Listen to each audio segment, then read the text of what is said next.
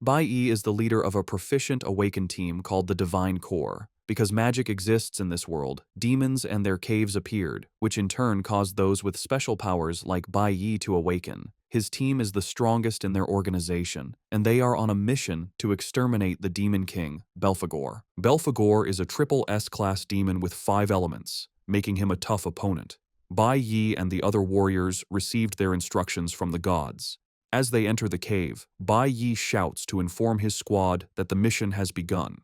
This is the 100th high-level demonic cave the proficient team has challenged. His team includes Ling Yue, Han Xiaoling, and Lucian. Due to its predicted difficulty, the mission was designated an L-class purge operation, the highest rank. However, the team is excited for the mission, as they have been promised a vacation once they defeat Belphegor. In perfect sync, the team unleashes their powers on the attacking demons. Bai Yi leads the attack as they easily cut through the demons with swift and precise attacks. This is possible because all members of the Divine Core are L-rank warriors. Within a few minutes of coordination, the team clears the cave and kills the Demon King Belphegor. The team members excitedly talk about how easy it was. However, Lucian is skeptical about the operation. He feels it was too easy for an L-rank mission, and Bai Yi agrees. The intel he received stated the Demon King had 5 elements and a hidden skill. While he is analyzing what might be wrong, Ling Yue hugs him from behind, asking if he will treat them to a feast. Tired of her, he pushes her away while telling the team they are going to have dinner at their usual spot.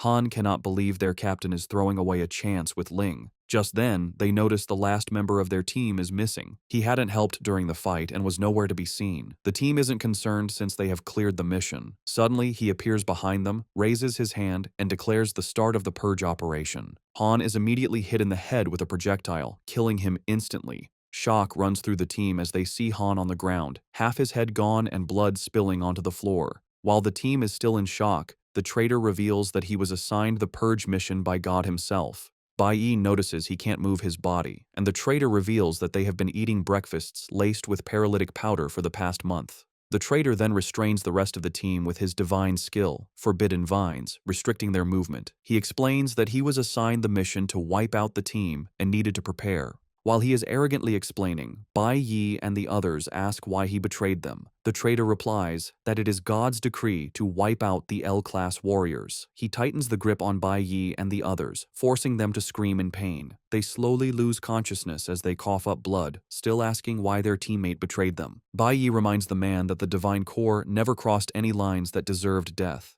Since they followed all the rules, Bai Yi wants to know why they had to die.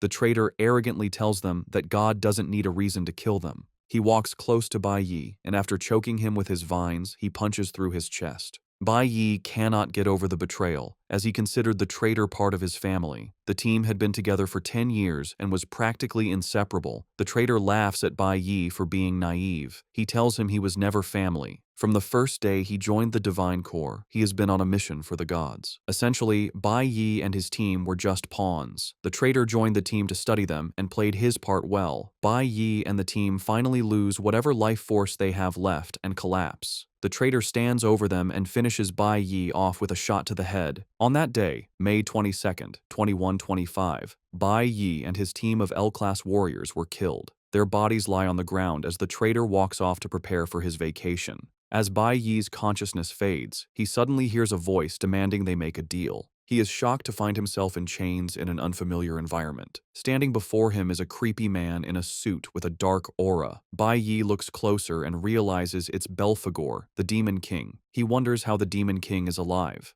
Belphegor teases Bai Yi, saying a high-ranking Demon King would not die that easily. They are in his soul domain, where the entire kingdom is his life force. Tired of the Demon King's chatter, Bai Yi suggests they get to business. Seeing Bai Yi's anger, the Demon King proposes a deal. Belphegor reveals that his hidden skill is life regression. He tells Bai Yi he can send him to the past, giving him a chance to change the outcome. After being reminded of how his team died, Bai Yi doesn't hesitate to agree to the Demon King's proposition. He is burning with rage and swears to kill the traitor and the gods who gave the orders. The Demon King is pleased and, in addition to helping him, grants Bai Yi another gift. Belphegor's heart. Bai Yi asks the Demon King why he is making a deal with him, but he is sent off before getting an answer. When he opens his eyes, he finds himself in a classroom with his teacher, Huang, yelling at him. Bai Yi has gone back 20 years to the year 2105. This was when Bai Yi was in the middle school division of the nation's Awakened Academy before his awakening. Bai Yi is surprised that he truly came back to the past. The teacher scolds him for sleeping in class, especially a class right before his awakening ceremony. As punishment, the teacher orders him to stand in the back of the classroom. Still in shock, he slowly walks to the back, staring at classmates he hasn't seen in nearly 20 years. The teacher continues the lesson, explaining the 5 elemental powers: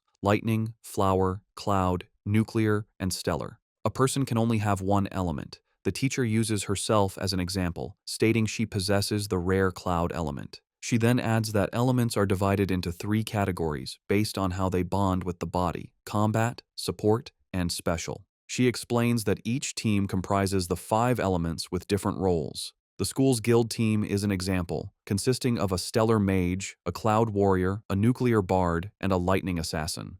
The teacher commends the students for being rare and tells them that Awakening Day is the most important day of their lives. There are nearly 100 known awakened professions, ranked from dust, lowest, to celestial, highest, with ember and abyss ranks in between. The students have just one chance at awakening, and she lets them know the status they awaken with will determine their future. After class, the students prepare for the awakening. Bai Yi runs into a classmate he calls Four Eyes because of his glasses. Four Eyes is being bullied by an annoying student, Hong Xiang Sheng, an E-rank stellar assassin, which makes him popular among his peers. Bai Yi is not surprised, as Hong was always bullying people. Before Hong can bother Four Eyes any longer, the teacher appears. She tells Hong that school is not a place to bully and rob people. Hong arrogantly tries to change the story, telling the teacher that Four Eyes bumped into him and he was only taking money as compensation. He boldly tells Huang he would have gotten her fired if not for the fact that she is attractive. After he's done, he and his friends prepare to leave. Seeing Bai Yi in his way, he shoves him aside. Bai Yi doesn't react, but instead watches the teacher check on Four Eyes. Huang is a good teacher who cares for her students despite her tough exterior. Bai Yi remembers Huang helping him in his past life after he awakened. Just then, Huang is informed it is her class's turn for the awakening chamber. Like a mother, she tells her students to stay calm to avoid injuries. In this world, there are 2 awakening methods. There is a natural awakening, like the one Hong had, which is why he is so arrogant. Natural awakening usually happens to people with strong physical constitutions and talent, activating during extreme emotional moments. The other is the artificial method, where those with potential enter the awakening chamber. The chamber is a product of knowledgeable scientists. Inside, emotions and adrenaline are intensely stimulated. This forces the dormant awakening within potential candidates to activate. Because it only happens once, it is considered the only way for someone to turn their life around.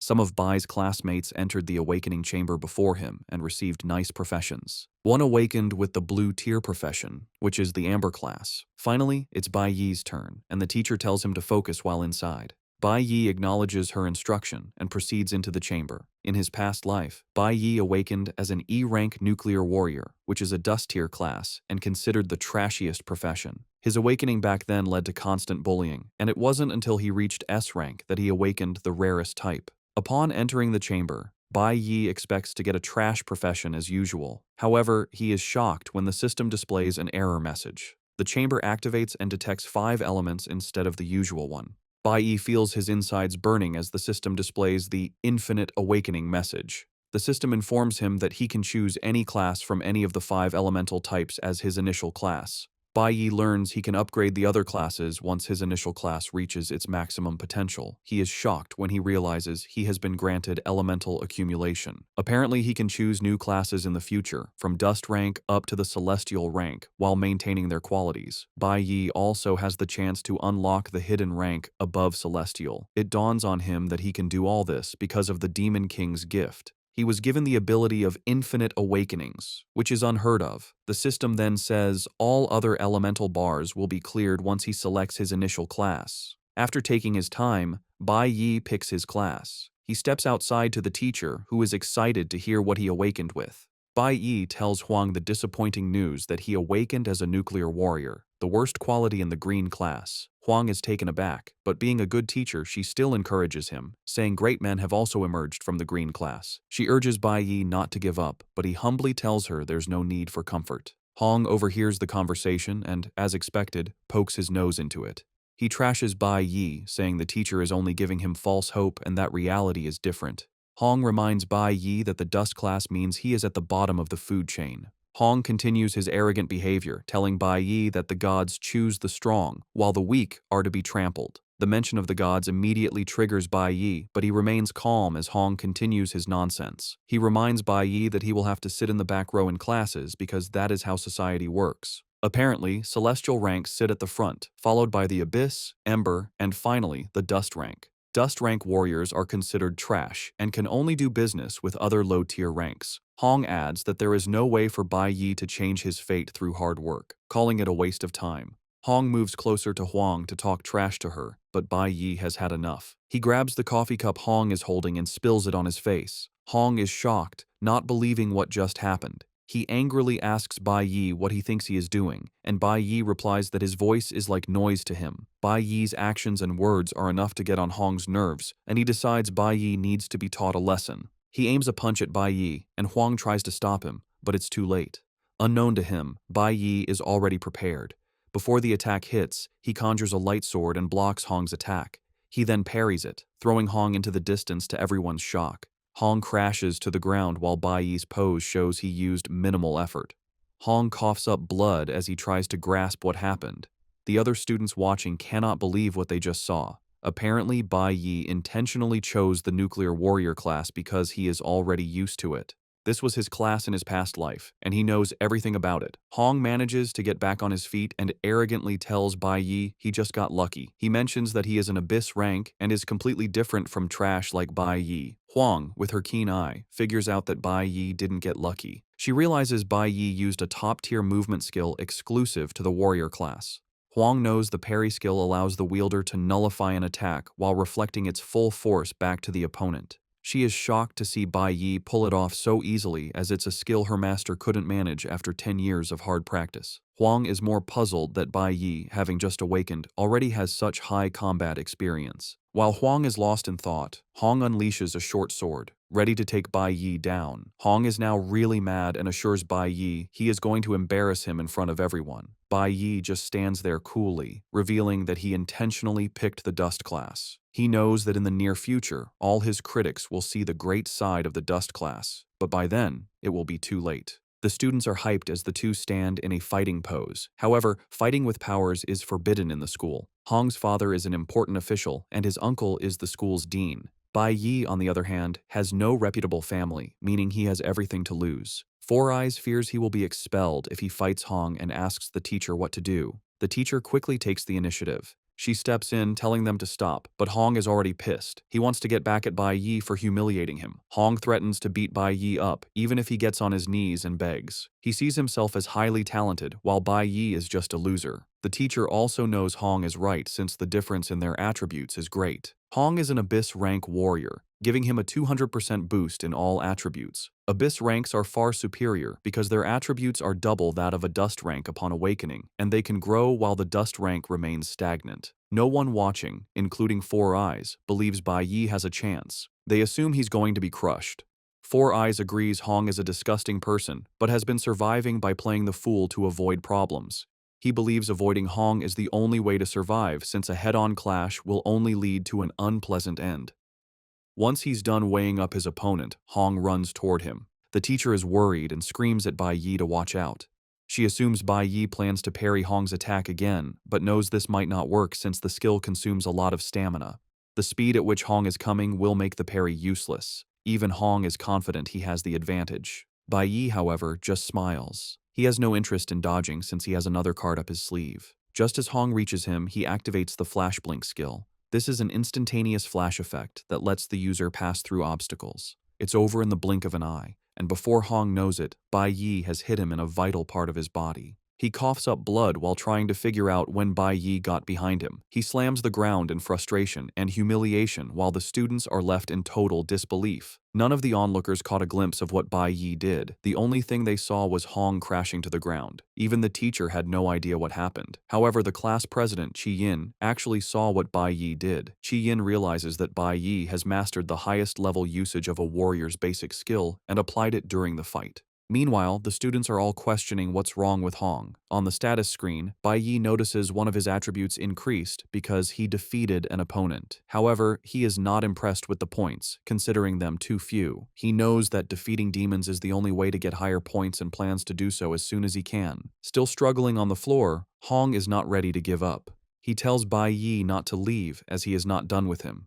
He grabs his knife and tries to attack Bai Yi from behind, but before he can, they hear a voice telling them to stop. It's the school dean, Hong Lin, who is Hong's uncle. Lin mocks Hong, telling him he has already made a fool of himself, and tells the students to head home. At the mention of home, it registers in Bai Yi's head that he has a home. He had forgotten because he was just reborn, and his parents had already died in his past life.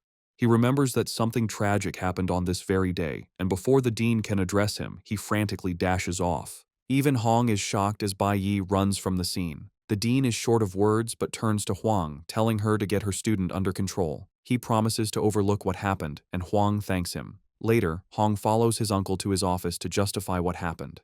He claims Bai Yi only got lucky, but his uncle screams at him, saying Bai Yi utterly humiliated him. Leon stood in the distance and witnessed Bai Yi use the flash blink. He explains to Hong that in that split second, Bai Yi found his weakest point and struck it, leaving him defenseless. The dean is pissed because even with his experience, he cannot execute the flash skill with such proficiency. The dean compares Hong's battle with Bai Yi to that of a pro gamer toying with a noob, letting his nephew know that Bai Yi is no ordinary kid. Meanwhile, Bai Yi is rushing, thinking about how important it is for him to get home. He reaches the apartment building quickly, remembering how things went down in his past life. He is ready to stop it from happening again, even if he dies trying. Bai Yi enters the house while his father watches TV and his mother does the dishes. He looks angry as he enters, and his father is surprised he came home early.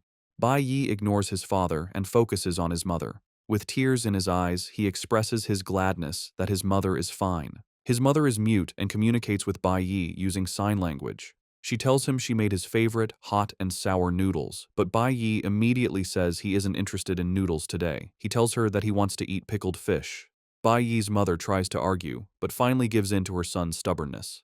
She agrees to get the pickled fish, and Bai Yi offers to follow her, but his father stops him, saying his mother can go by herself. He wonders why Bai Yi came back and didn't greet him. He stands up, gets his alcohol, and asks Bai Yi how his awakening went, eager to hear what his son awakened with. It turns out Bai Yi's father, Bai Ling Shang, is a class electric warrior and is fairly strong, which makes him dangerous. Bai Yi tells his father he didn't awaken that day because things took too long. His father demands to know why he came home early if he hadn't awakened. He mentions being disappointed with his friend's son's awakening class and expects his own son to awaken with the Abyss rank. Ling Sheng claims he awakened with the Abyss rank and has poured his sweat and blood into raising his son. Pissed and with a scary aura, he demands to know what Bai Yi awakened with. Engulfed in the aura, Bai Yi lies again that he hasn't awakened. This only makes his father angrier, and he smashes a drink bottle on Bai Yi's head. When he learns Bai Yi awakened with the dust rank, he grows more furious and yells at him. Ling Sheng is a violent man who can't control his emotions. In Bai Yi's past life, his father's fury and embarrassment over the dust rank turned to violence. He hit Bai Yi, but his mother stepped in as she always did.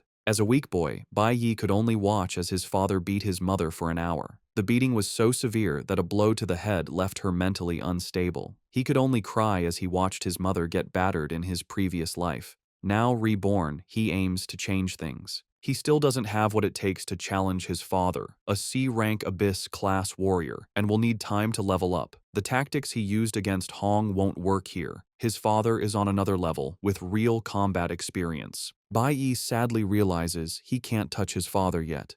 His father grabs him by the hair, ranting that he regrets Bai Yi was ever born. Bai Yi knows he is in a deep mess. His father came home early to wait for him and won't let him go until he's satisfied. Knowing his father's violence, he wanted his mother away from the house.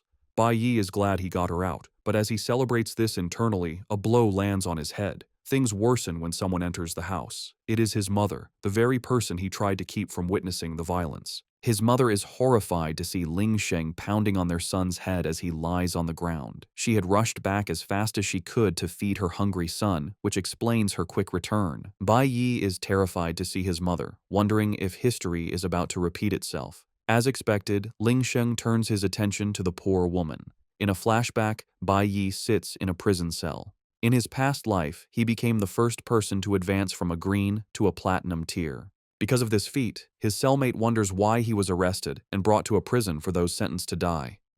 Bai Yi's only statement was that he deserved to die because he beat his mother to death. He was sentenced to death for killing his father in revenge for what happened to his mother. Now, in the present, history is about to repeat itself. As Ling Sheng continues his madness, Bai Yi's mother runs to check on her son. Bai Yi knows he is stronger than an ordinary person who wouldn't have survived his father's punch. His mother tries to help him up, shielding him from his angry father. Ling Sheng continues his rant, telling his wife he was happy when she was pregnant. Since his siblings couldn't produce a son, he believed he was destined to restore the family's glory. However, he is disgusted by what followed.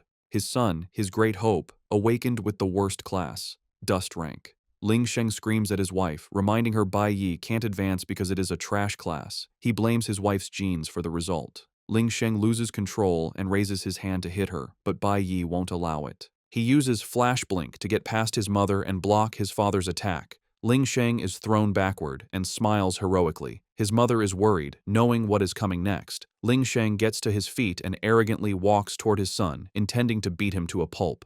Bai Yi plans to use the parry attack, but before he can activate the skill, his father's punch breaks through his sword and hits his face. Bai Yi spills blood, bitterly realizing the huge power gap between them. Before he can breathe, another punch comes. He blocks it with his hands, but the shock still injures his ribs. Ling Sheng prepares another powerful strike to put his son in his place, mad that he has the guts to defy him. Bai Yi sees the punch coming, but can't dodge or block it. He only covers his head with his hands as the blow lands. Ling Sheng tells Bai Yi he deserves to die for awakening with a useless class.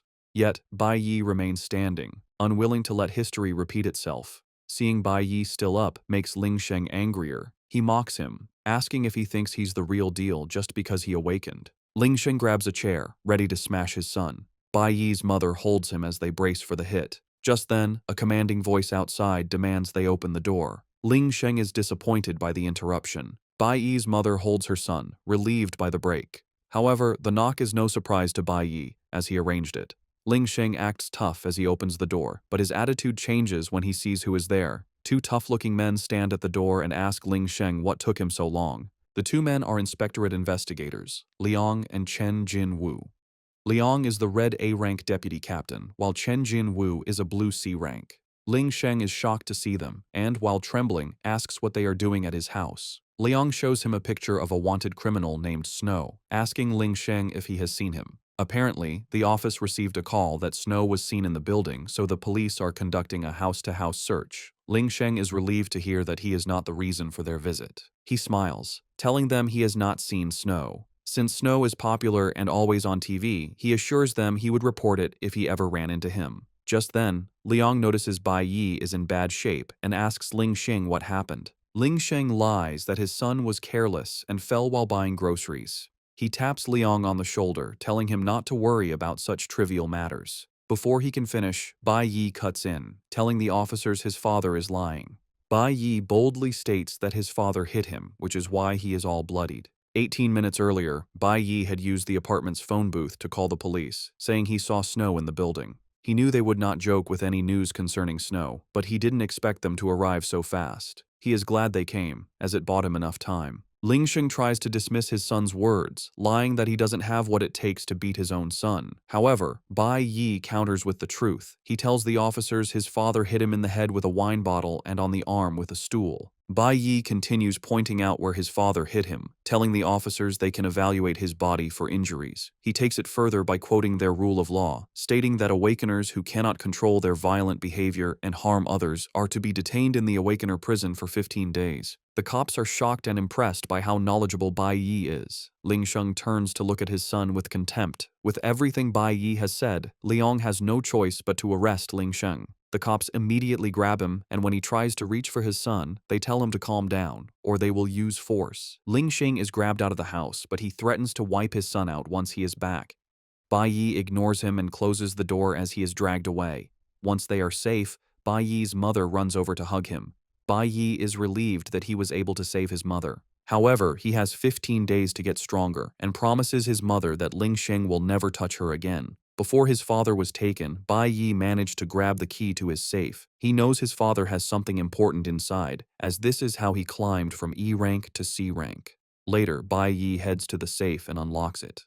The contents were a secret Bai Yi learned after his father died in his past life.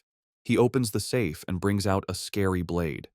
Bai Yi plans to take on the demon caves using the blade. Since demon caves are the only way to upgrade his class, he knows he has no choice but to enter the labyrinth. However, there is a problem. The demon caves are under the jurisdiction of the gods, and only guild members can enter. The ones Bai Yi can currently enter are managed by the school. He can also access a hidden demon cave that he knew about from his past life. Soon, Bai Yi makes his way to the hidden demon cave, determined to surpass everyone as fast as he can. Meanwhile, in the inspectorate's detention room, officers talk about the snow sighting being a false alarm. They aren't mad, as they are always ready to check out anything related to snow. While they discuss, Ling Sheng tries to bribe them for his release. Liang is disgusted by Ling Sheng's behavior, especially since he was a guild member.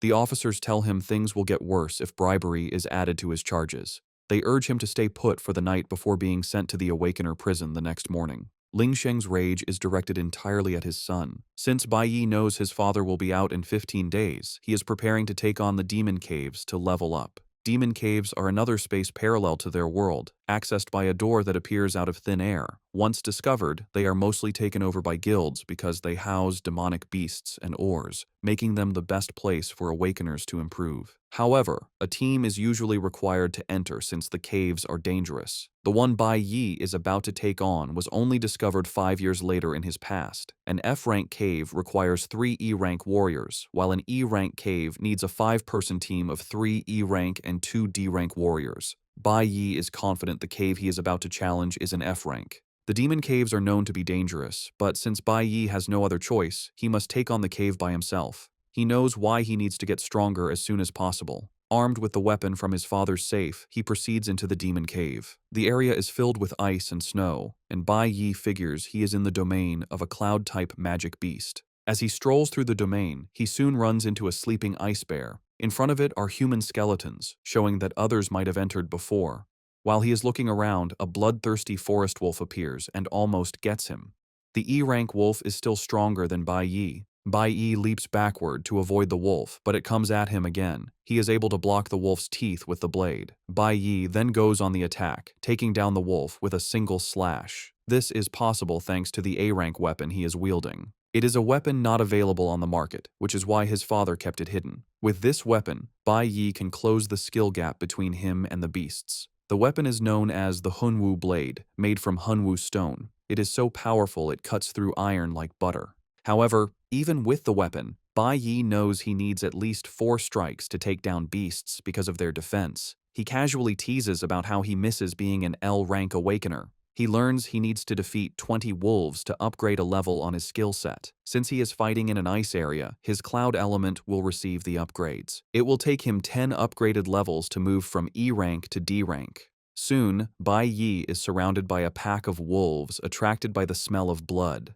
This is a perfect, yet dangerous opportunity to level up. The wolves gang up on him, but he relies on 2 skills: dodge and counterattack. He maneuvers his way around without taking damage while dealing damage to the beasts. He takes down the first pack, with each kill giving him 52 experience points. He also acquired Wolf's Fangs. After taking out the pack, he has the Wolf King to deal with. Using his agility, he delivers several cuts to the wolf's body, giving it no chance to heal. The Wolf King dies, and Bai Yi earns 56 points for the kill. Because he defeated the Wolf King, he also earned a Snow Wolf Diamond. After clearing out the first pack, Bai Yi has enough experience to upgrade to D rank. He also earned 12 attribute points and allocates them as he sees fit. He notices he is already tired after taking out just 20 wolves and is not impressed with how weak E-rank bodies are. He also knows he needs a dimensional backpack to store his loot. Bai Yi admits that taking on a demonic cave solo is difficult. The snow wolf diamond he earned is a durable jewel used to craft special weapons and is expensive on the market. He knows the only way to access a high-tier demonic cave is to join the Divine Core. Since awakening schools are under the guilds, they often send representatives to scout prospective warriors. It is every student's dream to graduate and join a guild.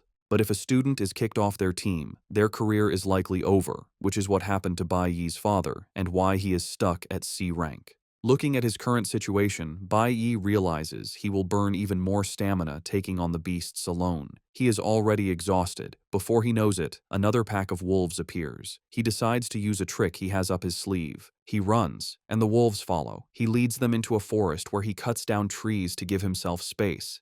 This disturbance attracts the forest's other beast, the cloud python. Now Bai Yi has wolves and pythons to deal with. To get out of the situation, Bai Yi kicks his plan into motion. He lets off a loud explosion, hoping it wakes one particular beast. His plan works as the sleeping frost bear angrily emerges from its den. The enraged bear attacks whatever it sees. The wolves and pythons are not safe from the bear's rage as they all get smashed. While the bear is rampaging, Bai Yi cleans up from behind, earning a bunch of experience points. He continues with these tactics, earning points and obtaining python fangs and wolf fangs. Bai Yi uses the beast's weakness against them. They are aggressive but lack brains. By using the bear against the others, he conserves stamina. However, he still needs to finish them off to gain experience. After fighting for some minutes, Bai Yi is exhausted. He decides to move to the next phase of his plan. Once the beasts are lined up, he hits the ice floor and breaks it to kill them. He has been analyzing the terrain and noticed they are on an ice bridge suspended between two cliffs.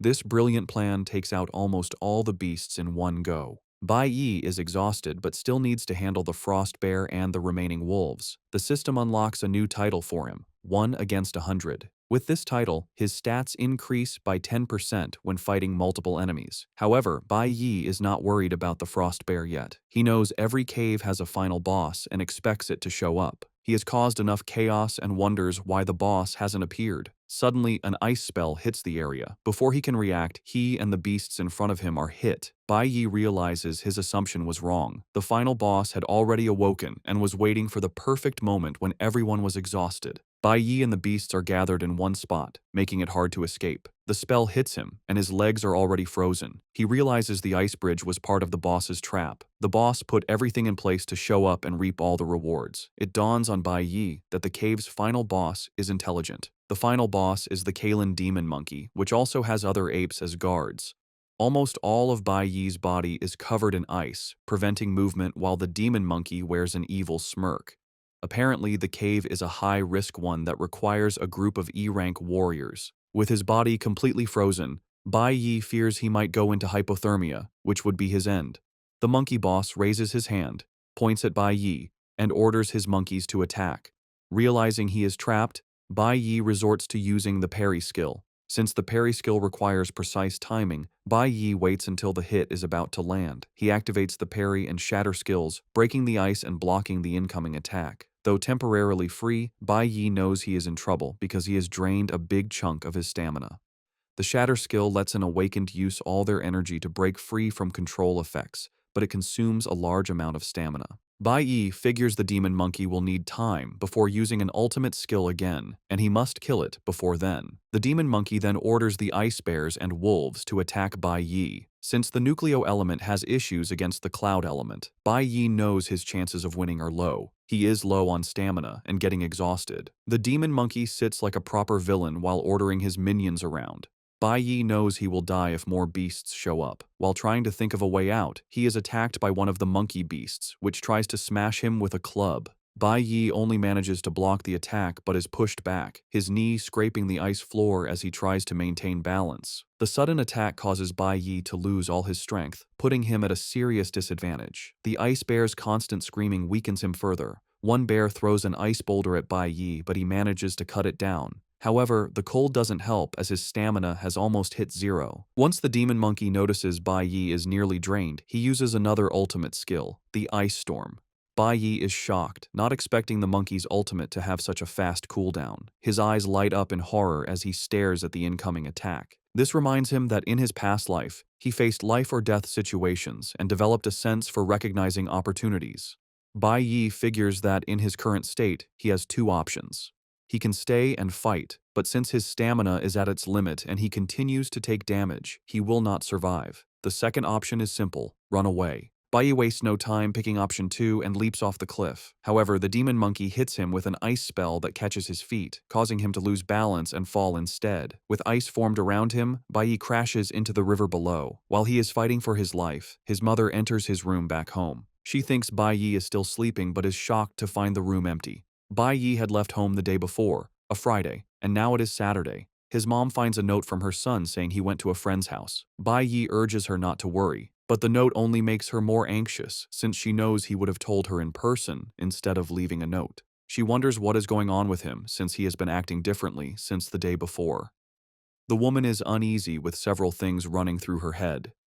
Back in the dungeon, Bai Yi survived the fall. Jumping off the cliff was also part of his plan. He remembers that nearly 100 beasts fell into the river when he broke the ice bridge earlier. However, he only got rewards for 40, which means the others survived. Bai Yi coughs in pain as he drags himself out of the cold river. Though he survived, he is running on very low stamina. He is suffering from blood loss, low temperature, and is in a completely weakened state. His body is also severely damaged from falling from a high place. Without a doubt, Bai Yi knows he is at his limit. As he lies there, he wonders if this is truly the end. Before he knows it, he is surrounded by beasts like the ice bears, ready to finish him off. As they get closer, Bai Yi reminisces. He remembers his time with the divine core, the good moments with his teammates, and his mother's care. He also remembers his father's wickedness and the pain of the traitor's betrayal. A voice in his head tells him this is the end. This is enough for Bai Yi to clench his fists and decide it is not over. He manages to stand up. Just as an ice bear is about to finish him, he raises his hand and stops its giant teeth from closing in. Bai Yi is determined that the bad things from his past life will not be repeated. He has already died once, losing everything. This time, he plans to turn it all around. With newfound determination, Bai Yi smashes the ice bear and throws it into the distance. He lets out a cold breath and grabs his short sword again. His desperate attempt triggers something that can push for a class advancement. Bai Yi stands with a yellow aura swirling around his body, surrounded by monsters. His decision to solo a dungeon and face dangerous beasts was to make himself feel the desperation from his past. This feeling triggers an adrenaline rush, which he hoped would cause a class advancement. Though he almost died, he didn't meet the conditions. However, instead of a class advancement, he learns a new ultimate skill: Nucleo Holy Swordsman. It is well ahead of its time and level. While he didn't advance his class, the skill will be very handy. With this skill and adrenaline, Bai Yi is brimming with energy. He points his sword at the beasts, telling them it is time to be wiped out. One beast moves, and the others follow. Bai Yi remains unfazed and prepares his short sword. As they get closer, he unleashes a swirling, dangerous speed attack called Sanctuary that cuts through all the surrounding beasts in one slash. He cuts them down as notifications pop up, telling him he has defeated ice bears and forest wolves and showing the experience points acquired. After taking out the monsters, he acquires items like Icefield Beasthide, Proud Barebone, and Bloodtooth. The Sanctuary skill clears his fatigue and restores his lost stamina. In addition, Bai Yi gets an upgrade and obtains the Icefield Wanderer title. This provides resistance to cloud element creatures plus a 100 damage reduction, which is exactly what he needs. Bai Yi stares at the top of the cliff, promising to wipe out the rest of the beasts, including their boss. With the flood of experience points, he upgrades to level 9 of the E-class. Bai Yi immediately activates the Icefield Wanderer effect to resist the cold. The Sanctuary skill also allows him to store damage from attacks and then release it on a group of enemies at once. However, he can only use this after taking a lot of damage. He is thankful that the skill restored his stamina.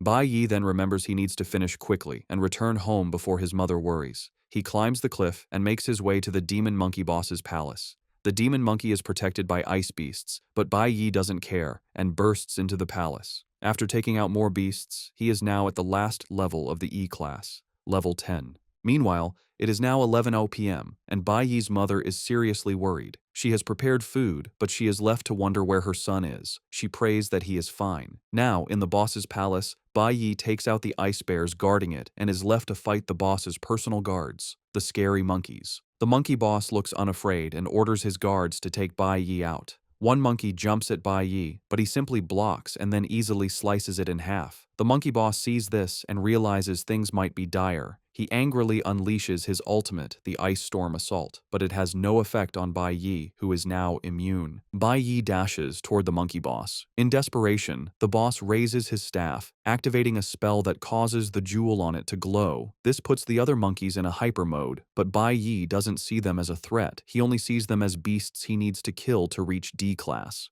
Bai Yi cuts through the beasts like they are nothing before relieving the monkey boss of one of its arms. The boss screams in pain as blood spills from the severed limb. Before it can do anything else, it finds Bai Yi looking at it with a death stare. Bai Yi unleashes a series of cuts on the boss's body, defeating it. A notification pops up, telling Bai Yi he has successfully defeated the D-Class Cloud Element user, the King of the Azure Forest, and gained 1,000 experience points. He also advances to the D-Class Nucleo Warrior. After this, he sees items to pick up. Because of the experience he gathered fighting a Cloud Element enemy, the system tells him a new profession is about to awaken. Bai Yi is shocked, having forgotten about this. A red and blue aura emanates from his body. He awakens the Cloud Element Mage profession and can now switch professions at any time. Bai Yi is excited to have awakened a red profession, even at E class. Unlike the Nucleo class with its 100% bonus, the red class comes with 200%. The red class's strength is already on the same level as his current class.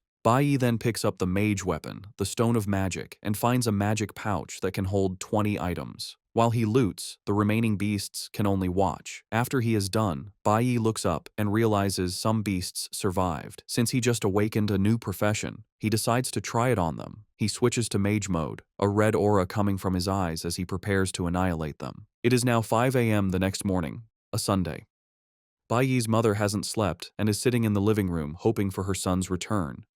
Just then, Bai Yi opens the door, and she immediately stands up.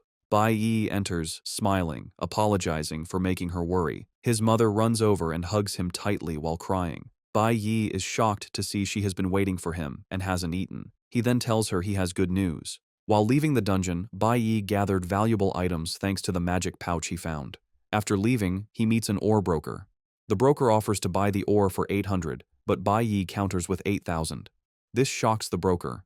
Bai Yi doesn't argue and just takes the ore back. The broker is forced to increase his bid to 2,000, but Bai Yi counters again, demanding 5,000.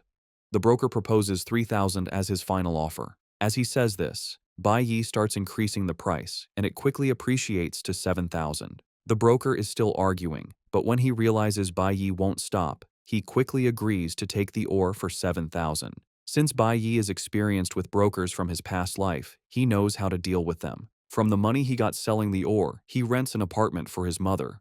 In his past life, his mother fell from one problem to another, but now, Bai Yi just wants to take care of her and make sure she enjoys herself. He concludes the apartment deal in front of his mother, shocking her with the high price. By 8 p.m. that Sunday, they settled into the new apartment. Bai Yi is happy to see his mother smiling, as it has been a long time since he saw her with such an expression. Even with a new apartment and moving up from E to D class, he knows he can't let his guard down because of his father. Bai Yi wants to settle the issue with his father before going after his main target. He then wears a magic stone on his right arm that increases an area of effect magic by 50%. At the same time, Hong is training hard to surpass his limit, jumping from one labyrinth to another without rest. Even when his sister tries to convince him to rest, he slaps her hand away. Hong is prepared to do anything to stay on top. Elsewhere, an unknown person checks the list of newly awakened students, disappointed by the lack of exceptional talent. The next morning at 7:30 a.m., Bai Yi's mother had prepared food for him. Bai Yi is shocked to realize he is running late. He asks why she didn't wake him, and she replies that he was resting so well she couldn't bear to disrupt him. She pats him on the head, urging him to eat slowly. With his mother's comfort, Bai Yi calms down, realizing it has been a long time since he slept peacefully or had an unhurried breakfast. Just then, his mother asks if there is anything he wants, like a toy or a book. Bai Yi is surprised by the sudden offer of gifts. His mother reminds him that his birthday is next Friday, June 5th. It dawns on Bai Yi that she is right, but he totally forgot, as it's been too long since he last celebrated. After his mother died in his past life, no one celebrated his birthday again, and he gradually forgot about it. As he eats, Bai Yi racks his brain to think of anything he wants, but is left confused since he already has what he truly desires. His next and most important goal is to kill the traitor who caused his and his team's death.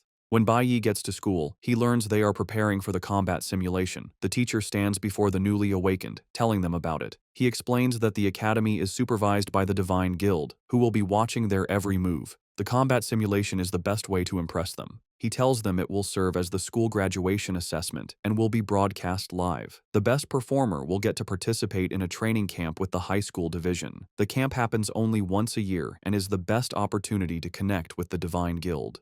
The school usually organizes the best students from middle and high schools to travel together to the Shanghai Nation, where the Divine Guild headquarters is. Bai Yi remembers the Shanghai Nation as where he met his master and where the traitor was born. However, the traitor never met his master since he joined the Divine Corps after him. Bai Yi knows he must get high scores in the assessment to get into the training camp, giving him more chances to find the traitor. The simulation battle is this Friday, 4 days away.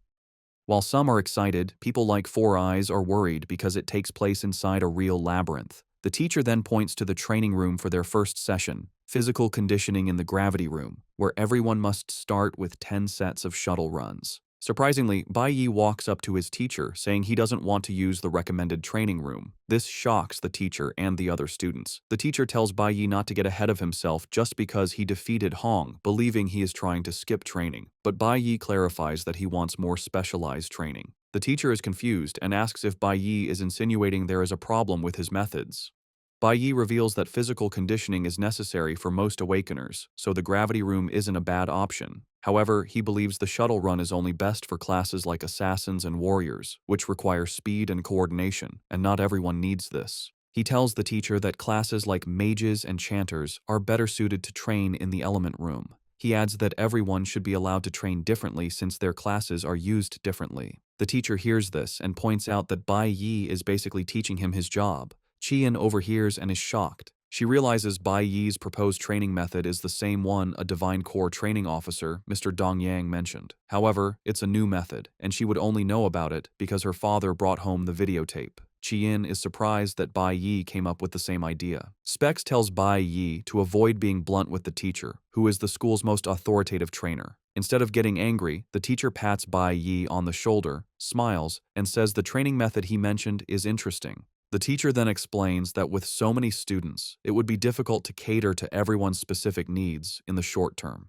He points out that the combat simulation assesses student performance, and if done wrong, it could derail a student's entire life. Bai Yi remembers that though he had a bad family, his teachers supported him in his past life, helping him grow into a responsible person. He turns to the teacher, assuring him he won't let him down. The teacher then asks Bai Yi how he intends to train as a nuclear warrior. Bai Yi suggests turning on the elemental suppression in the element room to its maximum setting. This shocks the teacher and even Specs. Bai Yi lies, saying that even though he is a warrior, he wants to balance his abilities to challenge his weaknesses, hiding the fact that he wants to train his mage profession. Just then, Qi Yin raises her hand, saying she is also interested in practicing elemental control. The teacher gives in and tells the two to do as they please, but urges them to do their best during the final assessment. Qi Yin walks up to Bai Yi, suggesting they practice together, but he quickly tells her he is entering a private room, rejecting her. Qi Yin claims the rejection has fired her up to do her best.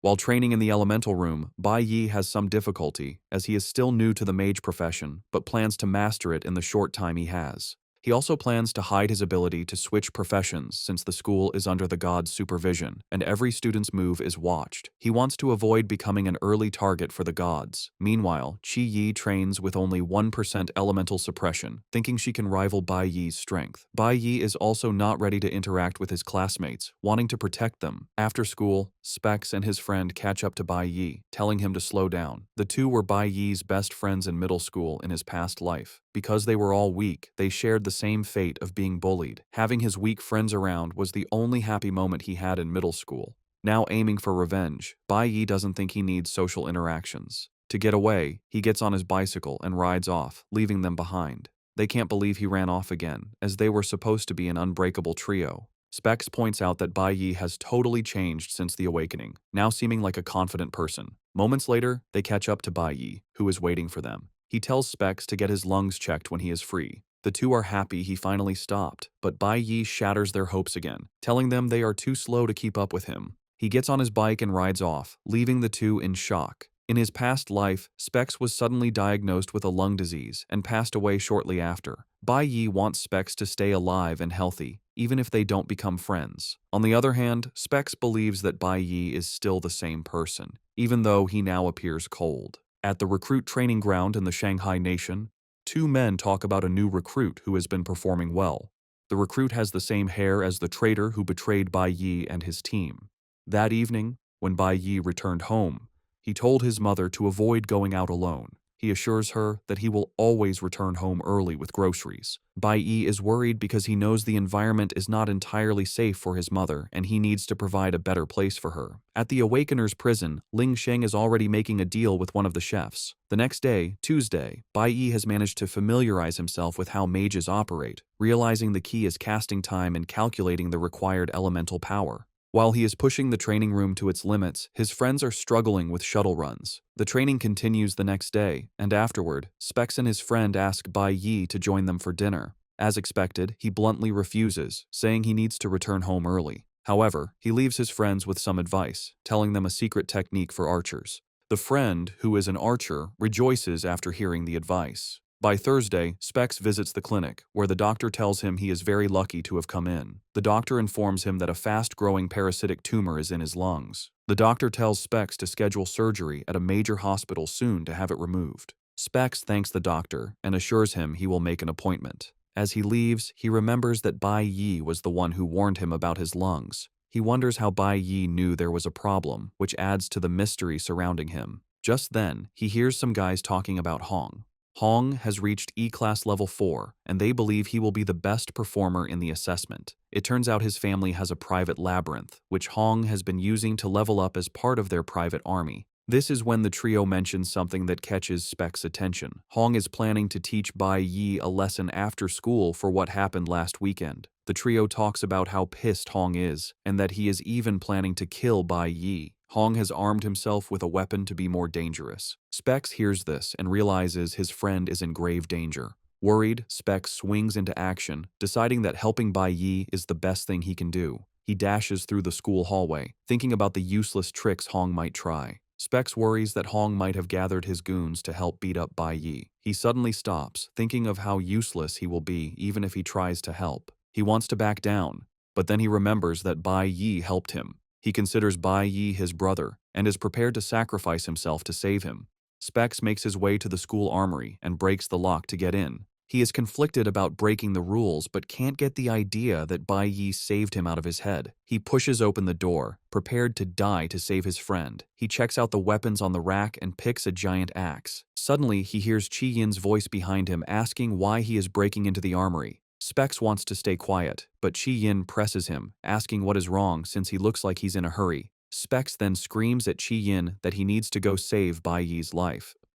Meanwhile, Bai Yi has noticed he is being followed, but he reaches an alley before telling whoever it is to step out. Hong steps out, looking menacing with a sword in his hand. He tells Bai Yi that he is there to settle their score. Bai Yi turns with a pitiful face, asking Hong if he thinks he has what it takes to defeat him. Hong replies that he is positive he can take Bai Yi down. He says this while dashing toward Bai Yi with his skill called Accelerate. Hong claims he has been training non-stop since the incident. In addition to accelerating, Hong activates another skill to appear behind Bai Yi. Just before he can land a hit, Bai Yi moves very fast out of the way. Once there is an opening, he grabs Hong and smashes him to the ground. Hong gasps in pain, realizing Bai Yi's attack power is far higher than his own. He cannot believe this is possible, and Bai Yi tells him he is not the only one who has been training. Bai Yi whips out his dagger and smashes it into the ground beside Hong's head. Hong finally realizes that Bai Yi is well ahead of him in power and strength. They may be the same age, but Hong figures out the menacing figure in front of him is someone he can never surpass. Hong is shocked that Bai Yi leveled up too and screams at him, asking what his level is. He refuses to believe it, asking how he did it. Hong reveals he engaged in extra training just to get to level 4, which took a lot of hard work. He can't believe Bai Yi is still faster.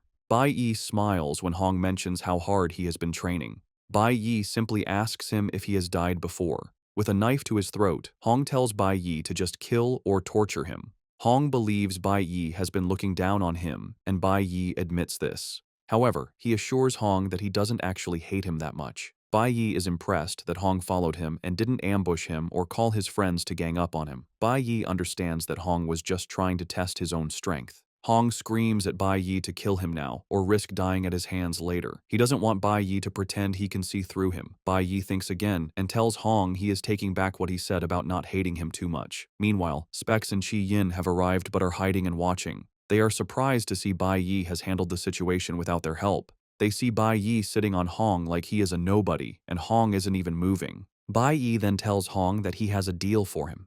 He lets Hong know there is a way for him to get stronger, but in return, he has to do something for him. The next day, Friday, is the assessment day. The teacher tells the gathered students that it is time for the combat simulation. He explains that even though it is a simulation, they will enter a real labyrinth. Although most of the labyrinth's power has been sealed, there are still dangers. The teacher urges them to act according to their capabilities since there are many dangerous monsters inside. To ensure the students are safe, high school students have been assigned to guide them. The seniors will not fight, but are expected to intervene in the face of danger. A team of 4 to 5 people will be formed with a senior student leading them. They can choose between E-class and F-class dungeons. However, the E-class dungeons are much more difficult, and the teacher urges them not to try one if they don't have the strength. He adds that failing the challenge will result in the loss of academic credits, showing how important it is. After giving the instructions, the teacher tells them to start choosing their dungeon level. He asks the students to raise their hands if they want to challenge the E-class dungeon. A total of 8 students, including Chi Yin and Hong, raised their hands for the E-class dungeons. Specs is surprised that some students are crazy enough to take on the dangerous dungeons. Out of 180 students, the teacher announces that 8 have volunteered. He lets them know the rest will be randomly distributed to the F-class dungeons. However, Chi Yin notices that Bai Yi didn't raise his hand. Just then, Bai Yi walks up to the teacher, saying he would like to challenge the school's D-class Spirit Jade dungeon. Everyone is stunned when Bai Yi makes this declaration. When Bai Yi declared he would challenge the school's D-class Spirit Jade dungeon, a shocked silence filled the room. His teacher stared, speechless at the absurd request. Among the stunned students, Hong Qiansheng and the class president, Chi Yin, looked on in disbelief. The teacher quickly recovered and told Bai Yi he must be joking, stating that no one challenges a D-class dungeon right away and refused his request. However, Bai Yi's intense gaze showed he was completely serious. Just then, the dean of the junior high division, Hong Liang, stepped forward. He explained that D-class dungeons are very dangerous and normally for high school students who have reached D-class or higher. Unfazed, Bai Yi countered that the combat simulation rules allow students to choose their own level. He continued, saying the school's purpose is to find exceptional talent for the Divine Guild, and the criteria for such talent include bravery and strength. Bai Yi then asked if the dean really intended to deny him the chance to demonstrate those qualities. Cornered by Bai Yi's logic, Dean Hong Liang gave in slightly but presented a new problem. All dungeons must be entered as a team. Bai Yi immediately replied that he could do it alone. This angered the dean, who declared that solo entry is forbidden by school rules to ensure student safety. Just as the situation hit a stalemate, Chi Yin raised her hand and confidently announced she would also choose the D-class dungeon, her face looking determined. Dean Hongliang, clearly agitated, questioned Chi Yin's decision, asking if she had lost her mind and worrying how he would face her father if she got into trouble. Chi Yin stood her ground, explaining that she also wanted the highest possible score and was eager to test her abilities. With a confident wink, she turned to Bai Yi and offered to team up. To her complete shock, Bai Yi bluntly refused, saying he planned to clear the dungeon by himself. Before Chi Yin could react to being rejected again, the teacher stepped in, placing a hand on both of their heads. He stated that Bai Yi's refusal was invalid, forcing them to form a team. The dean, sighing in frustration, reluctantly agreed, muttering about how arrogant the new students had become. The teacher then pointed out a new problem. Since their team only had 2 people attempting a dangerous dungeon, it was unlikely any senior students would volunteer to supervise them. Just as it seemed their challenge was impossible, a hand shot up from the group of seniors. A charismatic young man stepped forward with a charming smile, declaring that the flowers of the motherland always need someone to protect them. The teacher's expression turned to relief, and he told the volunteer that with him there, he could finally rest easy. Chi Yin, now next to Bai Yi, recognized the senior who had volunteered. She told Bai Yi his name was Zeeling and mentioned he had almost joined the prestigious Ultimate School team. As Zeeling approached them with a smirk, Bai Yi wondered who this person was and what that team even was. When Zeeling was in front of him, Bai Yi simply stated that he had never heard of him. This comment amused Zeeling, who thought to himself that Bai Yi was just an ignorant peacock, eager to show off without understanding his limits. With the final team ready, the teacher addressed all the students. He announced the teams were assigned and the combat simulation was officially beginning, creating a large, glowing red portal. He explained their progress in the dungeons would be live-streamed by professional drones, monitoring their every move. With a final word of encouragement, he urged them to do their best and see who would get the highest score. As the students prepared to enter, Bai Yi stared forward with intense determination. The Awakened Academy was established on the site of a massive, conquered demon cave. Over time, this major cave created many smaller, lower-level portals within the school grounds, used by both junior high and high school divisions. These new dungeons, with power levels mostly between F and D class, served as perfect training grounds for the students. As students like Specs and his friend entered their portals, the combat simulation began. Inside their portal, Bai Yi, Qi Yin, and their senior supervisor Zeeling were followed by a drone. Bai Yi was aware the simulation was being broadcast and that his every action was recorded. He knew he had to control himself and not reveal all his trump cards, especially when facing unknown threats, thinking of the gods who were watching. His reason for choosing this challenge was clear. The Spirit Jade dungeon held something he desperately needed. The team arrived in a dark forest, standing on a cliff's edge. At their feet were the remains of a thorny vine, glowing with faint green energy, evidence of their first victory. Zeeling confidently stepped between Bai Yi and Qi Yin. He told them not to worry, as he would protect them, boasting he had experience clearing even unsealed D-class dungeons with other powerful Awakened. As they went deeper into the forest, Qi Yin asked Zeeling how strong the monsters in a D-class dungeon were. He explained their levels range from E5 to D5. However, since the school's dungeons have their strongest beasts sealed, it was unlikely they'd face a true D-class monster, and there wouldn't be a boss. He added with a grin that they shouldn't underestimate high-level E-class monsters, as their attack power and speed can be strong. He reminded them that as new students, they were still just small fries, and Qi Yin nodded in understanding. Zeeling then turned to Qi Yin, promising to find low-level monsters for them to farm points and assuring her he wouldn't let her get hurt. As he was speaking, he noticed Bai Yi had walked far ahead, a strange green aura glowing around him.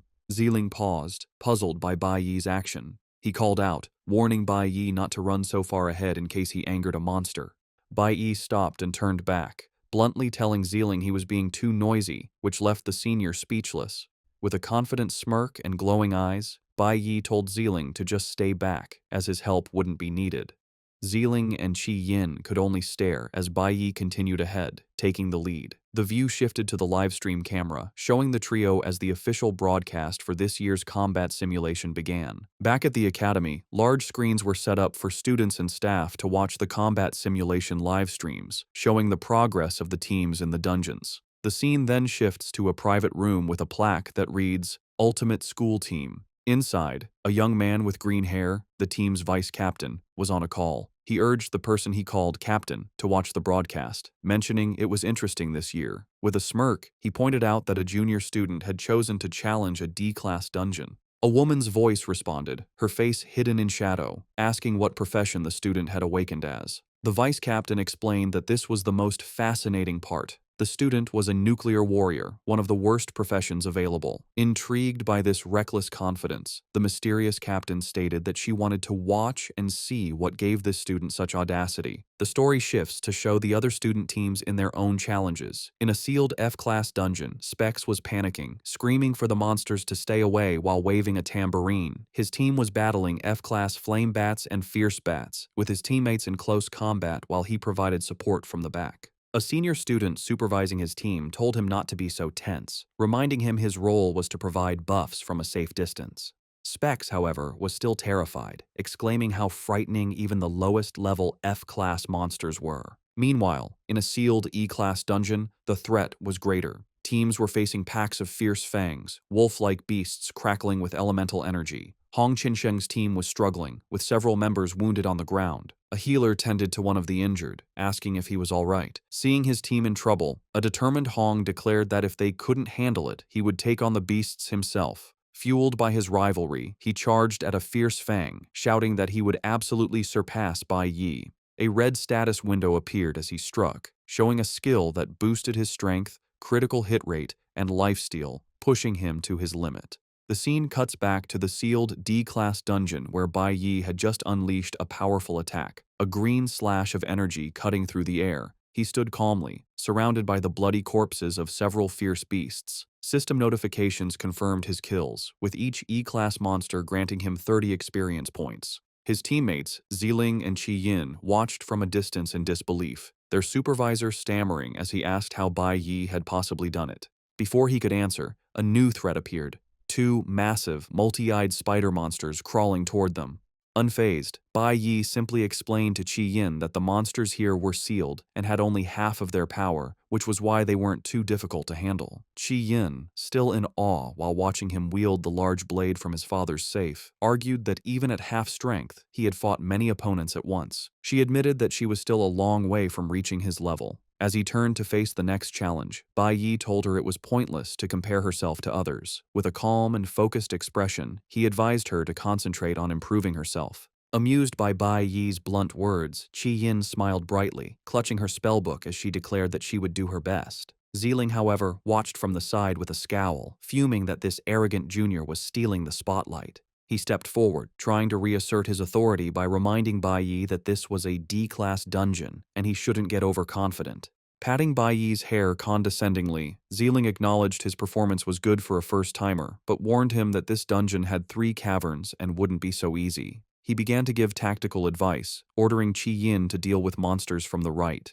Without pause, Bai Yi interrupted, stating that he would take the left side, leaving Ziling flustered and ignored. The team now stood in a large cavern with the bodies of defeated beasts. Before them, the path split into 2 tunnels, and at the far end of the cavern, a massive, glowing red magical seal pulsed. As Bai Yi ignored him and spoke directly to Qi Yin, Ziling's frustration grew. Bai Yi asked Qi Yin if she could handle the lower-level monsters on the right path by herself. Sidelined, Ziling could only watch, thinking how disrespectful this junior was. Bai Yi explained to Qi Yin that the purpose of the simulation was to test their individual abilities, and she needed to prove her own strength.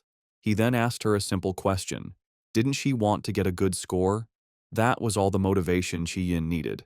Her expression became firm as she declared that she understood and could do it. With the plan set, Bai Yi walked down the left path alone, while Qi Yin and Ziling took the right. Watching Bai Yi's back as he left, Ziling's face twisted with rage. Muttering a curse, he decided that if Bai Yi wouldn't learn the easy way, he would have to be taught a lesson the hard way. In a flash of golden light, he summoned a glowing bow, his intentions clearly turning malicious. Back in the viewing room, the teachers and students were watching Bai Yi's live feed in amazement. Screenshots from the drone footage showed him single-handedly taking down hordes of E-class monsters. One viewer exclaimed that it was incredible how many beasts Bai Yi had already defeated.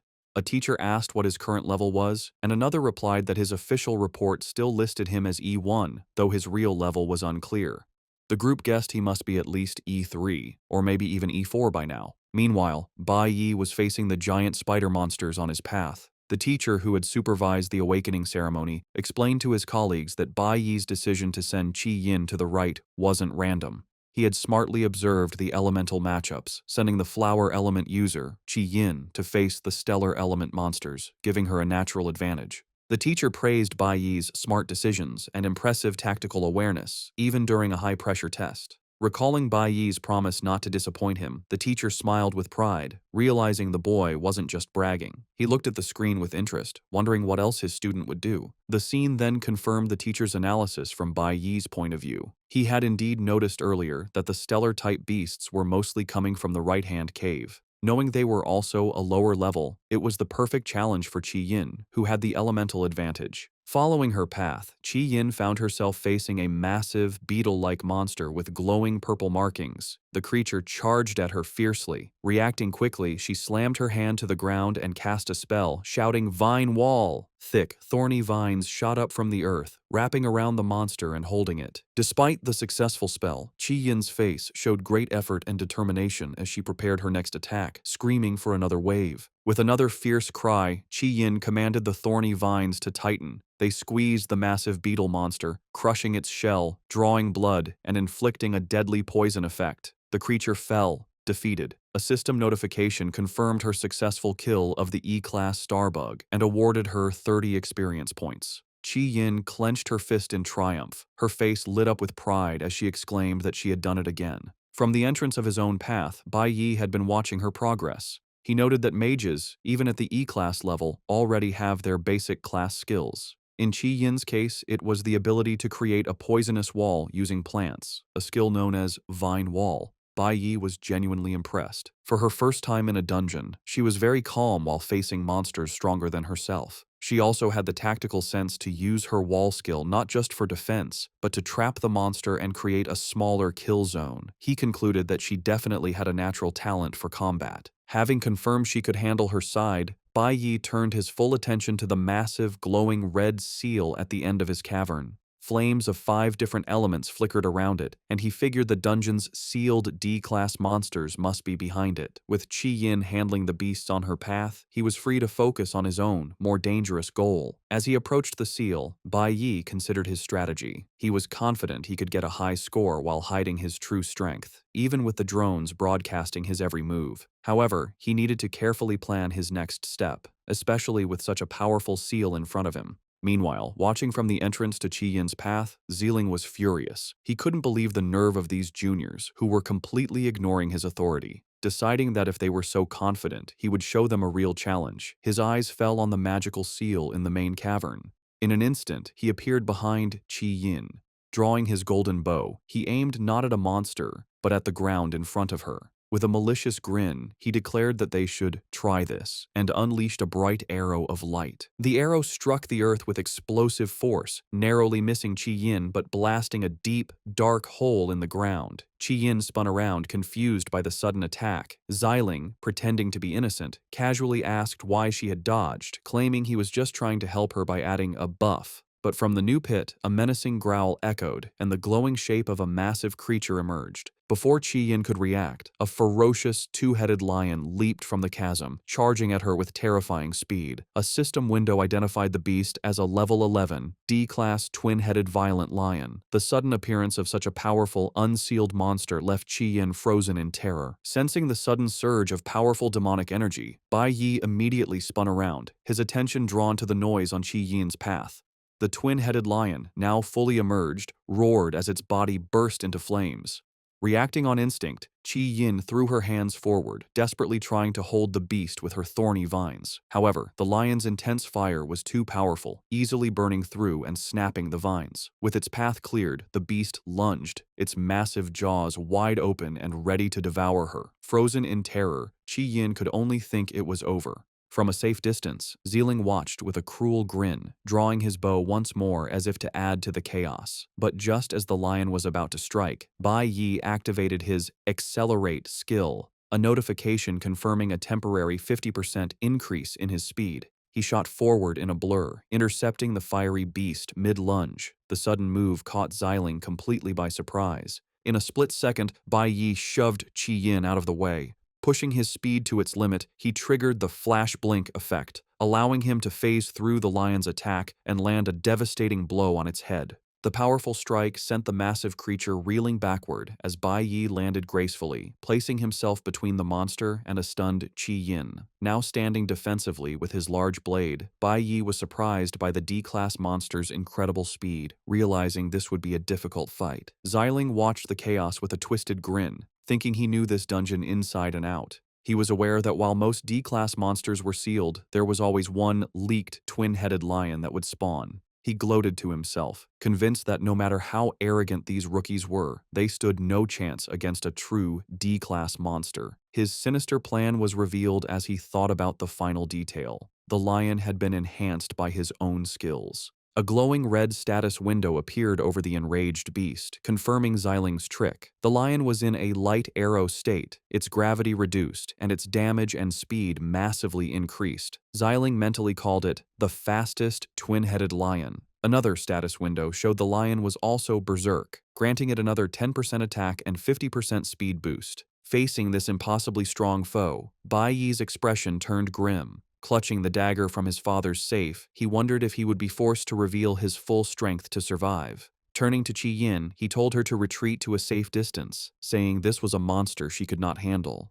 Qi Yin looked on with frustration and anger at herself, cursing her hesitation from moments before. The massive, flame-covered twin-headed lion leaped into the air, hurtling directly towards Bai Yi and Qi Yin. Just as Bai Yi prepared to face it alone, Qi Yin, her face full of fierce determination, thrust her hand forward and shouted her spell, "Vine Wall!" In an instant, thick, thorny vines shot up from the ground, catching the lion midair and wrapping tightly around its body. Not letting up, Qi Yin poured more power into her spell, screaming for another layer. With a final roar, she unleashed a triple-layered vine wall, completely trapping the fiery beast and temporarily stopping its attack. Bai Yi looked on, surprised by her sudden display of power. Turning to him, Qi Yin asked if she could join him in the fight, promising not to hold him back. She declared that even though it was a D-class monster, she wanted to face it with him. From the sidelines, Xiling watched in disbelief, wondering if the girl had lost her mind since she had almost been eaten just moments ago. A small smile touched Bai Yi's lips as he commented on how quickly she had adjusted, admitting he thought she would have been paralyzed with fear. Qi Yin responded with new confidence, stating that she had worked too hard to be defeated here. Now standing side by side, they prepared to face the restrained D-class monster together, ready for the real battle to begin. Looking at Bai Yi with a confident smile, Qi Yin said she trusted him completely, stating that with him by her side, she knew she wouldn't die. Bai Yi, always practical, immediately cautioned her, reminding her she had used a lot of power on the triple-layered skill and that her energy was limited. Qi Yin simply replied that she knew. This exchange made Bai Yi remember Qi Yin from his previous life. Even back then, she had been a star in their middle school. A flashback showed a younger Qi Yin confidently introducing herself to the class, declaring her dream was to join the Divine Guild and become a divine priest. Bai Yi remembered her as a confident, optimistic, and kind girl. Despite coming from a powerful family, she was always friendly and served responsibly as their class president. He had lost track of her later in his past life and assumed she lived an ordinary life, but in this timeline, he knew one thing for sure: she was someone he could trust. With this reliable ally by his side, Bai Yi felt confident he could pass the assessment while still hiding the true extent of his powers. However, Xiling, watching from the sidelines, scoffed at their new teamwork. He sneered, thinking they were fools to believe they could handle the beast, pointing out that the vine wall wouldn't hold it for more than a few seconds. Real combat wasn't won on confidence alone, he thought angrily, convinced that with their little strength, they had no chance against the enhanced D-class monster he had unleashed. With a cruel smirk, Xiling decided to wait. He would let them struggle and fail, and only when they were desperate enough to beg for his help would he step in. At that moment, he would teach them a harsh lesson about respecting their elders.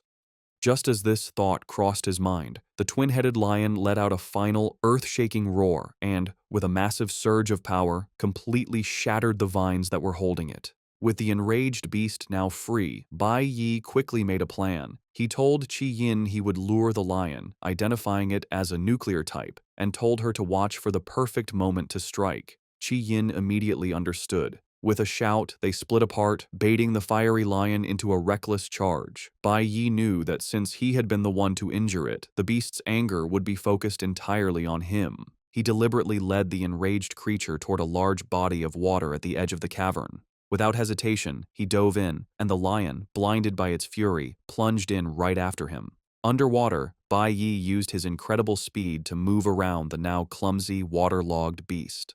Finding the perfect opening as the lion struggled in the unfamiliar environment, he shouted to Qi Yin that now was the time. Responding instantly to his signal, Qi Yin cast her Vine Wall spell. Just as the lion emerged from the water, the soaking wet beast, its fiery aura gone, was completely trapped by the thorny vines. It roared in frustration, but its power was clearly reduced. With a fierce look of concentration, Qi Yin commanded the vines to constrict. The plan worked perfectly. The water had neutralized the lion's fiery abilities and disrupted its nuclear core. System notifications confirmed that its berserk and nuclear states had failed, leaving it poisoned and unable to struggle free. As Bai Yi emerged from the water and landed on the shore beside her, he confidently held his large blade ready. He declared that the beast could no longer escape, and it was time for them to end the test and claim the highest score. From his hiding spot, Xiling watched the scene, his face full of disbelief. He couldn't understand how a single layer of vines had trapped the powerful lion, especially since he would have struggled against the beast himself, and he had even enhanced its power.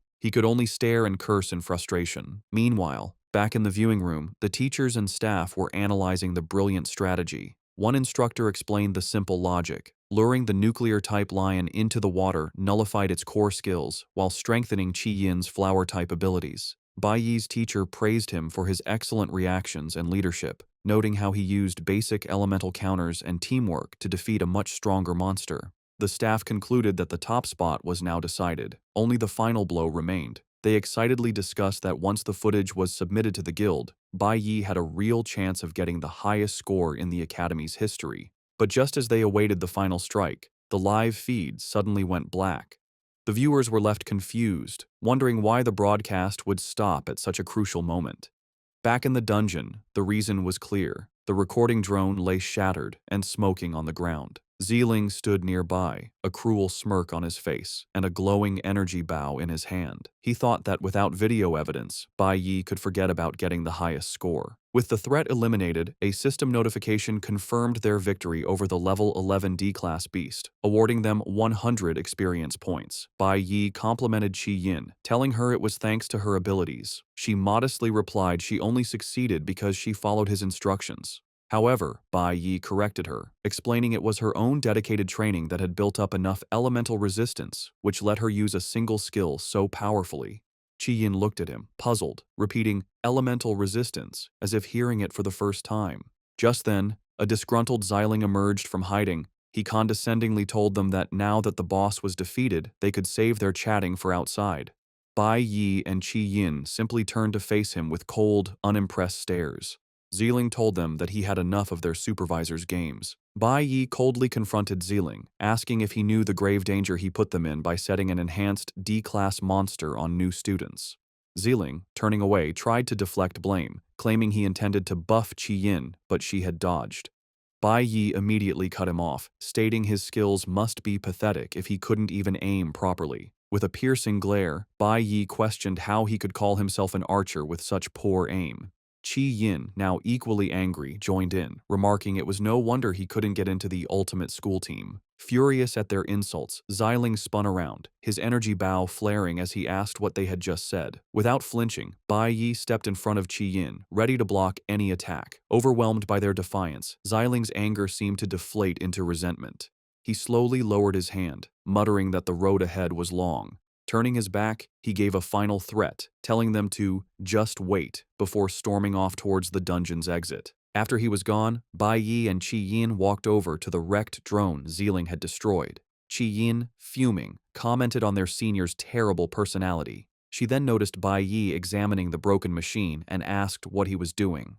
Bai Yi explained their supervisor had destroyed the camera to stop them from getting a high score. Since no one could see them, Xiling would have to leave and get a new drone. Bai Yi then pointed out that everyone else was far away in their own dungeons, which gave them plenty of time. With a small, calculating smile, Bai Yi remarked that Xiling had actually done them a favor. He now had the perfect chance to do the rest of the things he had planned. Qi Yin could only stare at him with wide-eyed confusion, asking what he meant and what he was planning to do. Bai Yi led Qi Yin back to the central cavern, stopping in front of the massive, pulsing red seal that held the dungeon's strongest monsters.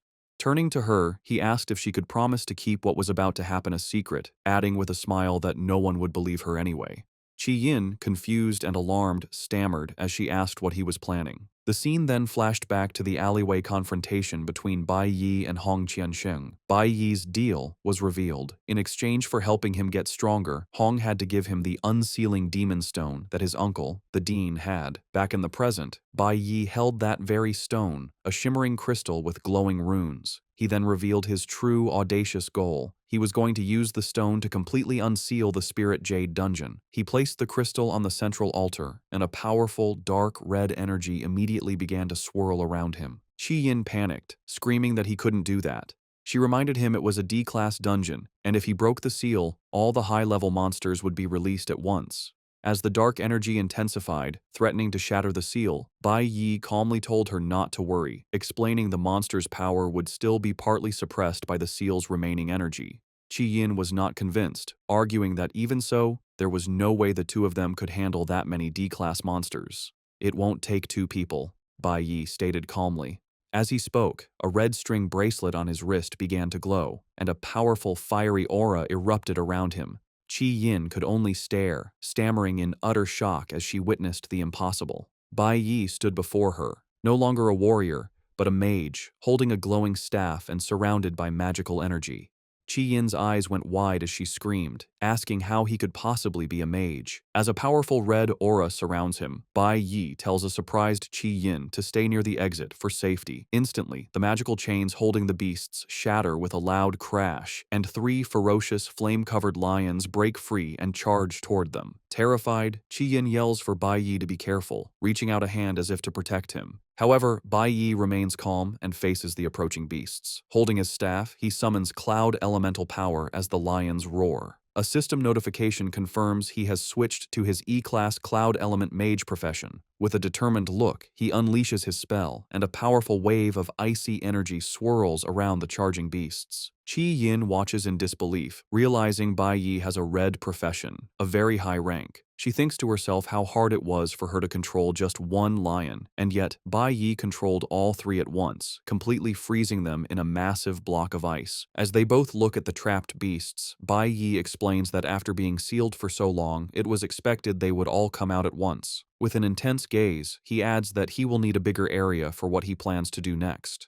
Understanding her role, Qi Yin clenches her fists and agrees to Bai Yi's plan, quickly retreating to a safe distance. From the broken seal, a new wave of fiery, panther-like beasts emerges, their paws thundering across the ground as they charge forward with glowing red eyes. A much larger and more intimidating monster, a D-class fierce flame leopard, appears and towers over Bai Yi. Bai Yi confronts the beast head-on. He assesses the situation, noting that while the monsters are D-class, their strength has been cut in half from being sealed for so long.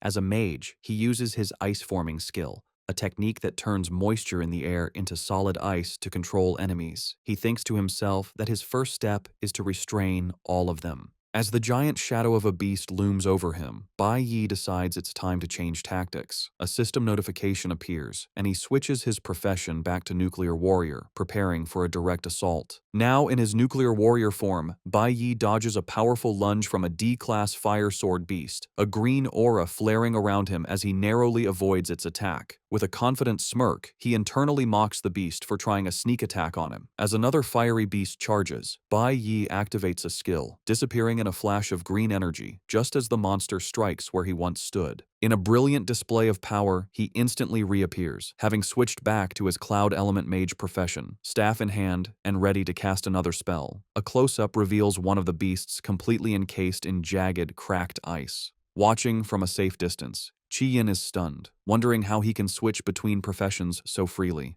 It is in this moment that she has a profound realization. Seeing him fight now, she finally understands why he insisted on training in the element room. He was practicing his elemental resistance. She reflects on her own magic, realizing she used to believe strength came from raw power and casting spells often.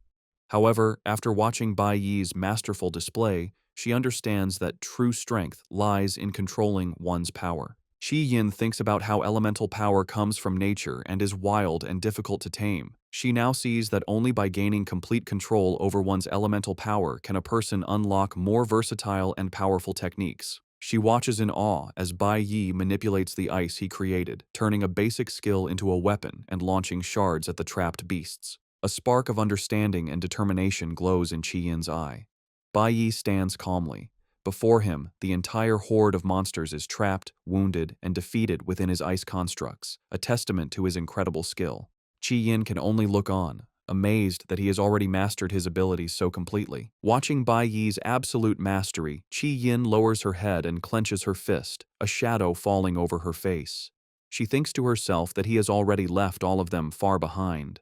However, as she reflects on his power, her look of despair softens into a gentle, blushing smile. She admits to herself that he is incredibly cool. Just then, the ground begins to tremble from a massive, thundering footstep. From the depths of the cave emerges the dungeon's true final boss, the Spirit Jade Demon Cave Lord, a colossal D-class fierce mammoth with glowing red eyes and a dark, menacing aura. A status window confirms its level and notes its attributes are halved because it is still in a sealed state. While any other student would be terrified, Bai Yi looks on with intense, glowing eyes, completely unfazed. He thinks to himself that the beast has finally appeared, revealing he had been expecting it. The mammoth lets out a roar and charges forward, leaping over the ice constructs that held the other defeated monsters. In response, Bai Yi is surrounded by a swirl of green energy as he switches back to his nuclear warrior class. He declares internally that the very thing he needs is on this beast. He stands his ground, ready for a final confrontation as the massive creature barrels toward him. In a stunning display of speed and power, Bai Yi leaps into the air and delivers a precise, powerful strike to a vital point on the mammoth's forehead, landing a critical hit that draws blood. Bai Yi drives his glowing green dagger deep into the mammoth's tough hide,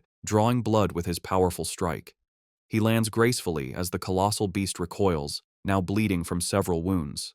With a grim expression and blood on his face, Bai Yi internally notes that this sealed level 15 mammoth is weaker than the level 10 monkey boss he fought before. Roaring in pain, the wounded mammoth thrashes its massive head and charges at Bai Yi in a blind fury, its powerful stomp cracking the ground beneath it. Undeterred, Bai Yi moves with incredible speed, unleashing a relentless series of attacks and landing multiple critical hits on the beast's vital points. Overwhelmed by the assault, the mammoth finally stumbles, its massive body beginning to fall. Sensing victory, a new power awakens within Bai Yi. His eye begins to glow with a brilliant golden light, and he is suddenly surrounded by a powerful, fiery aura.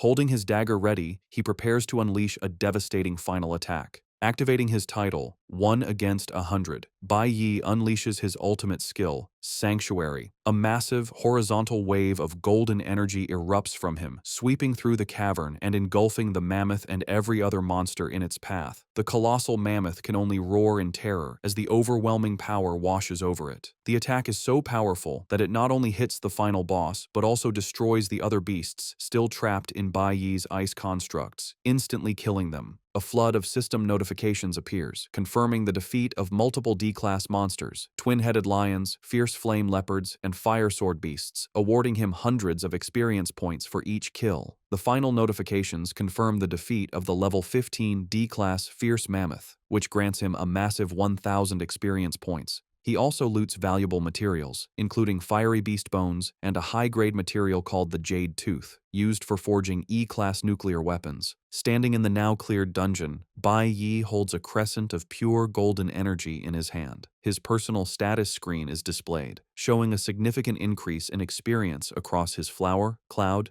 nuclear, and stellar elemental bars. With his objective seemingly complete, he casually dismisses the golden energy with a flick of his wrist and turns to leave. As he walks away, he looks down and sees a peculiar item left behind where the mammoth's body vanished, a pink, yin-yang shaped stone. A system notification identifies the item as the responsive jade stone, a pair of jade stones with a special function. Staring at the precious object, Bai Yi thinks to himself that he has finally obtained it, revealing this was his true goal for unsealing the dungeon all along. After his victory, Bai Yi is showered with rewards. System notifications confirm his massive power increase. His nuclear warrior class is now D-class level 13, and his cloud element mage class has reached D-class level 11. While reviewing his new stats and holding the responsive jade stone, he notes with satisfaction that even his mage profession has advanced. His 1 against 100 title has also upgraded to One-Man Army, which now grants a 20% boost to all attributes and a 10% lifesteal effect when fighting alone. Meanwhile, Qi Yin walks silently through the cavern filled with the bodies of defeated monsters, still processing the incredible power she just witnessed. Bai Yi approaches her and calls her name. With a serious expression, he reminds her of her promise to keep what she saw a secret. Surprised, Qi Yin can only say, "Huh?" as a notification appears, showing she has also leveled up, reaching E-Class level 7 in her Flower Element Mage profession. Back at the academy, the massive energy surge from the broken seal has sent the staff into a panic. The teachers, including Bai Yi's homeroom teacher, are seen running frantically down the halls. The teacher exclaims they've never detected an energy surge this large before. As they rush towards the dungeon entrance, they run into Xiling, who is strolling calmly. The teacher confronts him, demanding to know why he isn't inside protecting the junior students. Before Xiling can answer, the teacher shouts that the seal has been broken and they don't have time to talk. He and the other staff members push past a shocked Xiling, hurrying to deal with the crisis. Left alone in the hallway, Xiling's feigned shock melts into a twisted, malicious grin. He begins to laugh, thinking to himself that payback has come much faster than he expected. The teachers burst into the dungeon cavern, frantically shouting Bai Yi's and Qi Yin's names. They stop dead when they find the two students standing perfectly safe and unharmed. The lead teacher can only stammer in confusion. Bai Yi calmly greets him, asking why they have come. The bewildered teacher looks past them to the main seal at the back of the cavern, which is completely intact. He wonders aloud if the monitoring equipment reported an error, relieved that the students are safe. The scene then shifts to Friday, May 29th, right before the end of the school day. Xiling is meeting with the green-haired vice captain of the ultimate school team. With a smug grin, Xiling asks if the materials he has submitted are finally enough to secure the last open spot on the team. The vice captain, however, smiles slyly and apologizes, informing Xiling that their captain has already chosen someone else. Xiling is stunned and enraged, demanding to know who was picked over him. He grabs the vice captain, yelling that the spot was supposed to go to the most valuable person, and questioning if his own strength and background were not enough. Just then, a woman's voice from the doorway states that they have already found the most valuable person. A confident woman with brown hair, the captain of the team, enters the room with a smirk. A status window identifies her as Ling Yue, a golden lightning assassin of an unknown level. She comments that the student named Bai Yi is very interesting, revealing that he is the one who has captured her attention and earned the spot. The story shifts to Friday evening, May 29th, at an outdoor noodle stand. Inspector Chen Jinwu is sitting with Bai Yi's father, Bai Lingsheng. Chen Jinwu, smoking, warns Lingsheng not to cause any more trouble, reminding him he went to great lengths to get him released from prison early. While eating his noodles, Lingsheng casually confirms he understands, though his expression quickly darkens into a resentful glare when the inspector isn't looking. Chen Jinwu leans in, informing Lingsheng that he has heard Dean Hongliang will be arriving next Friday, and asks if he understands what that means. Lingsheng simply tells him to relax. Just then, Chen Jinwu's phone rings with a call from his superior. Annoyed, Chen Jinwu gets up to leave, telling Lingsheng he is heading back to the team and that Lingsheng should also go home soon. Watching the inspector walk away, Bai Lingsheng agrees that he will of course be going home soon. As he continues to eat, his face twists into a mask of pure rage, his eyes glowing red with menace as he thinks about returning home. A final message appears, foreshadowing that a fateful encounter is about to happen much sooner than expected. An informational panel then explains the legend of the responsive Jade Stone. It tells the story of the master of the fierce mammoth, who fell in love with a girl and created the magical teleporting Jade Stone as a gift for her. However, he soon fell for another girl and cruelly discarded both the original girl and the Jade Stone, leaving it behind in the dungeon. Upon returning to his old apartment, he finds it empty and grows even more furious, shouting and wondering where his wife and son have gone. In a violent outburst, he kicks a stool to the floor, screaming curses and enraged that they dared to hide from him. His fury intensifies as he vows that if he finds them, he will kill them both, punctuating his threat by shattering a mirror with his fist. Meanwhile, in the safety of their new apartment, Bai Yi gives his mother the responsive Jade Stone he got from the dungeon. He gives her one of the stones, set in a necklace, telling her she should always wear it. With a reassuring smile, he shows her that he has the other, identical stone. Bai Yi explains the stone's power. If she is ever in danger, she just needs to crush the stone, and he will sense it, allowing him to instantly come to her side. Taking her hands, he confesses he couldn't feel at ease leaving her alone without this safety measure. As his mother holds the necklace, Bai Yi reflects sadly on how she has never received jewelry or the simple joys a woman should have. His mother, concerned for him, gently suggests that he shouldn't spend his weekend just looking after her. She encourages him to go out and have fun with friends his age. Bai Yi smiles and tells her not to worry, saying he has no need for that. His answer doesn't reassure her. Instead, she looks worried and insists that everyone needs friends and important people in their life. Her words make him pause and fall silent. He turns away, pondering her question about important people. His thoughts drift to his past life, and a vision of his old Divine Core teammates, Ling Yue, Han Xiaoling, and Lucian, appears in his mind. A wave of sadness washes over him as he wonders if he will ever have the chance to meet them again in this new timeline. Late that night, at 11:58 p.m., Bai Yi stands before a wild D-class demon cave. He reflects that with the responsive jade stone now protecting his mother, he no longer has to be distracted by worry. This is another hidden demon cave he knows about from his past life, one that only opens for 1 hour each night between midnight and 1 a.m., giving him very little time. With his mother safe, he can now focus entirely on improving himself. With his dagger drawn, he resolutely steps into the demonic portal. As he enters, his mind flashes back to his previous life. He remembers that even after becoming a top-tier warrior, strong enough to face the D-class bloodflowers in this cave, he was still helpless to save his team. The painful memory of watching his comrades die resurfaces. His mother's words about needing friends echo in his thoughts, but the memory of betrayal makes him bitterly question the idea. Channeling his pain into determination, he leaps into action, striking down one of the monstrous plant-like creatures. With a swift series of slices, he defeats the bloodflower. A system notification confirms the kill, awarding him 260 experience points and 3 bloodflower petals. As he collects his loot, he defiantly dismisses the need for friends, thinking they only brought him pain in the end. Bai Yi thinks about how useless his past efforts were. He realizes that no matter how strong he became, if the gods simply wished it, he and his team were doomed. He channels this frustration into his fight, dodging a powerful attack from one of the massive creatures with a burst of speed that shatters the ground. He remembers how, despite all their power, they were left with nothing, not even a proper burial. This anger fuels a swift, critical strike against the monster. As he lands, a notification confirms his kill and the experience gained, reinforcing his conviction. He must become stronger. He pushes himself to move faster, weaving through a horde of demonic tendrils. He grits his teeth, determined to become stronger than everyone else, even as he is swarmed and bitten by multiple creatures.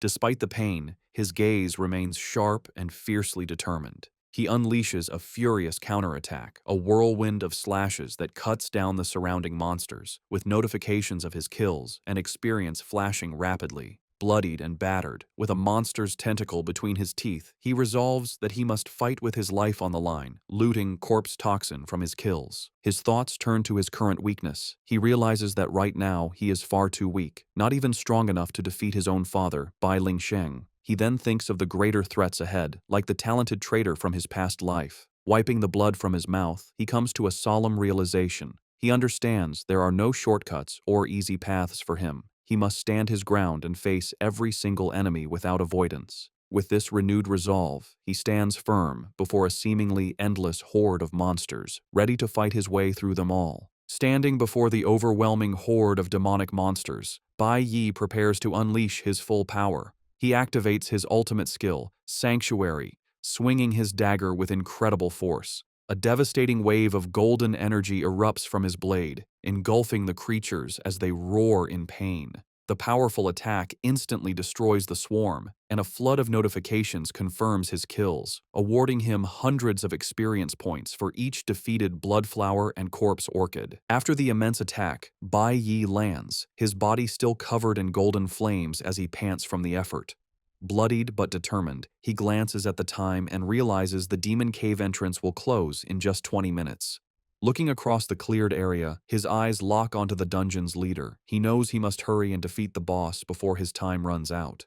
On Saturday, May 30th, at 12:39 a.m., Bai Yi stands before the final boss of the dungeon, a massive, wood-like creature. Surrounded by a powerful green aura, he holds his weapon ready and declares that it is the monster's turn to face him. To his surprise, the boss doesn't react as expected. Instead, it leaps away with incredible speed, disappearing in a blur of green light. The creature, a level 20 D-class lord named Ye Warren, reappears and launches a fierce attack, forcing a surprised Bai Yi to dodge. Recovering quickly, Bai Yi swings his own weapon in a powerful counterattack, cleanly slicing off one of the monster's arms. However, his victory is brief. The boss remains calm and gathers green energy in its remaining hand. It activates a self-healing skill, and Bai Yi watches in shock as the severed arm completely regenerates in seconds. He can't believe its incredible regenerative ability. Before he can process this, Ye Warren slams its fist into the ground, causing many sharp, vine-like tendrils to erupt from the earth. Despite the boss's regeneration and the erupting tendrils, Bai Yi turns to face the creature with a calm expression. However, his confidence is shattered when the blood-flower monsters he had defeated begin to rise from the ground, roaring back to life. He watches in disbelief as the resurrected beasts charge toward him, wondering how they could be standing again. He knows a D-class lord shouldn't be able to resurrect its minions, and this strange development puts him on edge. While his attention is focused on the charging horde, a shadowy whip-like attack lashes out from his blind spot. His eyes widen in shock as the attack hits him, piercing clean through his side in a spray of blood. The force of the blow sends him stumbling backward, impaled by the dark tendril. As he struggles, he realizes the horrifying truth. A second,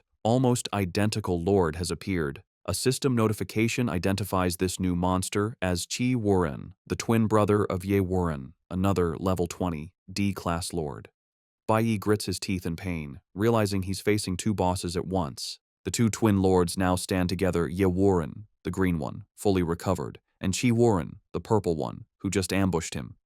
Faced with this impossible situation, bloodied and cornered, Bai Yi's expression hardens, his eyes glowing with fierce, unyielding determination. Trapped inside the hidden dungeon, Bai Yi's time runs out. At 12:59 a.m. on Saturday, the demonic portal begins to destabilize. A moment later, at 1 a.m., the entrance to the demon cave slams shut, leaving him trapped inside with no way out. Later that day, Saturday, May 30th, at 6 p.m., a heavy rainstorm rages outside. Inside the new apartment, Bai Yi's mother paces anxiously, staring out the window. She worries that she hasn't seen her son all day and that he hasn't responded to her messages or calls.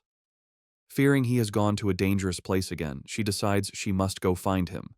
She leaves the apartment and heads out into the stormy night. A menacing figure has been waiting. A voice sneers, commenting on how well she and her son have been doing. The source is revealed to be Bai Ling Sheng, who drops empty liquor bottles on the wet pavement. He stands soaked in the rain, consumed by fury, muttering about how they dared to rent a new apartment behind his back. As lightning flashes, he stares up at the building with contempt, remarking that they found a nice place. His face is a mask of pure, unhinged rage, his eyes glowing with malice. Meanwhile, Bai Yi's mother passes through the building's security gate and steps outside. She suddenly freezes, a sense of dread washing over her as she clutches the responsive jade stone around her neck. Her eyes widen in terror as she realizes she is in grave danger. Back in the sealed demon cave, Bai Yi is exhausted but still fighting. He pants, gripping his large blade, thinking that this is the fifth wave of monsters. No matter how many times he cuts them down, they just keep getting back up. As another resurrected bloodflower attacks, he slashes through it, but the system notifications now show he is only gaining a single experience point per kill. He quickly realizes that repeatedly killing these monsters is pointless, as it yields no experience or items. With this understanding, he concludes he must find and destroy the source of their endless regeneration. His eyes turn to the two glowing D-class lords, Ye Warren and Chi Warren, identifying them as the source. The regenerative power is flowing from the bosses themselves. With a new strategy, Bai Yi ignores the resurrected horde.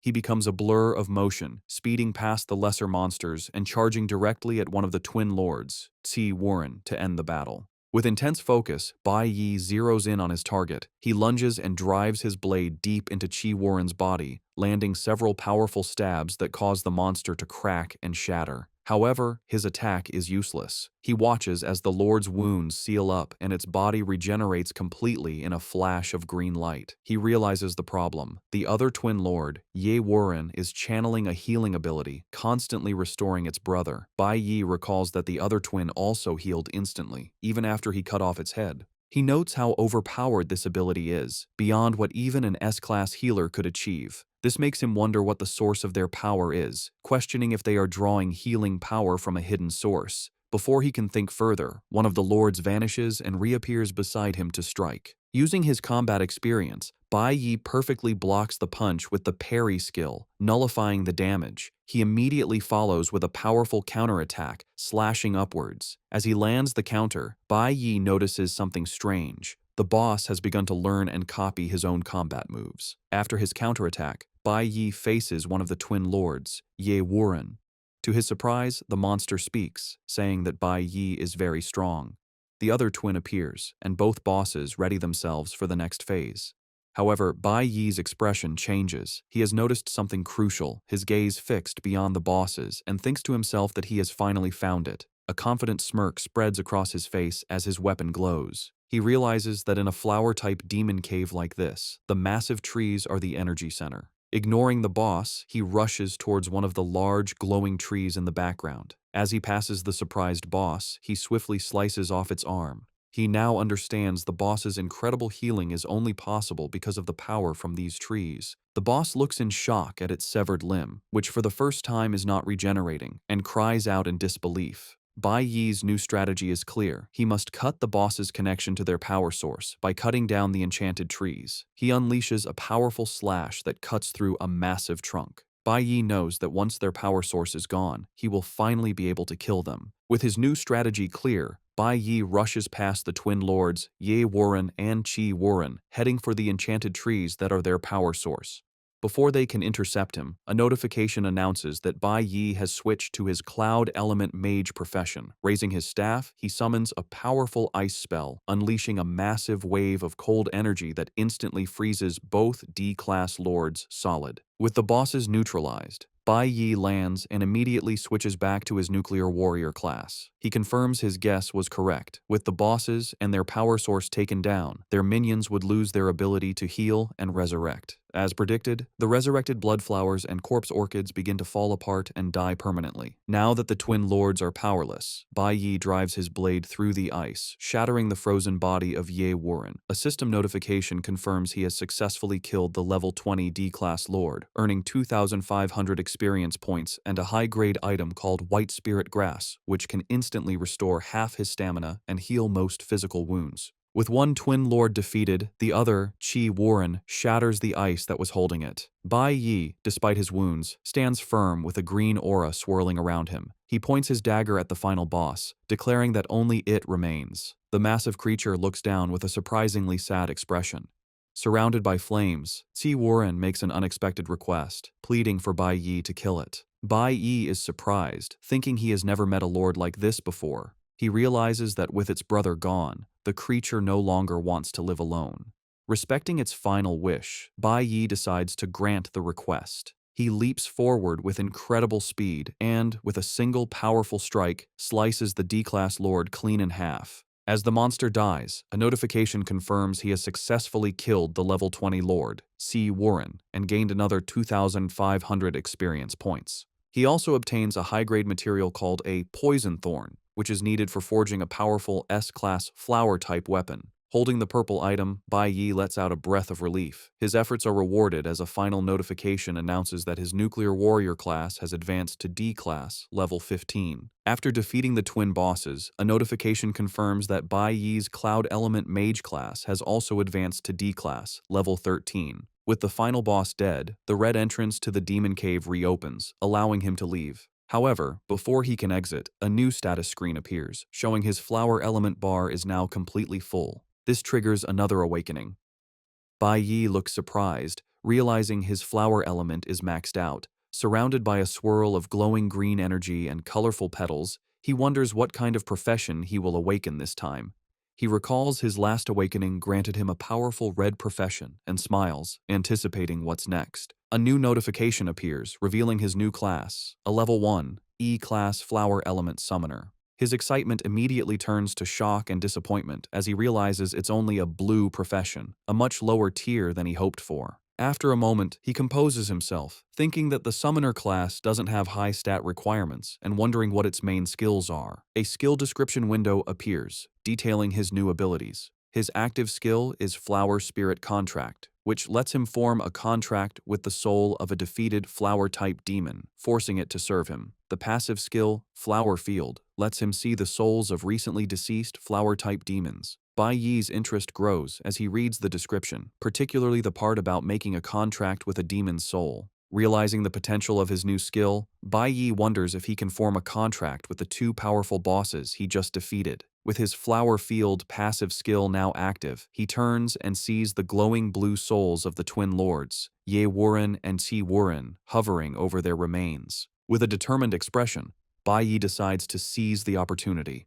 A notification appears, confirming he is activating the Flower Spirit Contract skill. He reaches his hand out towards the two souls and, with a confident smirk, commands them to come to him. In a swirl of brilliant blue energy, the souls of the twin lords are pulled towards him and reform into their powerful physical forms, now bound to serve him as his new summons. The scene shifts to a stormy Saturday night at 6 p.m. Bai Lingsheng, soaked by the rain and armed with a knife, stalks outside the apartment building, his eyes filled with rage. Just as he prepares to act, his phone rings, interrupting his murderous plans. Annoyed, he answers the call and is surprised to hear Inspector Chen Jinwu on the other end.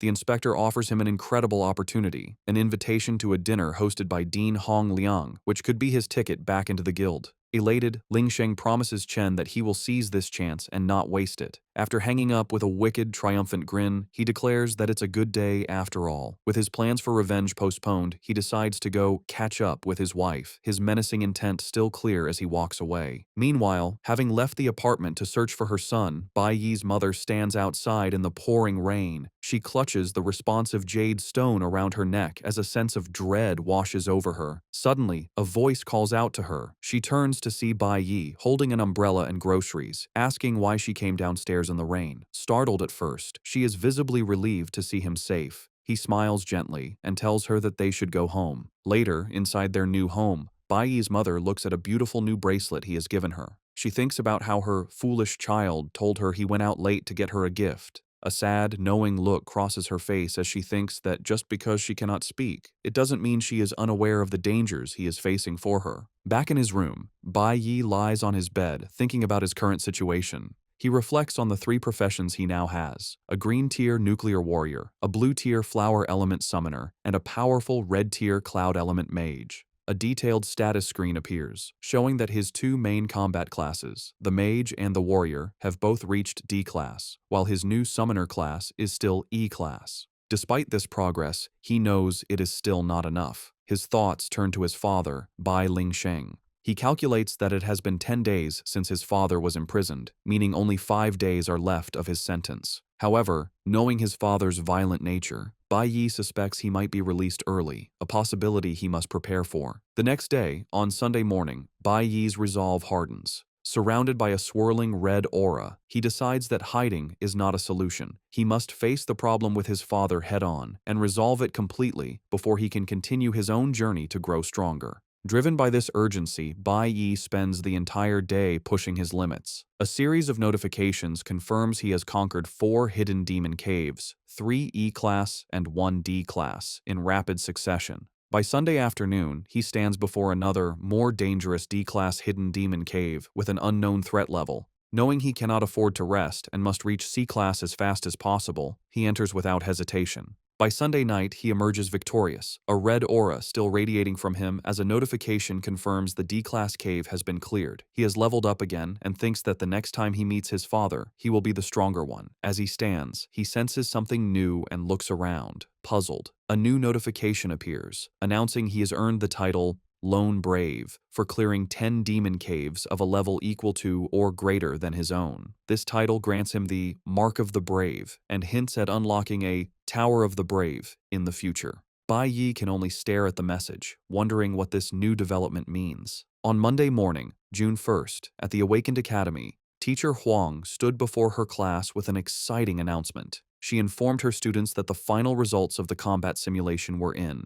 She proudly announced that two of their own, Bai Yi and Qi Yin, had earned the first and second highest scores in the entire school. She added that after a thorough analysis of his performance, Bai Yi was awarded the highest score in the academy's history. The news left Qi Yin blushing with joy, while Bai Yi remained serious and composed. Because of their outstanding performance, Teacher Huang continued, both had qualified for the prestigious training camp. She then revealed an even greater reward. Thanks to Bai Yi's record-breaking score, they would also be granted a rare audience with the gods. While Bai Yi remained silent, the rest of the class erupted in shock. One student shouted in disbelief, pointing out that meeting the gods was an incredible honor that even high-ranking priests might never receive. Bai Yi, however, saw this as an unexpected opportunity. To him, this was a bonus, a chance to meet that group of gods who had betrayed him much sooner than he expected. His middle school friend, overcome with emotion, grabbed his arm and cried dramatically, begging Bai Yi not to forget his old friends once he became famous.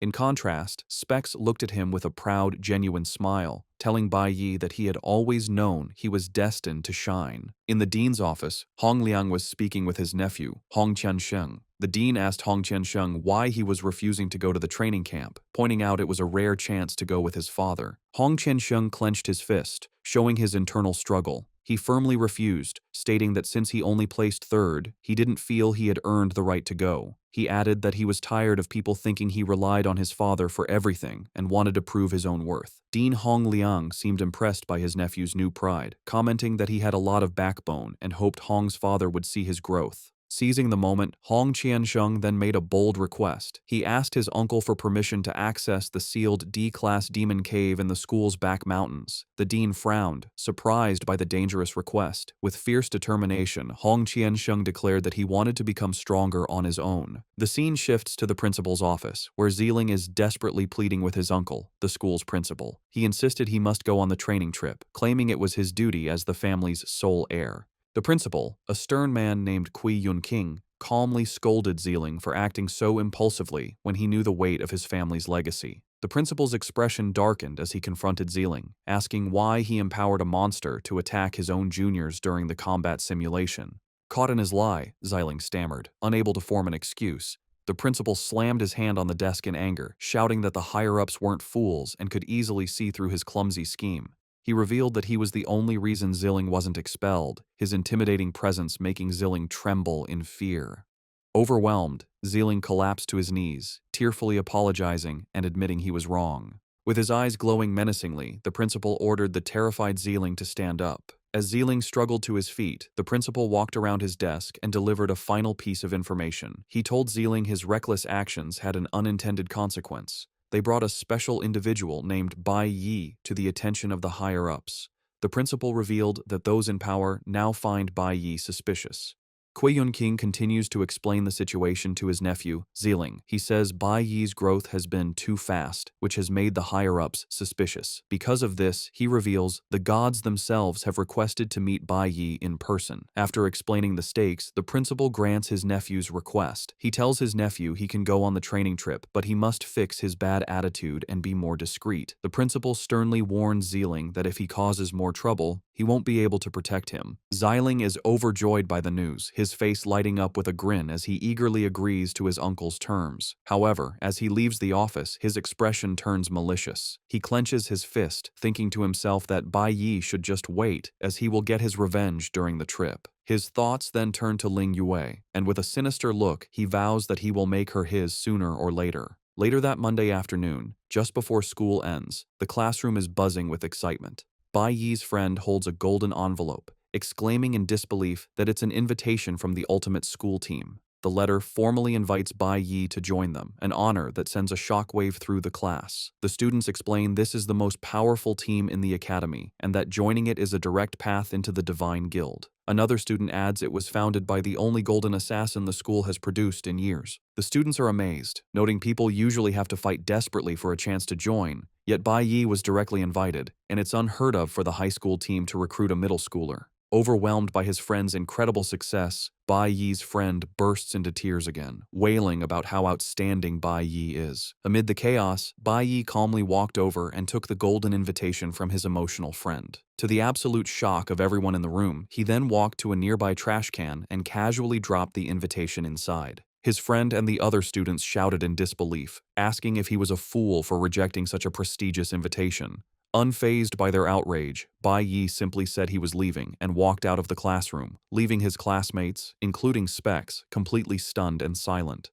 Later, his friend crouched by the trash can, staring at the discarded letter and regretting the great opportunity that was wasted. However, Specs approached him with a knowing expression, asking if he really didn't understand Bai Yi by now. With quiet confidence, Specs explained that the Bai Yi of today doesn't join others. He is someone who will only ever be a leader. After leaving the classroom, Bai Yi makes his way to the secluded back mountain of the school. He thinks that now that he has permission to access the D-Class Demon Cave, the area will be deserted at night, providing the perfect private training ground. It is then revealed that Hong Qianxing is already there waiting for him, surrounded by a determined red aura. Bai Yi simply tells him it's time to go in. As Bai Yi begins to warn Hong that a D-Class dungeon might be too difficult, Hong angrily cuts him off, shouting to stop with the nonsense and insisting he will not be a burden. Bai Yi internally recalls their deal. He had promised to teach Hong combat skills and a way to get stronger quickly, and in return, Hong had to get him access to the school's demon caves. He is surprised that Hong managed to get permission for all of the D-Class dungeons. Inside the cave, the difference in their abilities is immediately clear. Bai Yi is effortlessly slicing through a massive, dragon-like beast, while Hong is quickly knocked to the ground by a monster's attack, cursing in frustration. Standing over another defeated creature with a green aura, Bai Yi casually asks the struggling Hong if he needs any help. Full of pride, Hong furiously shouts back at him to get lost, insisting he can handle it himself. The intensive training in the school's D-Class Demon Cave continues.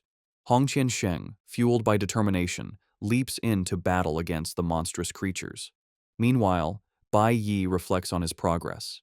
He thinks about the Lone Brave title he acquired and the mysterious Tower of the Brave it promises to unlock. He knows he can't access it until he reaches C-Class. With a determined look, Bai Yi acknowledges he has cleared most of the hidden, wild demon caves he knew of from his past life. This makes the school's dungeons his only remaining way to level up quickly. The days pass in a blur of constant battle. On Tuesday, the discarded invitations to the Ultimate School team are still in the classroom trash, showing Bai Yi's focus on his own path. Leveling up at D-Class is much slower, requiring a massive amount of experience. By Wednesday after school, the grind continues. Hong faces another roaring beast, but as it lunges, Bai Yi is forced to intervene, saving him with a powerful kick that sends the monster back. Furious, Hong yells at Bai Yi, reminding him he said not to help.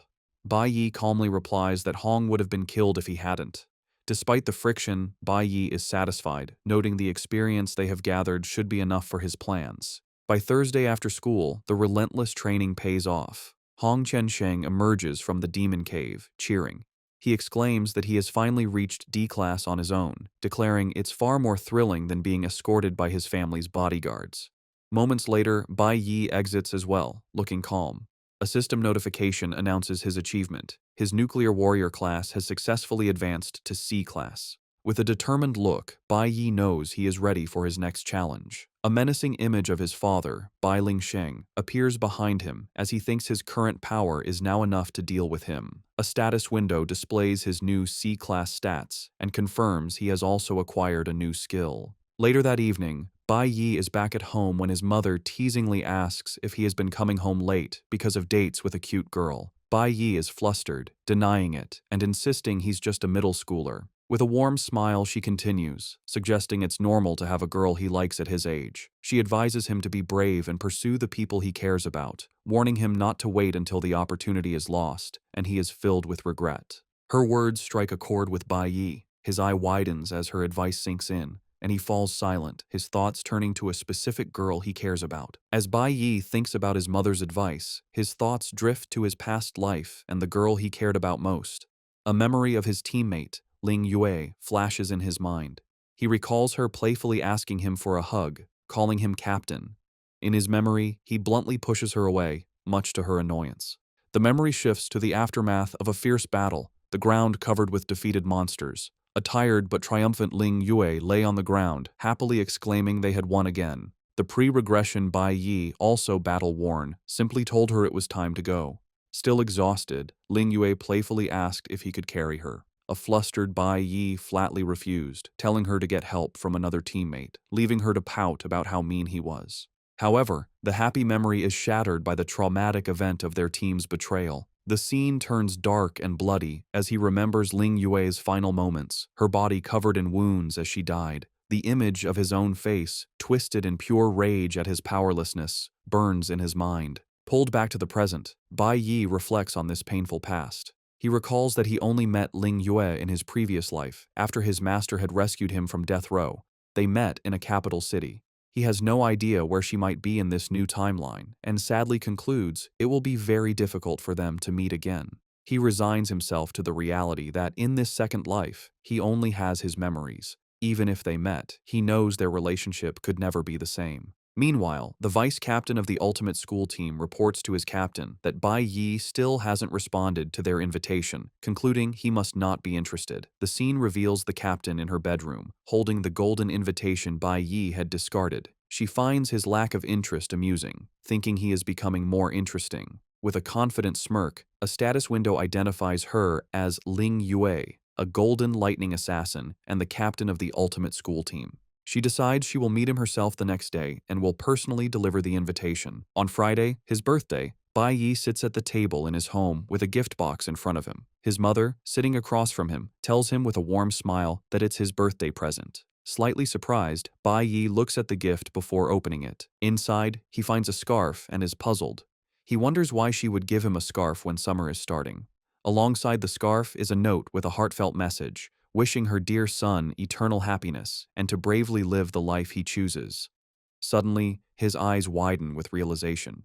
He asks his mother if she knew that he would be going to the Shanghai Nation soon. She smiles gently and confirms she knows. She explains that the temperature difference between day and night is significant there, and he needs to take care of himself. She also assures him she will take care of herself too. Bai Yi is deeply moved, realizing his mother has known what he's been doing all along and has been silently supporting him. Then, his mother hands him some money with a bright smile, suggesting that since it's his birthday, he should treat his best friends to a meal.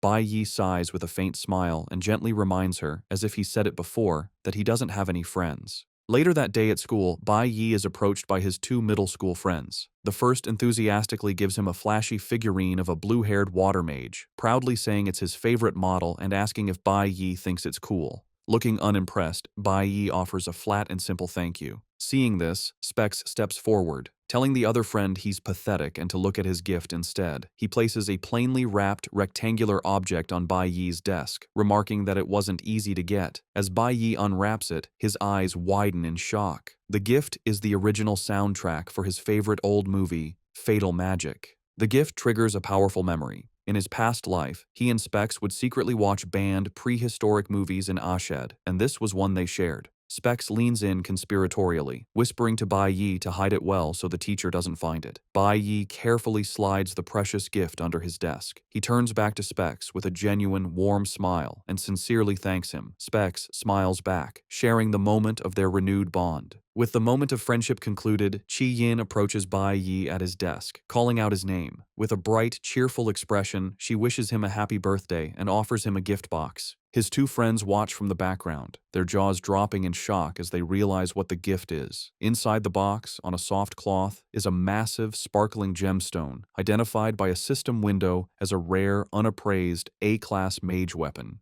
Bai Yi himself looks taken aback by the extravagant gift. He pushes the box back towards her, telling her he cannot accept it because it is far too valuable. Chi Yin insists, smiling as she explains she wouldn't have been able to join the training trip if it weren't for him. She casually adds that it isn't a particularly precious item for her family, as they have many, and she knows it will be a great help to him. Bai Yi hesitates for a moment, his hand hovering over the box. After considering her words, his expression hardens with resolve. He concludes she is right. He needs to improve and has no reason to refuse the help. He realizes she must have seen him using a low-level weapon when he switched to his mage profession during the simulation, and this gift was her thoughtful response. He reflects that she is a very considerate girl. Sitting alone at his desk with the three gifts, Bai Yi is deeply touched. He thinks about how he never expected them to remember his birthday, let alone prepare such thoughtful presents. He begins to question his original plan to leave this place without forming any attachments. In the background, his two friends whisper, wondering when Bai Yi and Qi Yin became so close.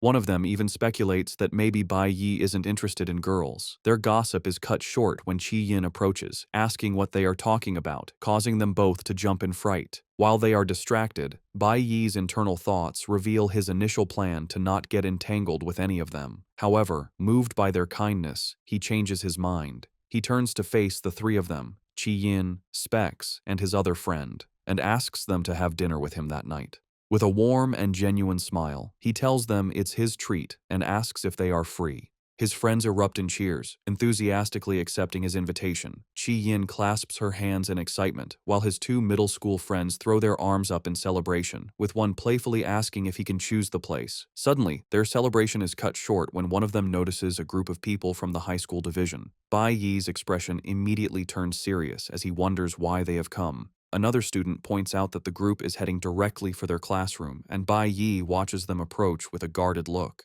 The classroom starts buzzing with whispers. A student peeking out the door tells the others that the captain of the ultimate school team has arrived. The others are shocked to hear the rumor that the captain has come to personally invite Bai Yi to join her team. One of them mentions he's heard the captain is a great beauty, though he has never seen her himself. Hearing this, Bai Yi decides it would be better to refuse her offer face to face. He stands up from his desk and walks out of the classroom, leaving his friends behind. They watch him go, thinking that this is going to be an interesting spectacle. News of the confrontation spreads quickly, and students from all over the building gather on the balconies to watch. Among the onlookers is Zilling, standing with a group of his friends. He watches with a face twisted in rage, gritting his teeth as he mutters in disgust, wondering why that stinking brat Bai Yi is worth so much trouble. He continues to watch from the balcony, resentful and scowling. Unfazed by the growing crowd, Bai Yi walks confidently down the school hallway to meet the captain. Suddenly, a blinding flash of golden electric energy erupts in the hallway. The powerful surge knocks several onlookers off their feet, who cry out in confusion, wondering what just happened. However, Bai Yi is not knocked back. He stands frozen, his eyes wide with utter shock. Golden sparks of lightning crackle around his face as he stares at the source of the energy, a look of disbelief and recognition on his face. The hallway erupts in a chaotic surge of golden lightning, with Bai Yi standing as the calm center of the storm. A brilliant beam of electrical energy shoots directly towards him, but he remains poised, his face shadowed and unreadable, even as the sheer force of the energy blast sends other students reeling. With his vast experience, Bai Yi instantly recognizes the direct assault as a feint, a distraction from the real attack. Reacting in a split second, he summons his own glowing green blade, ready to counter the unseen threat. Just as he prepares his defense, his senses scream a warning. The true danger is approaching from behind. With incredible focus, he pinpoints the attack coming from his left rear. He spins around just in time, blocking the lightning-fast strike with his own blade in a brilliant clash of energy. The onlookers who are still standing are blown away by the speed of the exchange, crying out in confusion and amazement. The source of the attack is revealed to be a young woman, her entire form radiating a powerful golden aura, her face obscured by the light but smiling. As the light fades, Bai Yi peeks from behind a corner, and his composure completely shatters. His eyes are wide with disbelief. The attacker steps back, retracting her energy. It is Ling Yue, captain of the ultimate school team, holding a blade still crackling with lightning. She smirks at him, impressed, and compliments his quick reflexes, stating that she knew she hadn't chosen the wrong person. Bai Yi can only stare back, completely stunned and speechless. The person from his past life, the one he thought he might never meet again, is standing right in front of him. Staring at Ling Yue, Bai Yi remembers his past life with her. He recalls her cheerful, playful nature, always asking for hugs with a bright smile, or teasingly asking him to carry her after a tough battle. He also painfully remembers how he, emotionally closed off, would always push her away, leaving her to pout about how mean he was. Back in the present, Ling Yue, still crackling with lightning, explains that since he didn't respond to her team's invitations, she decided to visit him in person. The other students, including Bai Yi's friends, watch in stunned silence. Specs and his friend whisper nervously, thinking how awkward it will be when Bai Yi rejects the famous captain to her face. Composing herself, Ling Yue extends a hand for a formal introduction, starting to say her name. However, Bai Yi walks right past her outstretched hand. In one fluid motion, he pulls her into a firm, warm hug. The crowd is stunned into silence. From the doorway, Chi Yin stares in disbelief, while on the balcony, Xiling's face twists with rage. Held in Bai Yi's embrace, Ling Yue looks up at him, her confidence replaced by surprise and a hint of a blush. Bai Yi looks down at her with a soft, sincere expression. He speaks a familiar name from their past and says softly that it has been a long time. As Bai Yi holds Ling Yue, his two middle school friends are freaking out, shouting in disbelief that he would hug her in public and wondering if it's a romance that crosses social classes. Specs corrects his friend, explaining Ling Yue isn't older. She was in their grade but skipped ahead to high school after awakening early. In the background, Chi Yin stares, looking completely dazed. Regaining her composure, Ling Yue breaks from the hug. She disappears in a flash of lightning and reappears beside Bai Yi, tapping his shoulder with a finger still crackling with energy. With a confident smirk, she asks if his surprising hug meant he accepted her invitation to the team. She continues her pitch, explaining the ultimate school team is fully funded with the best resources. She adds they know faster ways to grow stronger than just clearing school dungeons and suggests they could fight side by side. Bai Yi listens to her offer in silence. Then, looking at her directly, he gives his firm answer. He tells her he won't be joining the ultimate school team. He adds that since he doesn't plan on staying at the school long, joining a club would be meaningless. After firmly rejecting her offer, Bai Yi extends his hand. He confidently tells Ling Yue that while he won't join her team, he plans to establish his own guild soon. He takes her hand in a firm shake, assuring her with a determined smile that when that day comes, they will get the chance to fight side by side. Their moment is interrupted by the vice captain, who runs up asking why Ling Yue is there. He explains someone named Hong Chu has returned, and the principal has ordered their team to greet them. As she turns to leave, Ling Yue tells Bai Yi they will see each other again on the training trip. She gives him a final glance over her shoulder, promising a proper chat then. Before walking away, she pauses and asks why he said, "It's been a long time," when they had never met. Bai Yi offers no answer, standing silently with an unreadable expression as she goes. From a distance, Xiling watches the entire exchange, his face contorted in silent fury. As Ling Yue walks away, the students erupt in shocked whispers. They can't believe Bai Yi rejected a personal invitation from the captain and dared to invite her to his own future guild. They question how it's possible, since he isn't an adult and establishing a guild requires immense money. While some dismiss it as a boast, others recall the rumor he achieved the academy's highest score. One student keenly observes that Ling Yue never actually refused his bold counteroffer. Watching her leave, Bai Yi reflects on the turn of events. He admits he never imagined his reunion with Ling Yue would happen like this. He remembers the Divine Core's strict rules. Members' personal information was confidential, and they never pried into each other's pasts. Because of this, he never knew Ling Yue had attended the same middle school. He realizes he almost missed the chance to meet her again in this timeline.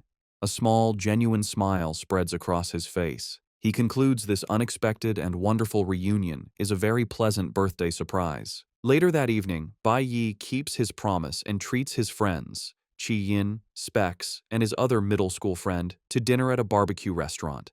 As they eat, Specs teases the other friend for picking the place, who defends himself by saying Bai Yi wanted barbecue and he just recommended the restaurant. The conversation soon turns serious. While grilling meat, Specs asks Bai Yi if he was being genuine about his plan to establish his own guild. Chi Yin follows up, concerned, asking about his statement that he wouldn't be at the school for long and questioning his plans for high school. Taking a calm sip of his drink, Bai Yi confirms their suspicions. He tells them that after the training trip, he plans to stay in the Shanghai Nation. His friends are shocked by this news. They shout in disbelief, asking if he plans to drop out of high school to start his guild. Bai Yi clarifies he isn't dropping out. He just wants to continue his studies there. They realize what he truly means. He plans to apply to the prestigious Divine Guild Academy in the Shanghai Nation. Meanwhile, at the luxurious Kaiban Hotel, a white sports car pulls up to the entrance where men in dark suits are waiting. Inspector Li Ang is among them, and he bows respectfully as he opens the car door. An imposing man with blonde hair, a scar over his eye, and a cigar steps out of the car. He is identified as Hong Bing, the guild master of the Divine Guild.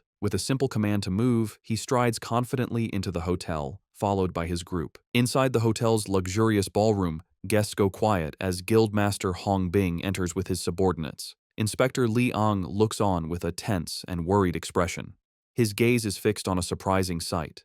Bai Ling Sheng, Bai Yi's father, standing smugly with his arms crossed, accompanied by Inspector Chen Jinwu. Liang is completely baffled, wondering what is happening. He questions how Bai Lingsheng could be out of prison already, since he was supposed to serve a 15-day sentence for his violent behavior. Chen Jinwu approaches Liang with a sly grin. He explains that Bai Lingsheng paid double the bail and that their captain approved it, suggesting Liang should just ignore the situation. Furious at this obvious disregard for the rules, Liang clenches his teeth in anger. He angrily confronts Chen Jinwu, demanding to know why, even if he was released, he was brought to an important dinner with Guildmaster Hong Bing. Leaning in closely, Chen Jinwu reminds Liang that Bai Lingsheng was kicked out of the guild for a minor incident in the past. He explains that Lingsheng sees this rare opportunity as his chance to get back into the guild as good graces. With a smug expression, Bai Lingsheng presents a bag filled with valuable magic crystals, which are valuable ores from a demon cave. Chen Jinwu finishes his explanation, stating that since Lingsheng brought all of his family's assets to get back in, it was no big deal to do him this favor. However, the plan immediately fails.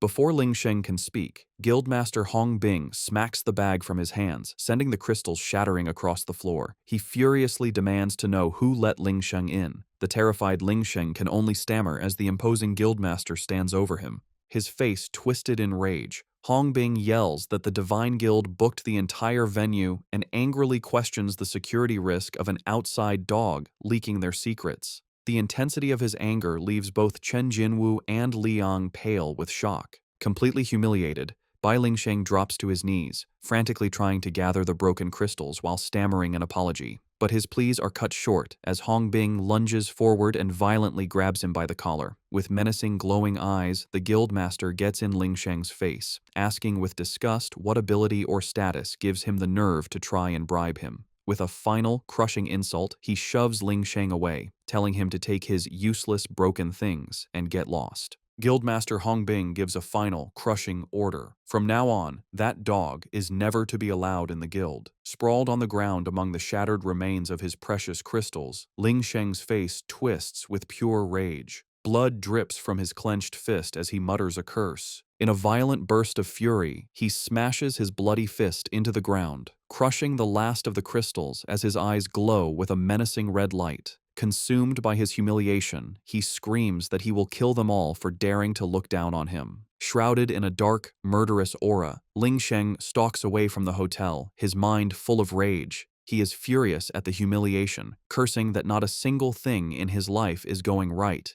His rage, having no other outlet, finds a new and vulnerable target. As an image of his wife returning home with groceries flashes through his mind, his murderous thoughts solidify.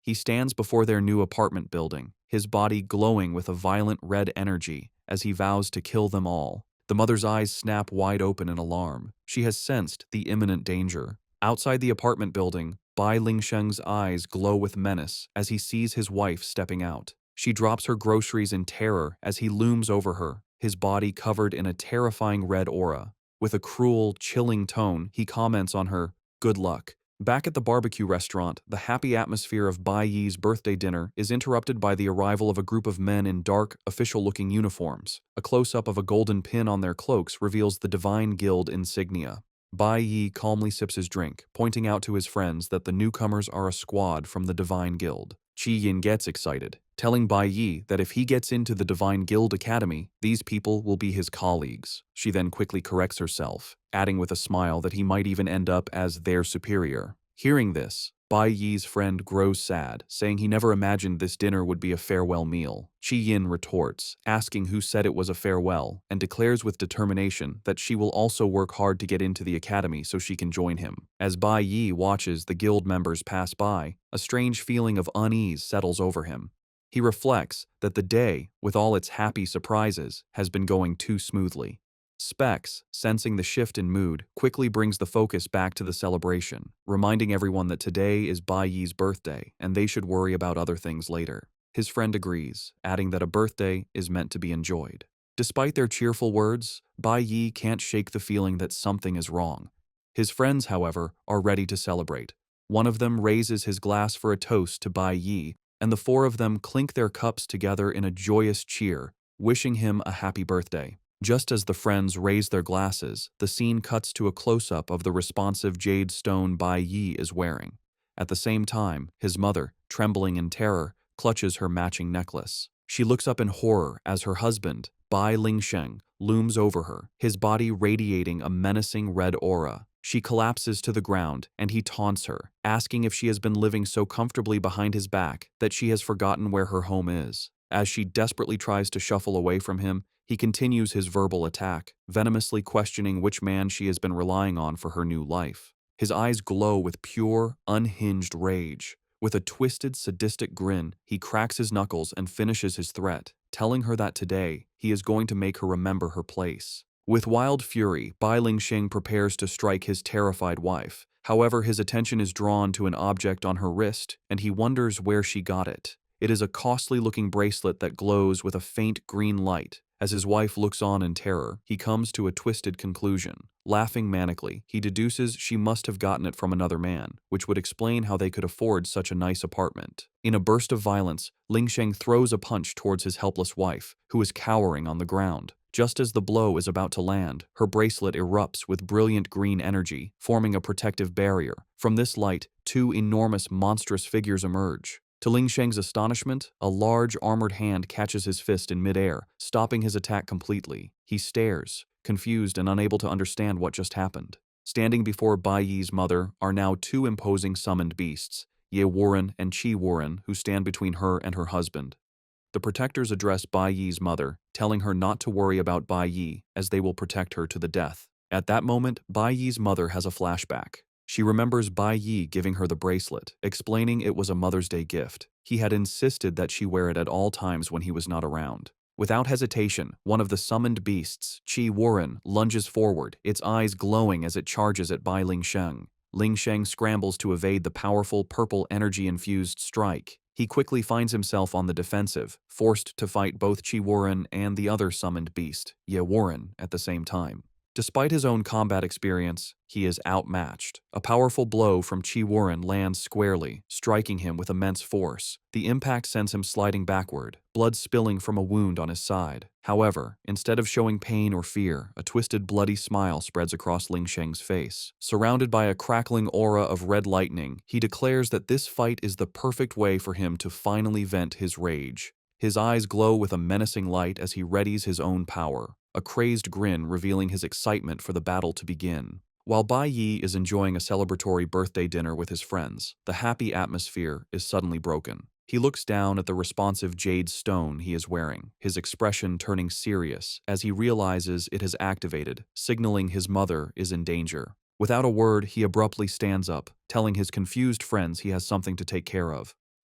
He rushes out of the restaurant, promising he will be back soon and leaving his friends shocked by his sudden departure. Once outside, Bai Yi immediately calls Hong Qiansheng, asking for an update on the information he had requested. On the other end, Hong confirms Bai Yi's worst fears. His father, Bai Lingsheng, was released from prison early. Hong adds that his father then went to a reception hosted by Hong's father but was humiliated and kicked out. Hong finishes by saying that after leaving the hotel, Lingsheng's location is unknown. As this information sinks in, his call to his mother's phone goes unanswered, confirming she is not safe. Bai Yi stands in the alley, piecing everything together. He realizes with horror that the hotel his enraged father was kicked out of is very close to the new apartment he rented for his mother. He understands that if his father ran into his mother in his current violent state, she would be in grave danger. Fueled by urgency, he grips the handlebars of his bicycle with immense force.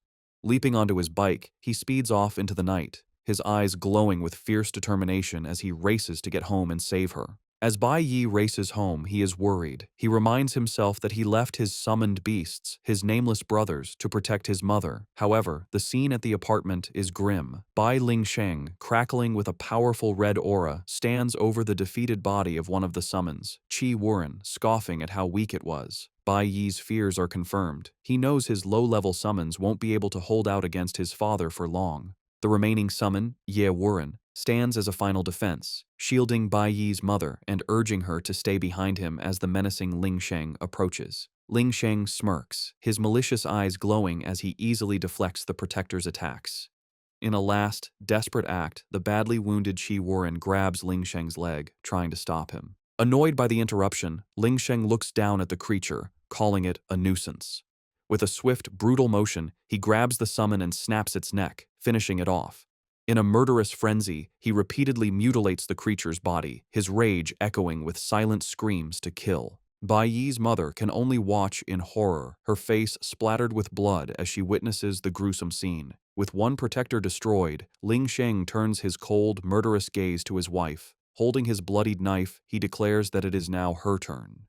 He begins to walk slowly towards her, his path blocked only by the last summon standing guard. The last remaining summon, Ye Warren, looks on with a determined expression. In a final act of loyalty, it turns to Bai Yi's mother and desperately urges her to run. Without a second thought, the beast launches itself at Bai Ling Sheng, enveloping him in green, vine-like tendrils, screaming at its master not to look back as it sacrifices itself to buy her time. Horrified, Bai Yi's mother turns and flees for her life. The summon's desperate hold is useless. Ling Sheng, crackling with red lightning, easily breaks free from the vines. He grabs the creature with one powerful hand and, with brutal force, tears it apart, ending its life. As Bai Yi's mother runs, she sees her husband standing over the destroyed remains of her last protector. He mockingly asks if she really thinks she can run away. In a flash of red energy, he appears directly in her path, blocking her escape. Cornered and trembling, she looks up at him as he looms over her, his eyes glowing with sadistic pleasure.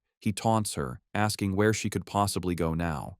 Trapped and defenseless, she can only stare in terror. Enraged, Bai Ling Sheng lunges forward and violently rips the responsive jade stone from his wife's neck. Holding the precious item, he sneers, his eyes glowing with malice as he venomously asks if that other man also gave this to her. Without waiting for an answer, he crushes the stone in his hand, shattering his wife's last hope. His face twisted with rage, he raises his knife, ready to deliver the fatal blow. In that terrifying moment, as he brings the weapon down, his wife is frozen in fear, a pink aura around her as she remembers her son's promise. She recalls his words, instructing her to crush the stone if she was ever in danger. His voice echoes in her memory, promising that the instant the stone broke, he would appear by her side. Just as the blade is about to strike, a hand shoots out, grabbing the sharp edge with a bare grip and stopping the attack inches from her. Bai Yi has arrived, teleporting in a flash of light to stand between his mother and his father. His mother stares, her eyes wide with terror and disbelief at her son's impossible appearance. Bai Ling Sheng is equally stunned, his face contorting in shock and fury at the sudden interference. With a fierce, unwavering gaze, Bai Yi tightens his grip on the blade, a powerful aura beginning to glow around him. He looks his father dead in the eye and declares with finality that this ends now. The intense confrontation brings back traumatic memories from Bai Yi's past life. He remembers being a young, helpless boy, with tears streaming down his face as he screamed and begged for the fighting to stop. The scene flashes back to a horrific day. His father, Bai Ling Sheng, in a fit of rage, was viciously beating his mother with a wooden plank while the young Bai Yi was tied up and forced to watch. His father raged, screaming about how hard he worked while they enjoyed themselves, his mind twisted by resentment. The young Bai Yi could only watch the brutal assault. A reflection of his mother's suffering burned into his eye as he helplessly screamed for his father to stop. He begged and pleaded, but his father's fury was absolute. Overwhelmed by pain and helplessness, Bai Yi could only cry as his mother was beaten unconscious. He recalls the events that led to the tragedy. It was the first weekend of his first year of high school. His mother had taken him to an amusement park, but they forgot to tell his father they would be home late. That same day, his father had failed to find a job and, when he returned home, unleashed all of his frustration and rage on them. In that moment, the demon that had always lurked inside his father was set free. As his mother tried to protect him one last time, his father delivered the final fatal blows, beating her to death right in front of him. Witnessing this unimaginable horror, the young Bai Yi gritted his teeth as the immense shock and grief triggered a massive surge of power within him. This traumatic event caused a secondary advancement, transforming his low-rank, green-tier nuclear warrior profession into the legendary, platinum-tier nuclear holy swordsman. The memory of his past life reaches its devastating climax. Consumed by grief and a terrifying new power, the young Bai Yi had charged at his father. In a fit of rage, he broke free from his restraints, grabbing the chain that bound him and wrapping it around his father's neck. He had lost all control and strangled his father to death. However, this act of vengeance brought no comfort. Even with his father dead, his mother was gone forever.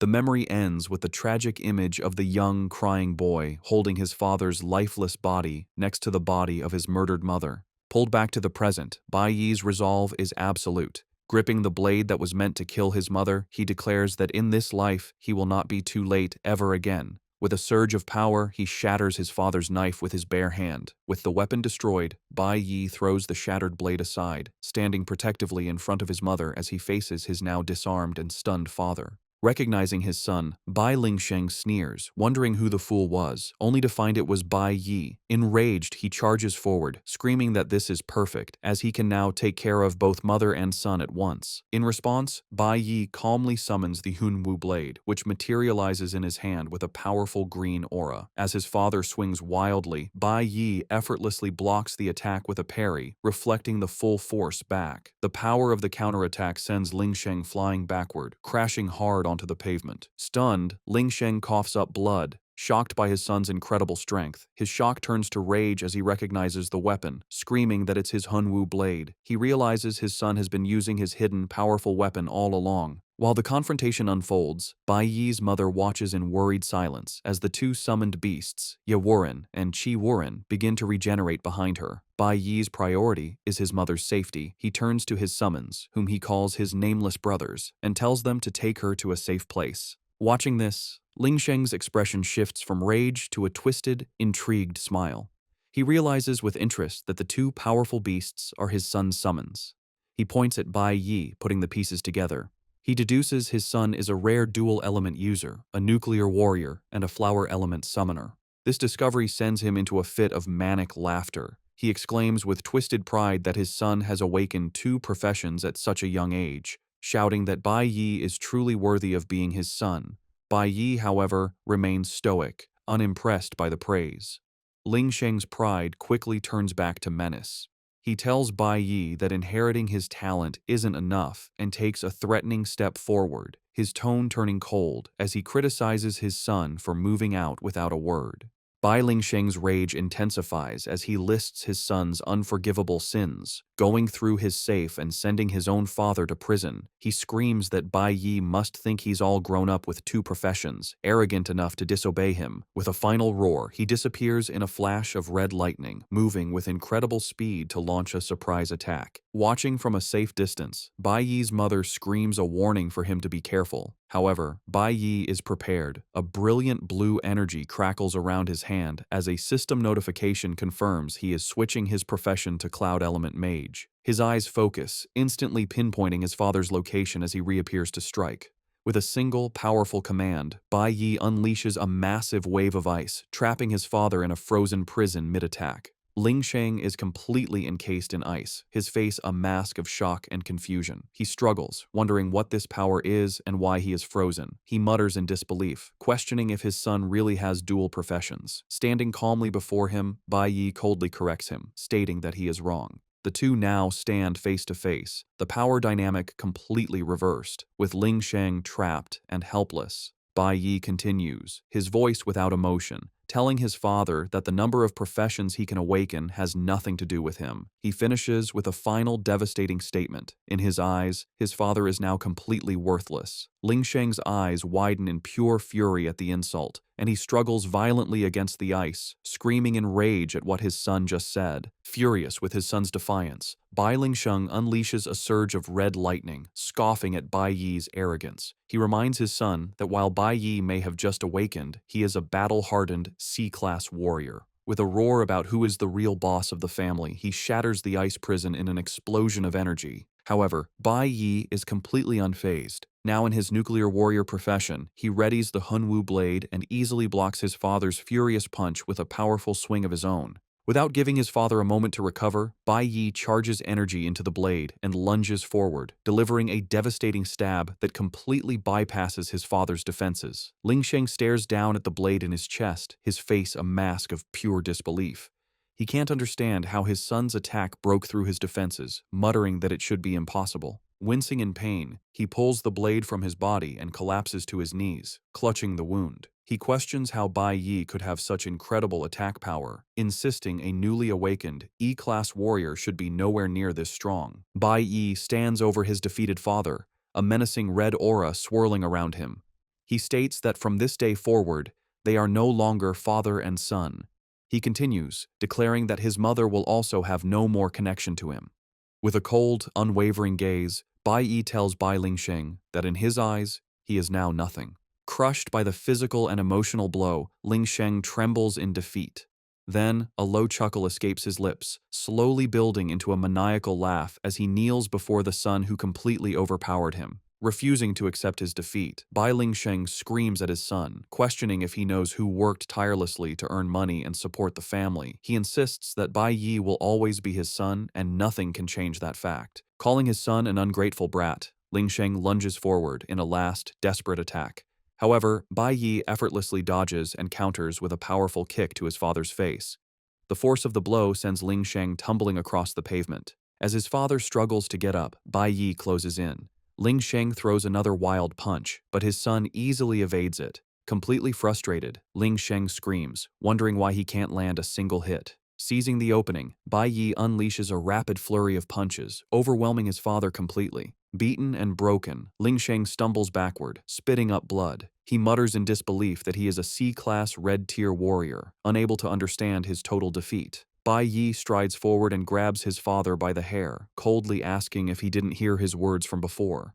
With his face twisted in rage, he tells his father that he is no match for him at all. Bai Yi's mind floods with painful memories of the years of abuse, where his father beat his mother while a young, helpless Bai Yi was tied up and forced to watch in horror. Bai Yi remembers his father used violence at home because he was too cowardly to face those stronger than him outside. He sees his father as nothing but weak, useless trash, reliving the moment his father smashed his head into the ground. Returning to the present, Bai Yi grabs the badly beaten Bai Lingsheng by his hair, screaming that he doesn't deserve to be called a man. With unrestrained rage, he smashes his father's head onto the pavement. Hidden behind her summoned protectors, Bai Yi's mother watches the scene in terror, weakly calling her son's name. Defeated on the ground, Bai Lingsheng begs his son to stop, reminding him that he is the father who raised him and pleading with him to consider their family bond. The mention of a family bond only enrages Bai Yi further. His eyes fill with a cold fury. He grabs his father by the collar and yells, asking if he ever thought about their family bond when he was beating them. Bai Yi is haunted by vivid memories of his father's cruelty. He recalls a time when he was just 7, his father grabbing him by the ear while he cried in pain and then repeatedly smashing his head against a wall. He remembers pleading that he was wrong while his terrified mother begged her husband to stop. But his pleas were useless. His father only pulled harder, ripping off a piece of his ear and causing him to scream in agony. Bai Yi's anger intensifies as he recounts how the violence never stopped, even after his ear was torn, and thinks of the countless times his mother was beaten. He recalls that since his birth, she had to go to the hospital almost every month because his father would hit her for any reason, whether the food wasn't right or simply because he was unhappy. Bai Yi accuses his father of taking out all his frustrations on them. He yells that because of his father, they never had a single normal day. With a final surge of rage, he smashes his father's head onto the ground once more. Standing over his broken father, Bai Yi scoffs at the idea that his father would dare speak of family ties now, asking him if he even deserves to have a family. Bai Lingsheng lies motionless on the cracked pavement, completely defeated. He struggles to push himself up, weakly apologizing and admitting he was wrong. He continues to beg, promising he will never be like that again.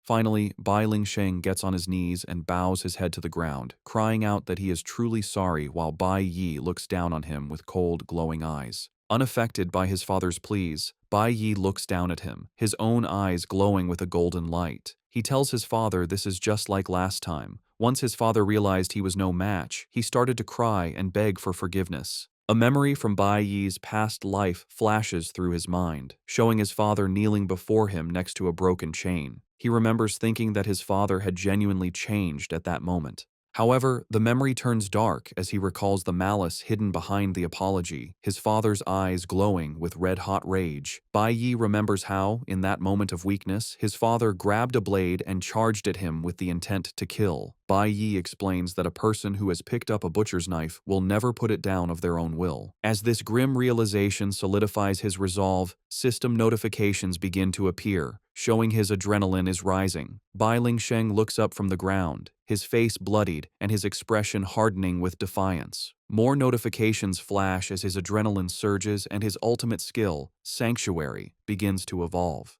Surrounded by a powerful golden aura, Bai Yi raises his Hunwu blade, ready to deliver a final, decisive attack. Another notification appears, announcing that he has unlocked a new skill, Binary Judgment. As Bai Yi prepares to strike, his mother cries out his name in desperation, reaching out as if to stop him. Bai Yi scoffs to himself at the idea of a criminal truly repenting. He decides it's better to ensure his father can never commit another crime. He unleashes powerful, golden energy slashes from his blade, severing his father's tendons. Bai Lingsheng screams in agony from the attack. Lying in a pool of his own blood, Bai Lingsheng cries out in pain over his ruined tendons. Terrified and broken, Bai Lingsheng begs for his life, desperately reminding Bai Yi that they are father and son. His pleas are ignored, as Bai Yi's expression remains cold and resolute. Switching to his cloud mage profession, Bai Yi summons a shard of ice and freezes his father's mouth shut, silencing him completely. With a grim look, Bai Yi raises his weapon for the final blow. He recalls that his father already died at his hands in his past life, so he sees no reason not to do it again.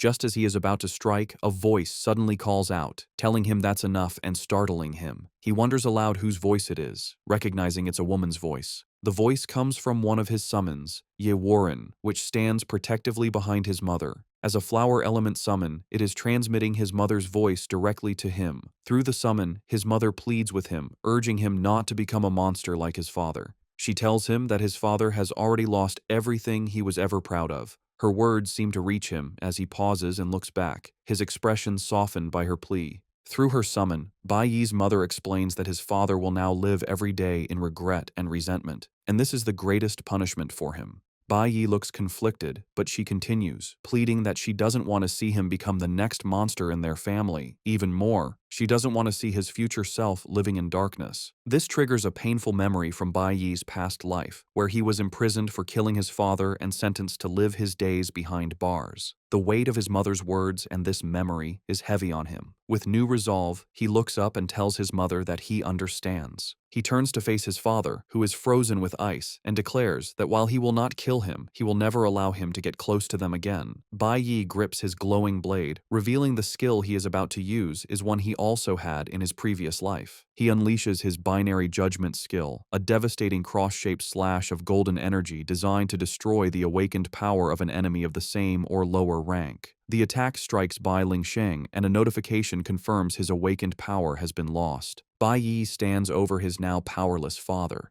He sheathes his weapon and gives his final command. His father is to leave the city by the next day and stay away from his mother forever.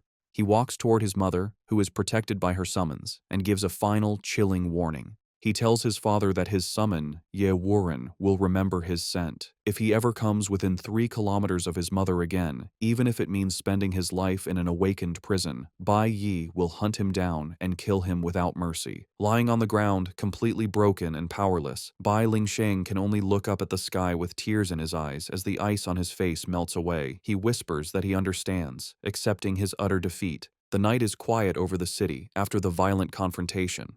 Back inside their apartment, Bai Yi stands before his mother, who sits on the couch with his 2 loyal summons, Ye Warren and Chi Warren. He instructs them to take good care of his mother and heal her. One summon, Chi Warren, reassures Bai Yi, telling him not to worry because his father didn't manage to harm his mother. Kneeling beside his mother, Bai Yi expresses his relief that he arrived in time, but she gently comforts him, reminding him she was fine. With a warm smile, she assures him that she is okay. As she pats his head, Bai Yi says that's not enough and mentions he will have to find another magic jade stone for her protection. Suddenly, both of them freeze in shock. They stare at each other in disbelief. Bai Yi asks if she just spoke, and she repeats the question back, equally stunned, asking if she just spoke. Bai Yi's shock quickly turns into a wide, joyous smile. He confirms it wasn't the summons telepathy, it was her own voice. His mother brings a hand to her mouth, stunned, wondering how it's possible she can speak again.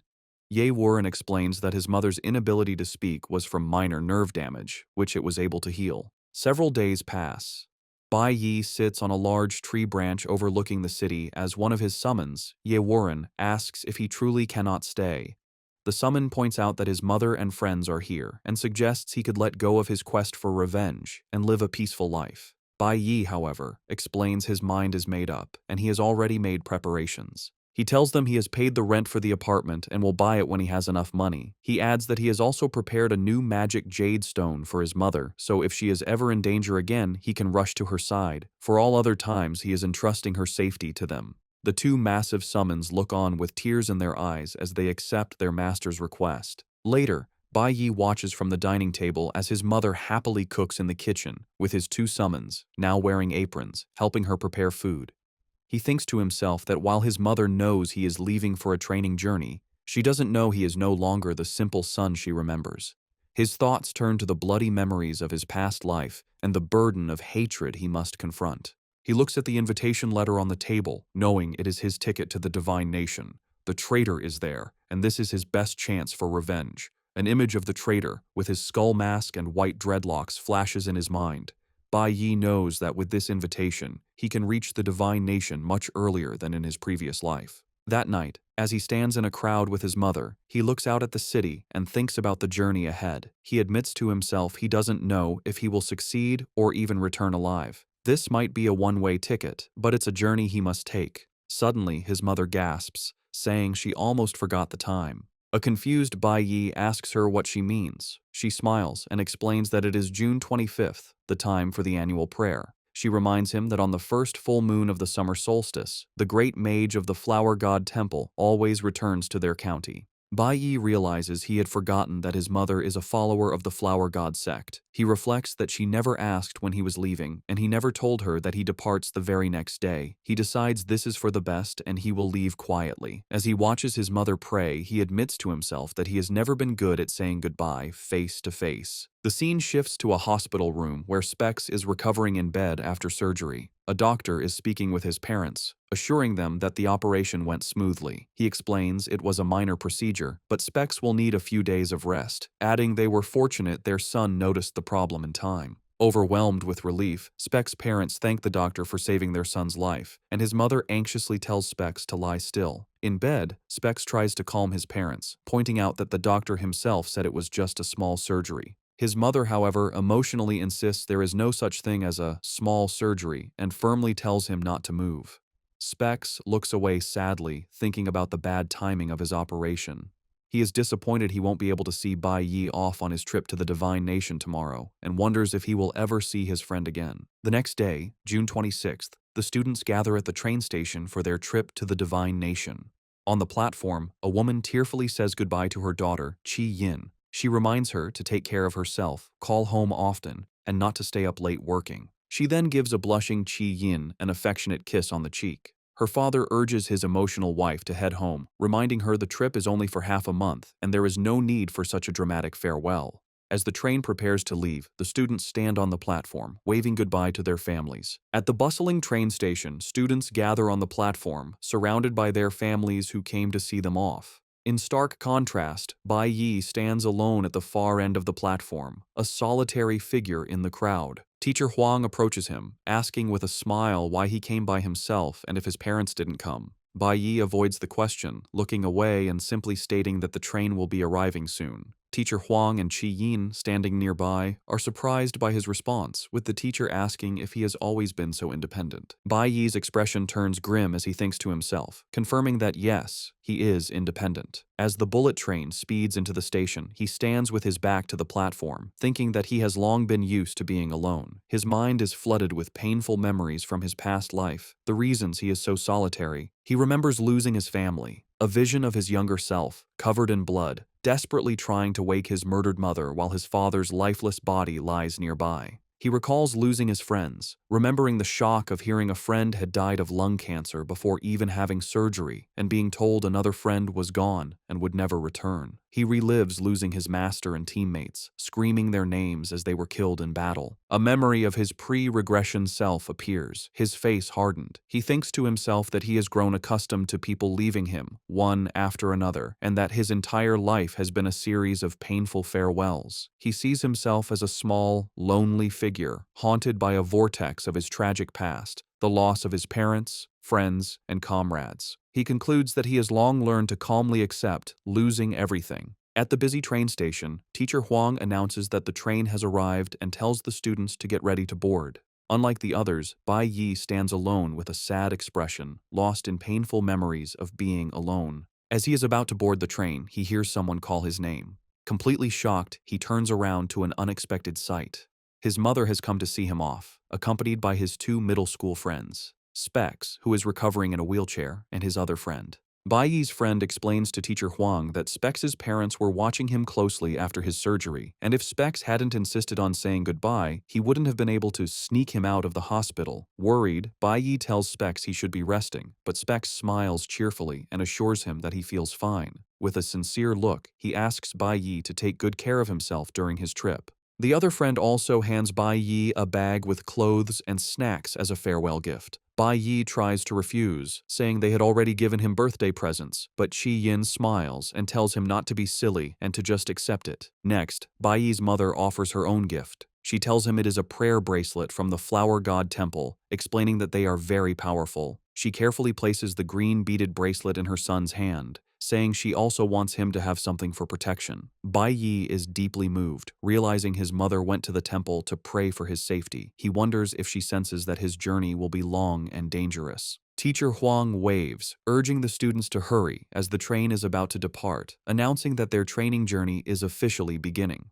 Bai Yi boards the train, taking one last look at his mother and friends on the platform. As he settles into his seat with a peaceful smile, he reflects on how much he and the people around him have changed in the past month. Outside, his mother, Specs, and his friend wave their goodbyes, shouting well wishes. Bai Yi waves back gently, thinking that people are now waiting for him back home. He clenches his fist around the prayer bracelet his mother gave him, vowing to resolve everything and return as soon as he can. Elsewhere, high on a rooftop overlooking the station, the vice captain watches the train speed away. He confirms to himself that Bai Yi is safely on board and will soon reach the Holy Nation, where certain items will be delivered to him. He is Liu Zhongzheng, the S-rank sect master of the Flower God sect. He asks if there are any further instructions, then concludes that from now on, everything depends on Bai Yi.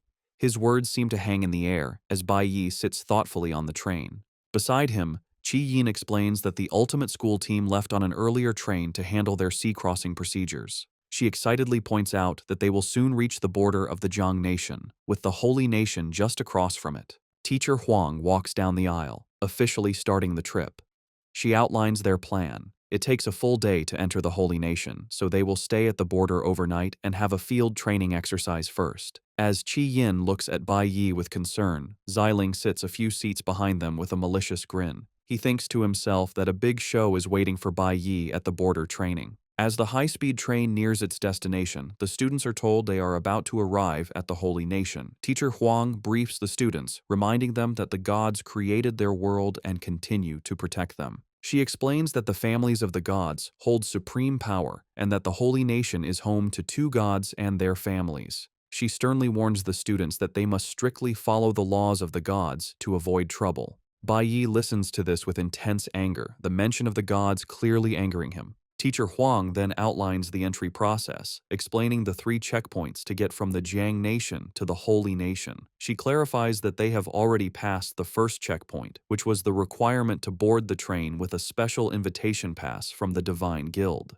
The second checkpoint, she continues, is the border station they are now arriving at. Here, everyone must register their information and undergo a full security check. These checks are thorough and take a full day, meaning they will only officially enter the Holy Nation the next day. This waiting period is the first stop on their training trip.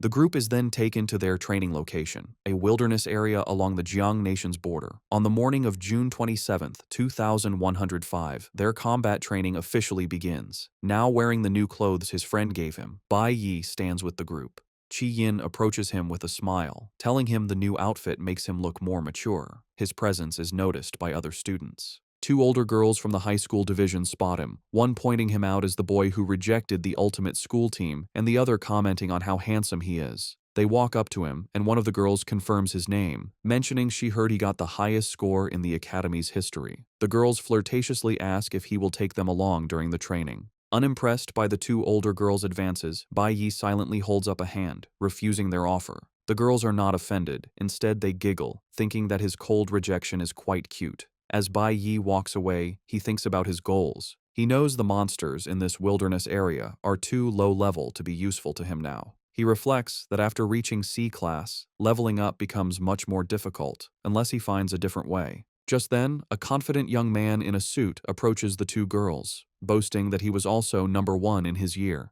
He dismisses the school's tests against sealed monsters as nothing special, claiming that real-world beasts are completely different. Putting his arm around one girl, he winks and says, "This kind of real combat is where true skills are revealed." He is identified as Jung Jun, a high school C-class stellar warrior. Immediately charmed, the girls ask him to take them along during the training. Jung Jun laughs and agrees, while Bai Yi walks past the group without a second glance, indifferent to their drama. Later, Teacher Huang gathers all the students for a final briefing. She reminds them that everyone on the trip is one of the school's elite students. With a smile, she repeats the rules one more time. She lists the safety rules. Train only within the designated area. Avoid acting alone. Know your limits with monsters. And return to the campsite by 8 p.m. Before she can continue, the impatient students shout that they already know the rules. Led by Jung Jun, a group of students eagerly rushes into the forest, excited to start hunting. Standing apart from the main group, Zeeling watches them go. A sinister smirk plays on his lips, hinting that his plans are already in motion. Meanwhile, in the capital of the Holy Nation, Guildmaster Hong Bing is greeted by his subordinates upon his return. He is informed that the hunting competition is about to begin, and that the captain of the Shen'an team has been waiting for him. Vice Captain Liu Zhongjiang remarks on the privilege of the ultimate school team, noting they were able to follow the Guildmaster's train and bypass the security checkpoints. With a cigar in his mouth, Hong Bing turns to the young man beside him and instructs him to go wait with the team. The young man is revealed to be his son, Hong Qiansheng, who looks nervous but agrees. Back in the wilderness, the training is underway. Jiang Jun easily defeats a lizard-like monster with a powerful, glowing punch. He stands triumphantly over the E-class beast as a red aura surges around him. The two senior girls cheer him on, exclaiming how cool a red-tier C-class professional is. Jiang Jun casually brushes off their praise. In the foreground, Bai Yi ignores them, instead studying his own status on a holographic interface. He reviews his progress, noting that all 3 of his professions, Cloud Element Mage, Nuclear Warrior, and Flower Element Summoner, have now reached C-class. However, he has been stuck at this level for over 10 days. Bai Yi understands that to gain any real experience, he must defeat monsters that are a higher level than him. Unfortunately, the monsters in this area are scattered and low level, barely worth any experience points. Killing beasts weaker than himself gives almost no reward, making it a slow way to get stronger. Suddenly, the situation changes. The confident Jiang Jun is sent flying by a massive purple spider-like monster, identified as a D-class flower warrior. He and the two girls are terrified, realizing the creature is far too powerful for them. Wounded and panicked, Jiang Jun sits on the ground and yells for someone to help him with the poison, screaming that this is a full-power, unsealed D-class monster from the wild. Having easily dealt with the others, the enormous spider monster turns and charges directly at Bai Yi. As the students scream a warning, Bai Yi stands his ground, calmly summoning his glowing green blade, ready to face the beast. With one swing of his blade, Bai Yi easily defeats the giant D-class spider monster that had terrified the other students. Notifications confirm the kill, giving him experience and a poisonous spider leg as loot. Jiang Jun and the two senior girls stare in disbelief at his power. Bai Yi, however, is unimpressed. He notes that loot from low-level monsters is useless and takes up space. He thinks about how the Divine Guild controls all high-level monster zones, which is why the power gap between C-class and B-class is so big. With a dismissive gesture, he tosses the D-class item away. The silver-haired girl is shocked that he would throw away a D-class item, but Bai Yi waves her off. He remembers from his past life that there were high-grade magic crystals near the Holy Nation's border, so he decides to search deeper in the forest for better materials. Later that evening, before 8 p.m., Bai Yi is deep in the dark forest. He has found several magic crystals but senses something is wrong. He knows these crystals are born from concentrated energy, usually found in demon caves or areas with many monsters. As he examines one, he realizes its power has been drained, as if absorbed by something. A notification identifies it as a withered magic crystal.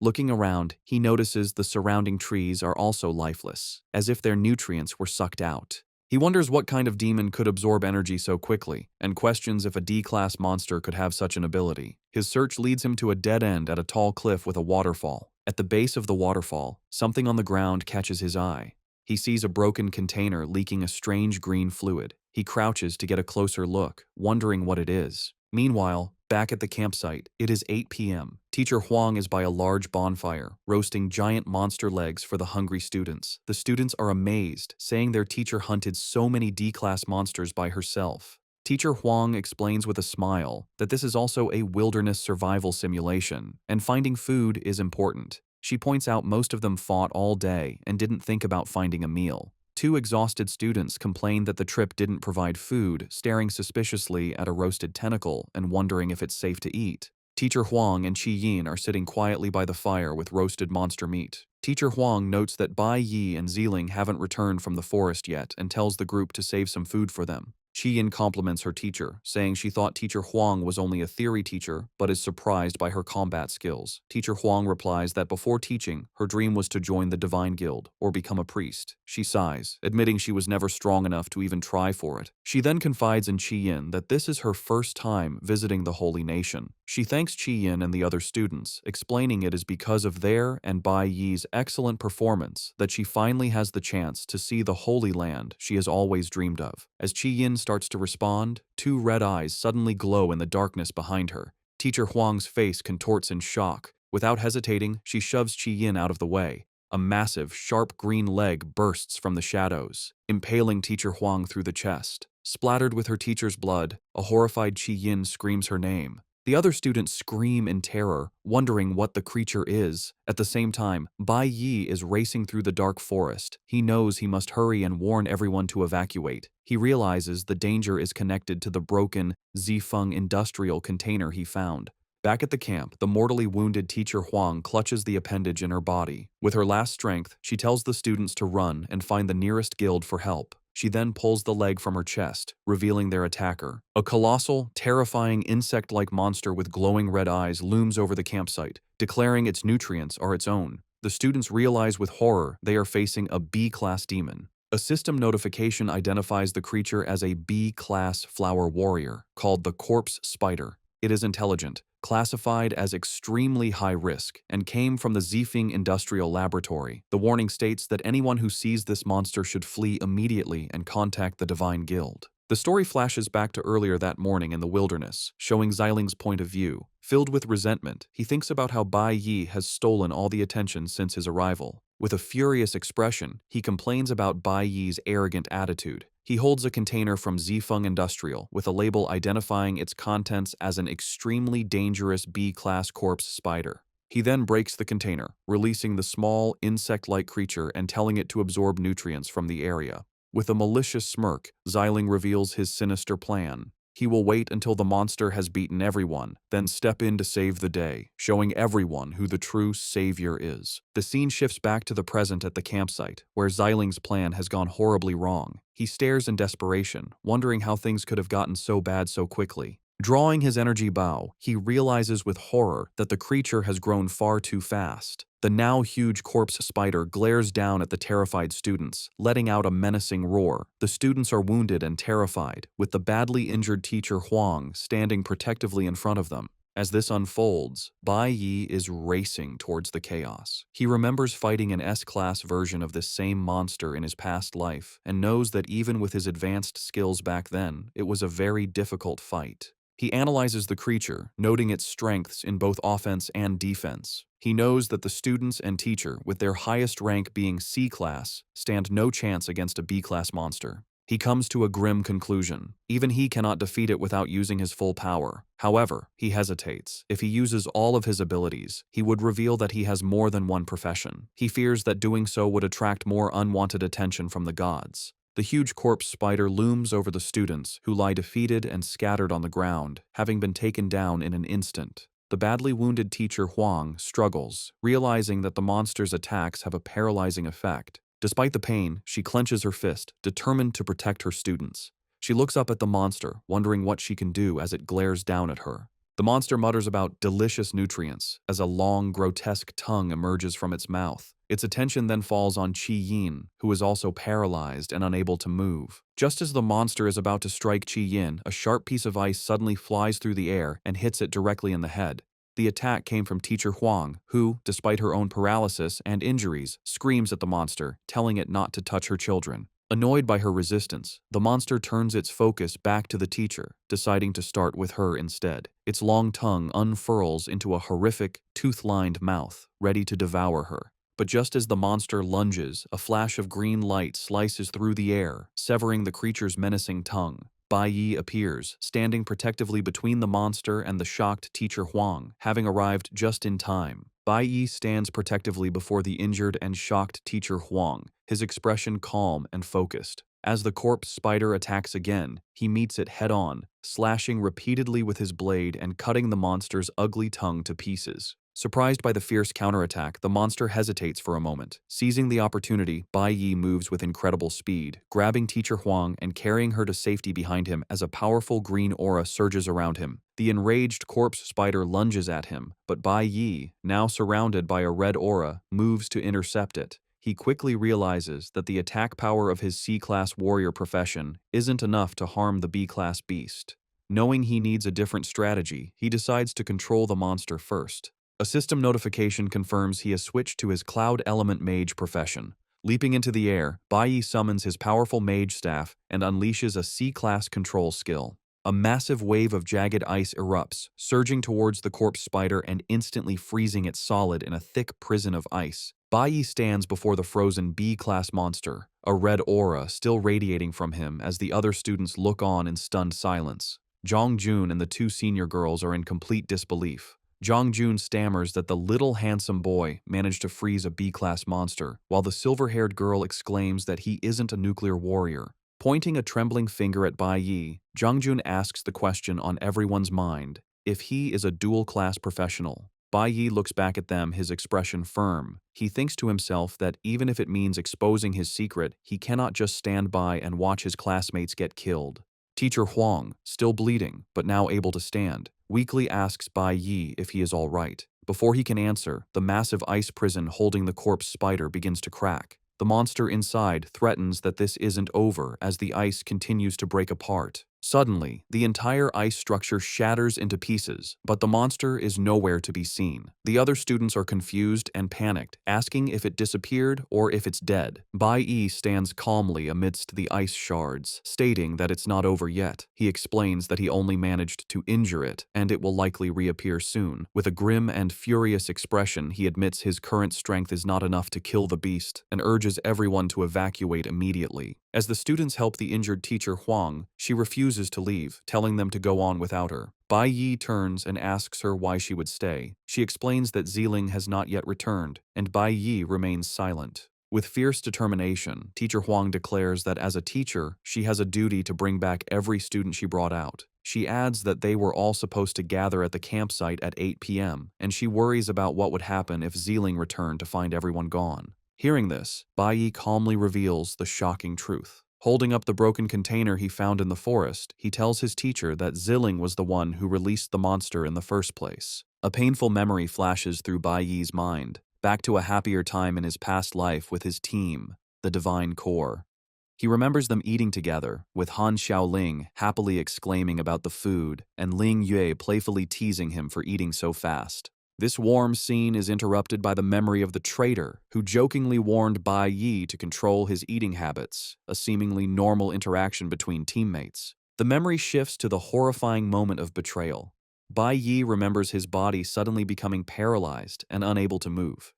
The traitor calmly explained that for the past month, he had mixed a paralytic powder into their breakfast noodles, revealing he had made thorough preparations to wipe out the strongest team. Back in the present, standing amidst the chaos at the campsite, Bai Yi reveals the shocking truth to teacher Huang and the other students. He holds up the broken container he found in the forest and firmly states that Ziling released the monster. He explains the container is from Zifeng Industrial, a company owned by the principal's family and managed by Ziling's father. Hearing this, Qi Yin looks shocked as she understands. Bai Yi continues, saying the company's labs use special bottles to store miniaturized demon beasts, and he found the broken pieces of this bottle in the woods. He concludes that only someone from the Zifeng industrial family could have had access to it. Meanwhile, Ziling is seen walking through the forest, looking back towards the campsite. Overcome with anger and panic that his plan failed, he furiously punches a tree. He rants to himself, regretting he didn't get rid of the evidence and questioning why Bai Yi had to interfere and ruin everything.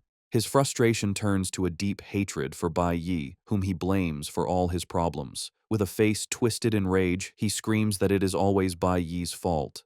The students are shocked and angry after Bai Yi's accusation. One of them furiously questions why Zealing would do such a thing, asking if he meant to kill everyone. Another student agrees, yelling that Zealing should be thrown in jail. From his hiding place, Zealing's eye is shown, bloodshot with rage. One student tries to voice some doubt, but another argues back, asking why Zealing hasn't shown himself if he is innocent. Zealing's fury intensifies at their words. Despite her severe injuries, Teacher Huang urges her students to hurry and evacuate. She hands a radio to Qi Yin, telling her to take it to a place with a signal and call for help. Qi Yin takes the device, looking worriedly at her teacher. Suddenly, an arrow flies out of the darkness and strikes the radio in Qi Yin's hand with explosive force, shattering it. Bai Yi's eyes widen in shock and anger at the sudden attack. The other students gather around a trembling Qi Yin, asking if she is all right and wondering who shot at them. On the ground lie the smoking, destroyed remains of the radio. Qi Yin stares at her hand, which is now covered in blood. Seeing this, Bai Yi's expression hardens with rage. Before they can react further, a canister is thrown into their midst, landing on the ground and releasing a thick green gas that quickly envelops them. The students are confused by the strange gas, and they begin to cough as they cover their mouths. One of them realizes with alarm that the gas smells of paralytic powder. As the disoriented students wonder who is attacking them, the silhouette of Zealing appears, walking calmly through the green mist. In the swirling green gas, Bai Yi stands silently, his face hidden in shadow as the students around him cough and choke. Zealing, wearing a gas mask and goggles, begins to rant madly, blaming Bai Yi for everything. Tearing off his goggles to reveal his furious, bloodshot eyes, Zealing screams that because of Bai Yi, everyone knows what he did, and now none of them can leave. In response to Zealing's accusations, a powerful golden aura surges around Bai Yi, causing the nearby students to stare in shock. Engulfed in a fiery energy, Bai Yi begins to walk towards Zealing. With his own eyes now glowing gold with fury, Bai Yi asks Zealing if he is prepared to let everyone die. Meanwhile, the other students are succumbing to the paralytic gas. One student trembles and falls to his knees, complaining that his body feels incredibly tired. As he collapses, he sees a green canister, realizing with horror that it's a B-class item with paralytic powder, a tool meant for powerful demon beasts. Zealing picks up the canister, and they wonder why he used it on his own classmates. He confirms it was meant for the monster. He screams that all his tools were for the corpse spider, and he was supposed to be the one to emerge as the hero and save them all. Staring at Bai Yi with pure hatred, Zealing blames him for ruining his plans. He summons his glowing energy bow, preparing to attack the one he holds responsible. Zealing takes aim at Bai Yi, ready to fire. However, the badly wounded teacher Huang steps between them. She pleads with Zealing, telling him it's not too late to stop and that he shouldn't make another mistake.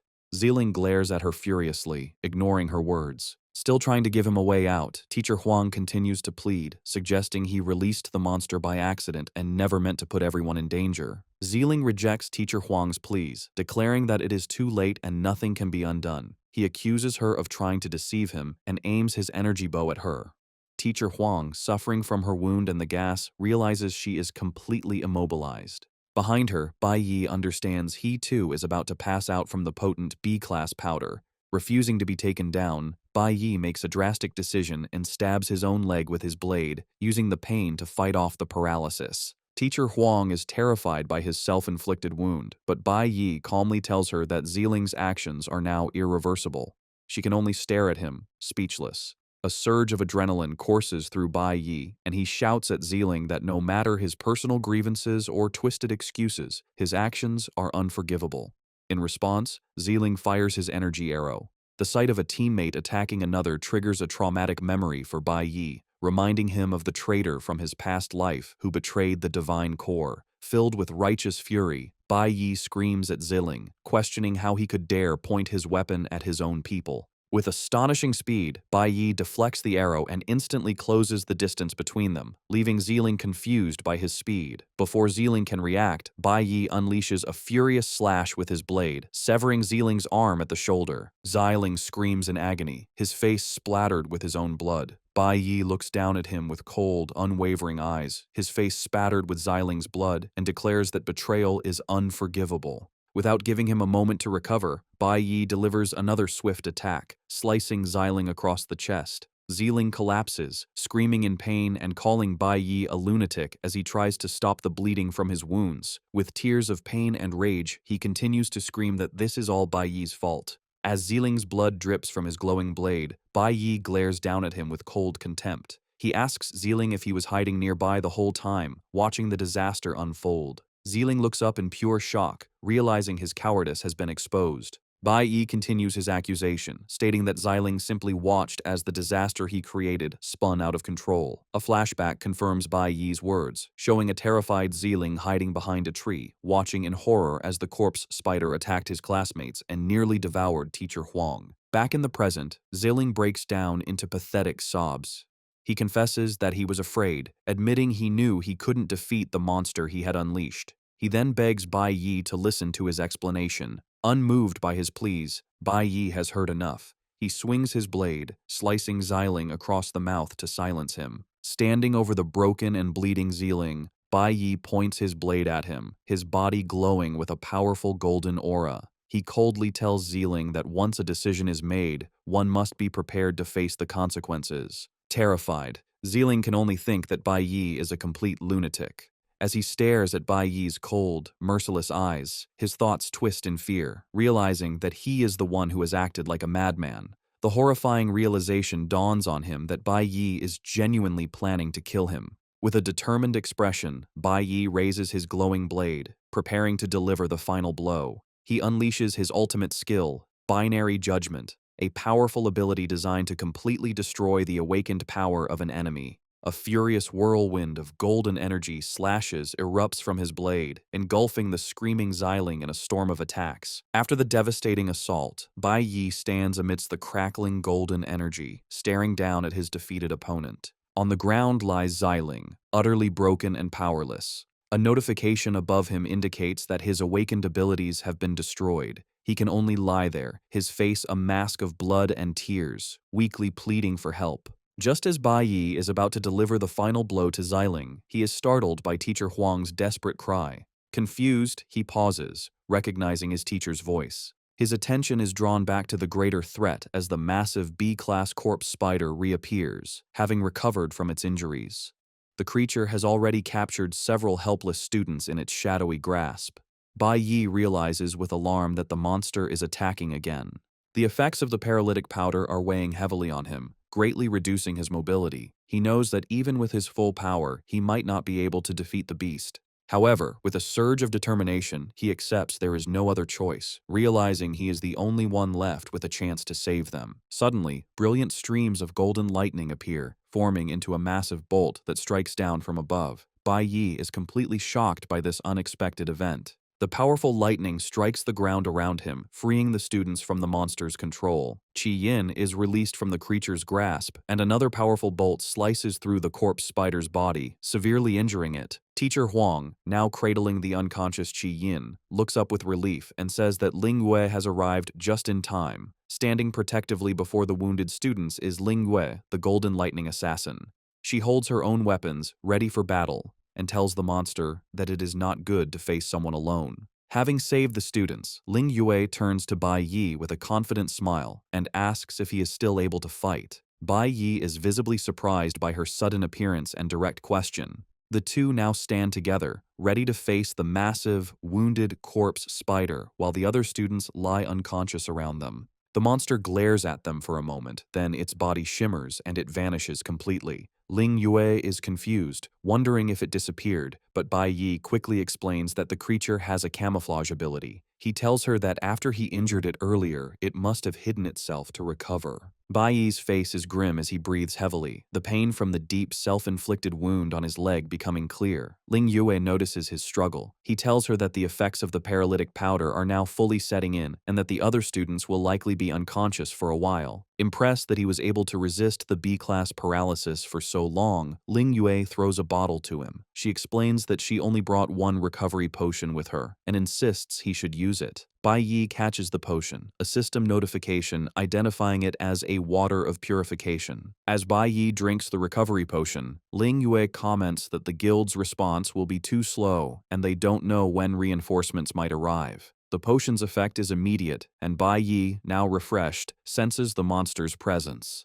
He warns Ling Yue that the creature is still nearby, hiding and absorbing nutrients from its surroundings to recover. Just as he finishes speaking, the camouflaged corpse spider lunges from its hiding place, attacking with its massive, sharp leg. Reacting with incredible speed, Bai Yi meets the attack head-on, activating his parry skill to block and deflect the powerful blow. Using the opening Bai Yi created, Ling Wei instantly appears behind the now visible monster, her own blade crackling with golden lightning. She delivers a powerful strike that clashes with the monster's defenses. Caught between the two attacks, the corpse spider lets out an enraged roar as the force of the combined assault sends it crashing violently into the ground. Standing side by side, Ling Yue remarks on how quickly the monster recovered, and then repeats her question, asking Bai Yi if he is still able to fight. With a determined smirk and a green aura now surrounding him, Bai Yi confirms that he can and suggests that it is time for them to team up. Bai Yi and Ling Yu stand ready, facing the massive B-class corpse spider. Bai Yi has a green aura, while Ling Yue radiates a powerful golden energy. Bai Yi compliments Ling Yue, noting her attack and reaction times are excellent, but reminds her with a smile to prioritize her safety since they are still students.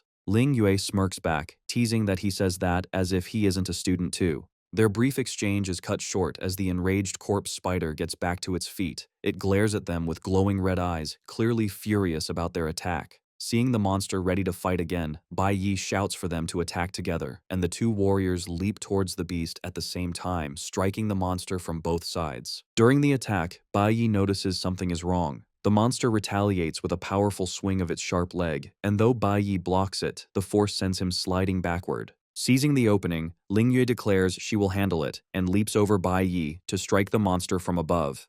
She unleashes a flurry of slashes, her body crackling with golden lightning. To her shock, her powerful attacks are useless against the monster's tough hide. The corpse spider easily blocks her blades and counters with a swift strike of its own sharp leg. Bai Yi cries out Ling Yue's name in alarm as he watches the monster land another brutal blow. The attack sends Ling Yue flying backward, wounded and bleeding from her chest. As she clutches her wound, she realizes with horror that the monster's attacks are poisonous, a fact confirmed by a status notification. As the corpse spider continues its assault, Bai Yi moves to protect the injured Ling Yue, using his parry skill to block the monster's attack. He realizes the monster's defenses are like a top-tier B-class warrior, which is why Ling Yue's powerful attacks couldn't damage it. The monster glares at them, threatening that they will all die. However, Bai Yi realizes a greater danger. The creature has been constantly absorbing nutrients from its surroundings. He understands that it is continuously growing stronger, both physically and intellectually. Bai Yi knows that if they don't defeat it soon, they won't survive long enough for the Divine Guild to arrive, especially with the other students unconscious. He assesses their dire situation, noting both he and Ling Yue are only C-class, and Ling Yue is already wounded. Despite her injuries, Ling Yue struggles to her feet, declaring with determination they must find a way to break the monster's defenses quickly. Bai Yi stands firm, a plan beginning to form in his mind. His mind flashes back to a tactical meeting with his old team, the Divine Corps. He remembers asking them what to do when facing an overwhelmingly powerful enemy. Han Xiaoling had suggested retreating, but Ling Yue had firmly reminded them that for the elite Divine Corps, retreat was not an option. Bai Yi then recalls the specific strategy he was about to teach them that day, the Lure the Rat plan. He explained the first step was for him to attack the enemy with his full power, drawing all of their attention and aggression to himself. As he puts this plan into action in the present, he remembers the next part of the strategy. Once the enemy's attention is completely fixed on the first attacker, they will be vulnerable. With a look of fierce determination, he knows the next step is to wait for the perfect moment to strike. Ling Yue watches, ready to attack, as Bai Yi draws the corpse spider's attention. He shouts at her, ordering her not to attack, but to stay back and gather her strength. Shocked, Ling Yue questions if he plans to face the monster alone. Watching from a distance, she agrees it's too risky, noting that while Bai Yi is talented, he is still just a C-class student. She then looks down in shame, thinking that she is supposed to have the powerful, golden profession, yet Bai Yi is acting like the true leader. Bai Yi approaches the monster, dodging its attacks and countering with a powerful swing of his blade. He then makes a risky move, throwing his weapon into the air and leaving himself open. The monster takes the bait and attacks, to Ling Yue's horror. The corpse spider lunges forward and impales Bai Yi through the shoulder with one of its sharp appendages. He coughs up blood from the wound, but even as he is attacked, he gestures with his hand for Ling Yue to stay back. Confused by his actions, Lingyue wonders what he is planning. The massive corpse spider looms over the impaled Bai Yi, gloating over its victory. It scoffs at the weakness of humans, declaring they are nothing more than nutrients for it to eat. As it prepares to devour him, its grotesque tooth-lined mouth opens wide above his head. However, Bai Yi, though badly wounded, has been waiting for this exact moment. He thinks to himself that the time is right. He takes a deep breath and screams Lingyue's name, shouting that now is the time to attack. Responding instantly, Lingyue is engulfed in a powerful golden aura as she activates a skill called Flash God, which greatly increases her movement speed. Bai Yi's risky plan is revealed. He had noticed the monster was only vulnerable when it was about to eat its prey. He correctly guessed that the moment it opens its mouth, its tough defenses are temporarily lowered. He knows this is the most critical step of the Lure the Rat plan. Once the enemy is lured in and reveals a weakness, it is time for the rat catcher to strike. Moving with blinding speed, Lingyue appears in a flash of golden lightning and stabs the corpse spider directly through the back. She looks on with fierce determination, aiming to defeat the monster in a single decisive blow. The monster is completely shocked by the sudden powerful attack. A notification confirms its heart has been paralyzed and its defenses are now broken. Seizing the opportunity, Bai Yi frees himself from the monster's now limp appendage and lands safely on the ground, stating that it is time for the final step. The massive corpse spider is paralyzed from Lingyue's lightning attack. Lingyue, still wounded, explains her control skill will only last for a few seconds and worries what will happen if the monster attacks again. Bai Yi struggles to his feet, telling a surprised Lingyue that a few seconds is more than enough. He declares with firm resolve that he will not let the monster escape this time. A vibrant blue aura surrounds Bai Yi as a notification confirms he has switched to his cloud element mage profession. He unleashes a powerful ice spell, completely trapping the paralyzed corpse spider in a massive block of jagged ice. Lingyue is shocked by this, exclaiming in disbelief that he actually has two different professions. With a confident smirk, Bai Yi switches back to his nuclear warrior profession, his aura now glowing green. He states that the power he has built up from his injuries and fatigue is now enough for his plan. He and Lingyue unleash their ultimate attacks at the same time, a massive wave of golden and green energy that completely destroys the frozen monster. A series of system notifications appear, confirming the successful defeat of the corpse spider. The rewards are huge, over 10,000 experience points, 300 flower element points, a level up for his cloud element mage class, and a B-class armor material called Spider's Carapace. As his wounds and fatigue heal, Bai Yi notes to himself that he needs to defeat high-level monsters to gain good experience. Lingyue stares at him, completely amazed. She explains that while some rare geniuses in the world have dual elements, she has never heard of someone awakening two different professions at such a young age. Before she can react, a blue aura swirls around Bai Yi's hand as he switches to yet another profession, Flower Element Summoner. He thinks to himself that since his summoner class is now C-class, he can form contracts with up to 6 demons, and he currently has 4 empty slots. Using his Flower Spirit contract skill, Bai Yi reaches out to the defeated monster's spirit, commanding it to come to him. A system notification confirms the contract is successful, and he has a new E-class Flower Warrior summon. Finding the name Corpse Spider hard to remember, Bai Yi decides to rename his new summon Qiangzi. The new summon seems happy with its new name. With its new master chosen, Qiangzi fades away into spirit form.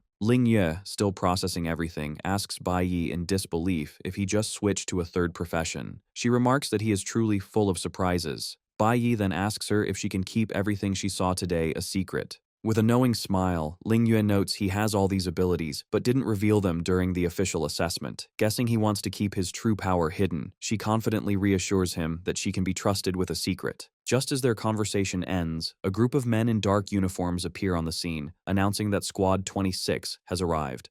The leader of the squad, a man with blue hair, asks if they are all right, relieved that they finally made it in time. They are the Holy Nation Divine Guild's Eastern Border 26th Squad. The leader of the newly arrived Divine Guild squad is shocked to find the dead B-class corpse spider, wondering how the monster was already defeated. He tells his team to give medicine to the unconscious students and do a head count, and he is relieved to see everyone waking up. Nearby, Teacher Huang comforts the still shaken Qi Yin, reassuring her that the danger has passed. The squad leader looks at the monster's remains, noting that a C-class team would have struggled against it. He is impressed that 2 students were able to defeat it, calling them true geniuses from the Jiang Nation. Bai Yi and Ling Yue stand together, both still covered in blood from the fight. Zhang Jun, now humbled, approaches Bai Yi with the two senior girls. He tells Bai Yi that they are only alive thanks to him, and one of the girls adds that if it weren't for his heroic actions, they would all be dead. With a sincere expression, Zhang Jun extends his hand, thanking Bai Yi for saving everyone. At the same time, Ling Yue's team members rush to her side. The vice captain and a pink-haired girl in her team begin to heal her wound, asking if she is all right and scolding her for running back alone. The girl asks Ling Yue how dangerous it was, but Ling Yue calmly reassures them that everything has been resolved. The vice captain boasts that people shouldn't underestimate their captain, reminding them that as a golden profession user, a genius who appears only once every few years, there is nothing she can't handle. However, Ling Yue turns away thoughtfully, stating that today she met a true genius. She looks over at Bai Yi as he accepts Zhang Jun's handshake, thinking to herself that he is a person full of mysteries. After the situation is under control, a Divine Guild squad member announces that the headcount is complete, but one student is still missing.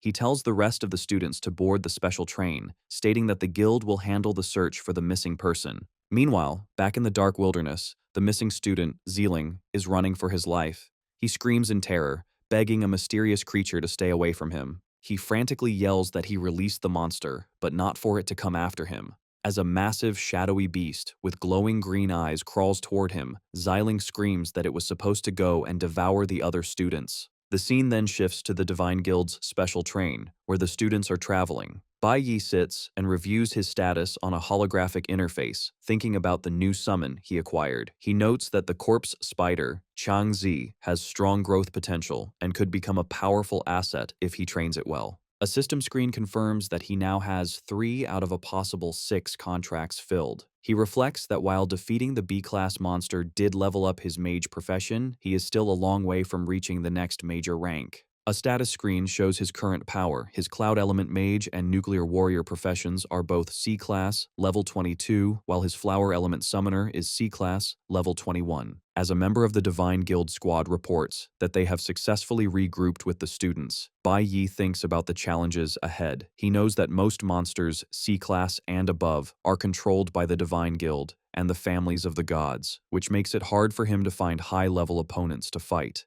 With a look of determination, he concludes that he must find more opportunities to level up.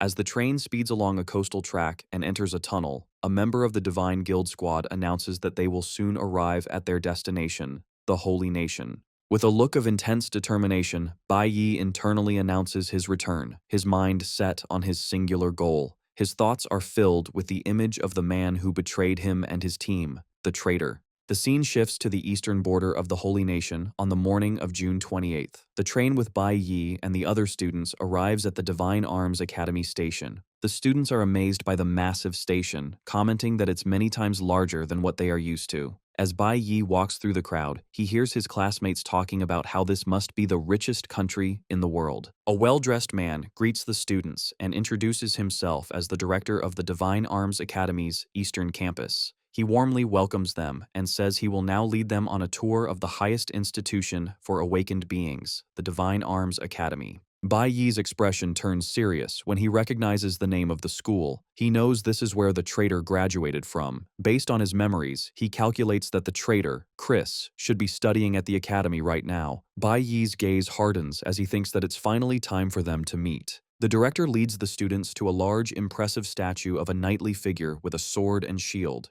He explains that this is a monument to one of the 5 great creator gods, Cadmus Davis. The students look up in awe, with some remarking that the Davis family is the most powerful family today and that they are seeing their idol. The students start excitedly talking among themselves about the rumor that they might get to meet the God Clan during their trip.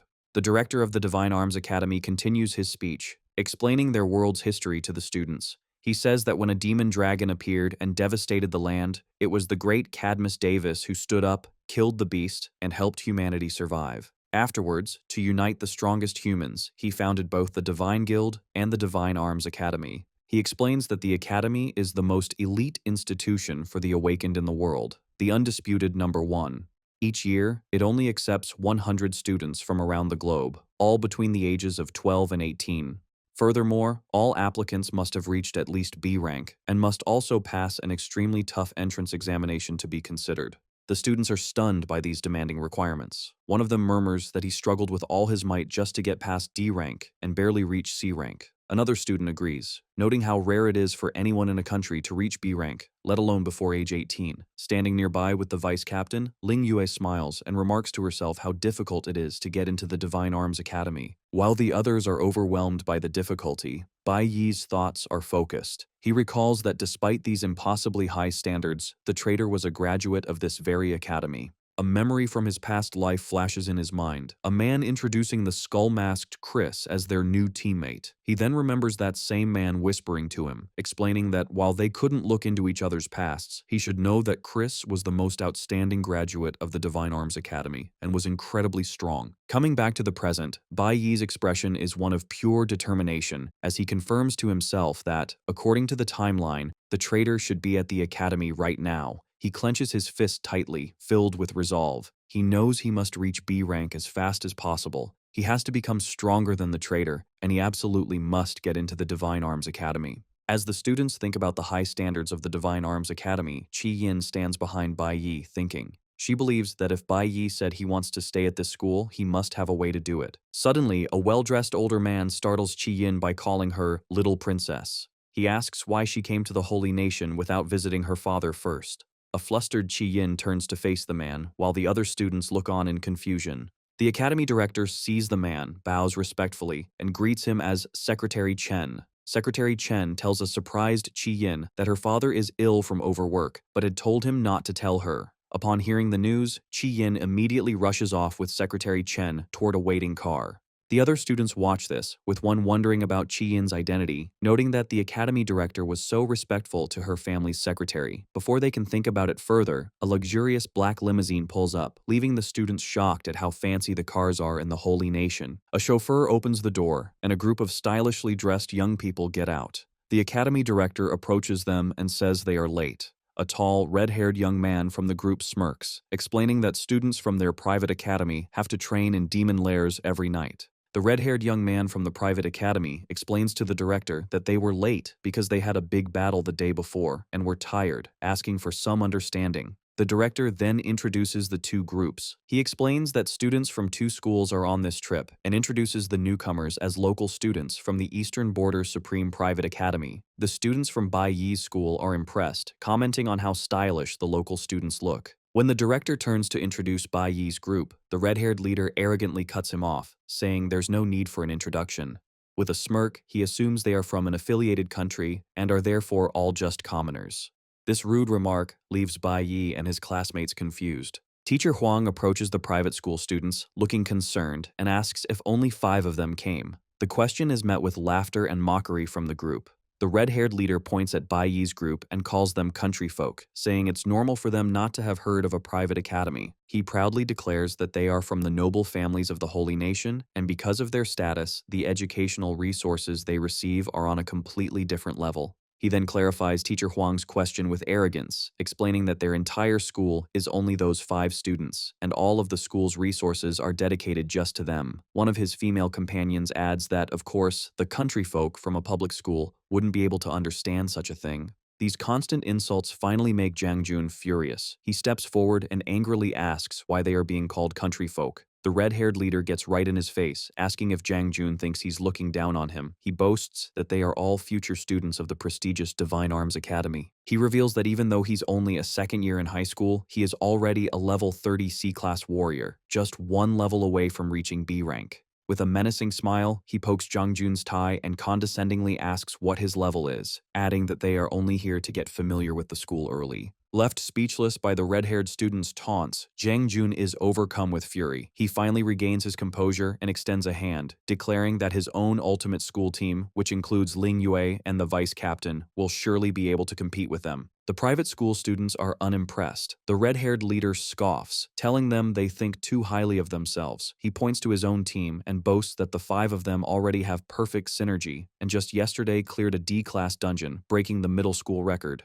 The girl with the beret smiles condescendingly, questioning the point of telling them this, since they have probably never even seen a D-class demon lair. She adds that ordinary people from commoner districts could never understand the refined lives of the nobility. These insults leave Jun and the other students from his school shaking with rage. The red-haired leader continues his arrogant speech, declaring that their goal is to become God's blessed, while the visitors will spend their entire lives in the countryside. The term God's Blessed triggers a deep reaction in Bai Yi. He thinks to himself that this title is the highest social status an ordinary person without divine blood can achieve. It's the goal everyone pursues and the very position he reached in his previous life. However, his memory turns bitter as he recalls that in the end, achieving that status meant he was nothing more than a dog for the gods. An image of his past self in chains flashes through his mind, and he silently vows that he will never live that kind of life again. Suddenly, the loud whirring of a turbine fills the air, causing all the students to look up in shock, wondering what the sound is.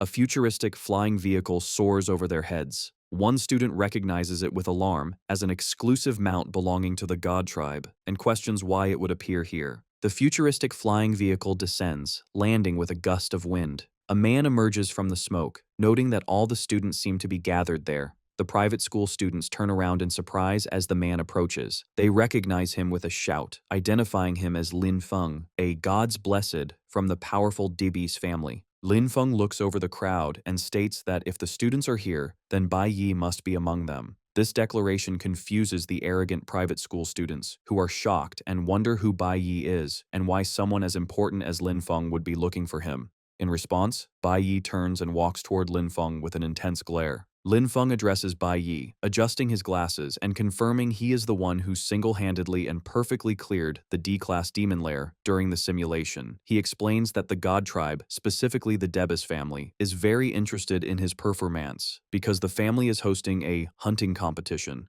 they have extended a special invitation for Bai Yi to come and observe. Bai Yi remains completely silent, his face unreadable. This news, however, leaves the private school students dumbfounded. They are shocked to hear Bai Yi cleared a D-class dungeon by himself, and even more so that he received a direct invitation from the God tribe.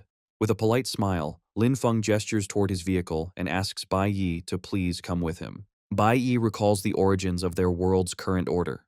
100 years ago, the world fell into chaos when powerful monsters attacked humanity who were too weak to fight back. In this desperate time, 5 powerful gods appeared. They acted as humanity's guardians, killing the great monsters and protecting the people. With their help, the human world was saved. From that day on, humans deeply respected the gods and worshipped them. To continue their protection, the gods remained in the mortal world. They gave humanity great knowledge and power, helped them build strong armies, and created new laws to govern them. They even joined with humans and had children, creating a new lineage. The direct descendants of these unions became known as the God tribe. Bai Yi's expression is cold and intense. He knows this is the history they are taught, but the reality is that everyone in this world lives under the absolute rule of the gods. Back in the present, the red-haired student from the private school eagerly asks Lin Feng if they can all go to the hunting competition. He excitedly points out that the competition is held in the God tribe's territory, a place he claims commoners could never hope to visit in their lifetime, let alone see the event in person. Lin Feng smiles politely and explains that since the entire cultivation trip was organized by the Debi's family, it was always the plan to invite all the students. He informs them that there is still time before their tour of the Divine Guild, so any interested student is welcome to come along to the competition. The students from Bai Yi's school, including a shocked teacher Huang and Zhang Jun, are in disbelief. They cannot believe they are actually getting a chance to set foot in the God tribe's territory.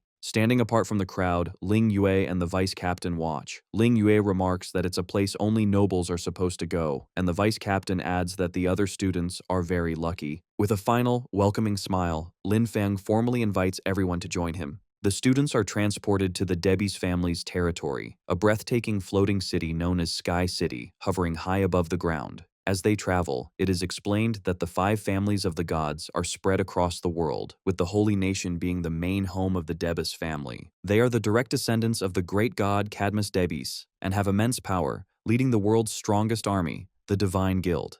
Their influence is absolute, as they also manage the Divine Arms Academy, control the army selection, and even oversee the awakened academies in other nations. Bai Yi understands that the Debus family's interest in him comes from his exceptional performance during the graduation exam. However, he remains wary, questioning why they would choose to meet him at their hunting competition. Upon their arrival, the students are led into a very rich hall, decorated with priceless art, including the Mona Lisa, and so large it made them feel small. They look around in awe, realizing this is truly the home of the god tribe. The hall is patrolled by the family's elite security, the priest's security team. As he takes it all in, Bai Yi's face is grimly determined. He realizes that after all this time, he has finally come face to face with the god tribe again. Inside the grand hall, guarded by the Debbie's family's security, a man stands with his back to the group, looking at the Mona Lisa. He announces that the guests have arrived. He recalls that his grandfather believed art was the only proof of humanity's existence, while his father believed it was ruins. He introduces himself as Shin Daebis, the heir to the Davis family, and reveals his own twisted view, that creating ruins is a form of art itself.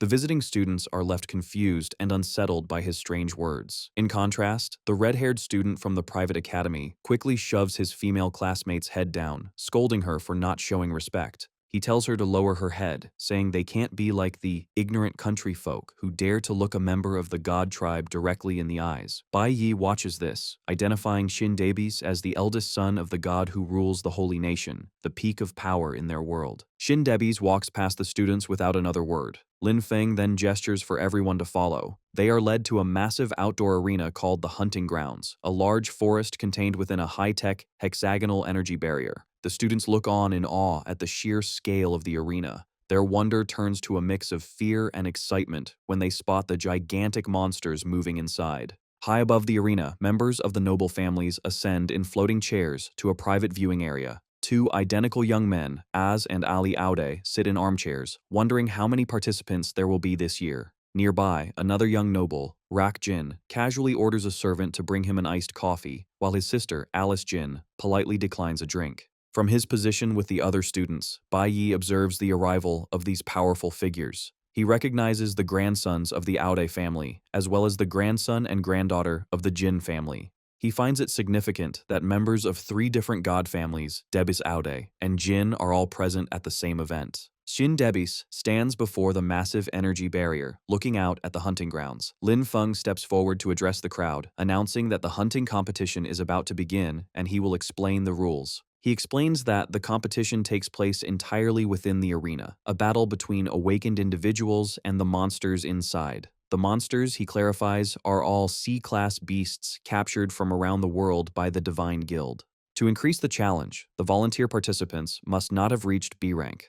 The competition is point-based, with each kill of a C-class monster earning 10 points, and the final rankings are determined by the total score. The students from Bai Yi's school are shocked by these rules. One of them points out that if the participants are below B rank, their strength is not much different from their own. Another student whispers nervously that it usually takes an entire team to defeat a single monster of the same rank, concluding that the volunteers must be very brave to face them alone. Nearby, Ling Yue stands with her arms crossed, observing silently, while the pink-haired girl on her team looks on with fear and the vice captain watches the proceedings. Lin Feng continues his introduction, explaining this year's hunting competition is also a special celebration day. As he speaks, a pedestal rises from the ground. He reveals that for this special occasion, the Debbie's family has prepared a generous reward for the winner, showing a shining, high-tech chest. With a grand gesture, Lin Feng announces it's time for this year's participants to enter. A large section of the arena wall opens, allowing the competitors to walk onto the hunting grounds. Lin Feng announces there are 12 participants this year, naming Louis from the Sacred Code Nation and Lin Qing from the Ye country as examples, while the crowd watches on massive holographic screens. The students from Bai Yi's school watch with a mix of awe and concern. They guess the participants must be very experienced, with one student noting that killing a single monster of the same rank alone is an incredible feat. Yet there are hundreds of beasts in the arena, and only 12 competitors. He concludes the event is very dangerous. Another student points out the huge rewards, mentioning a rumor of S-class equipment for the winner and a personal reward from the God Tribe for an outstanding performance.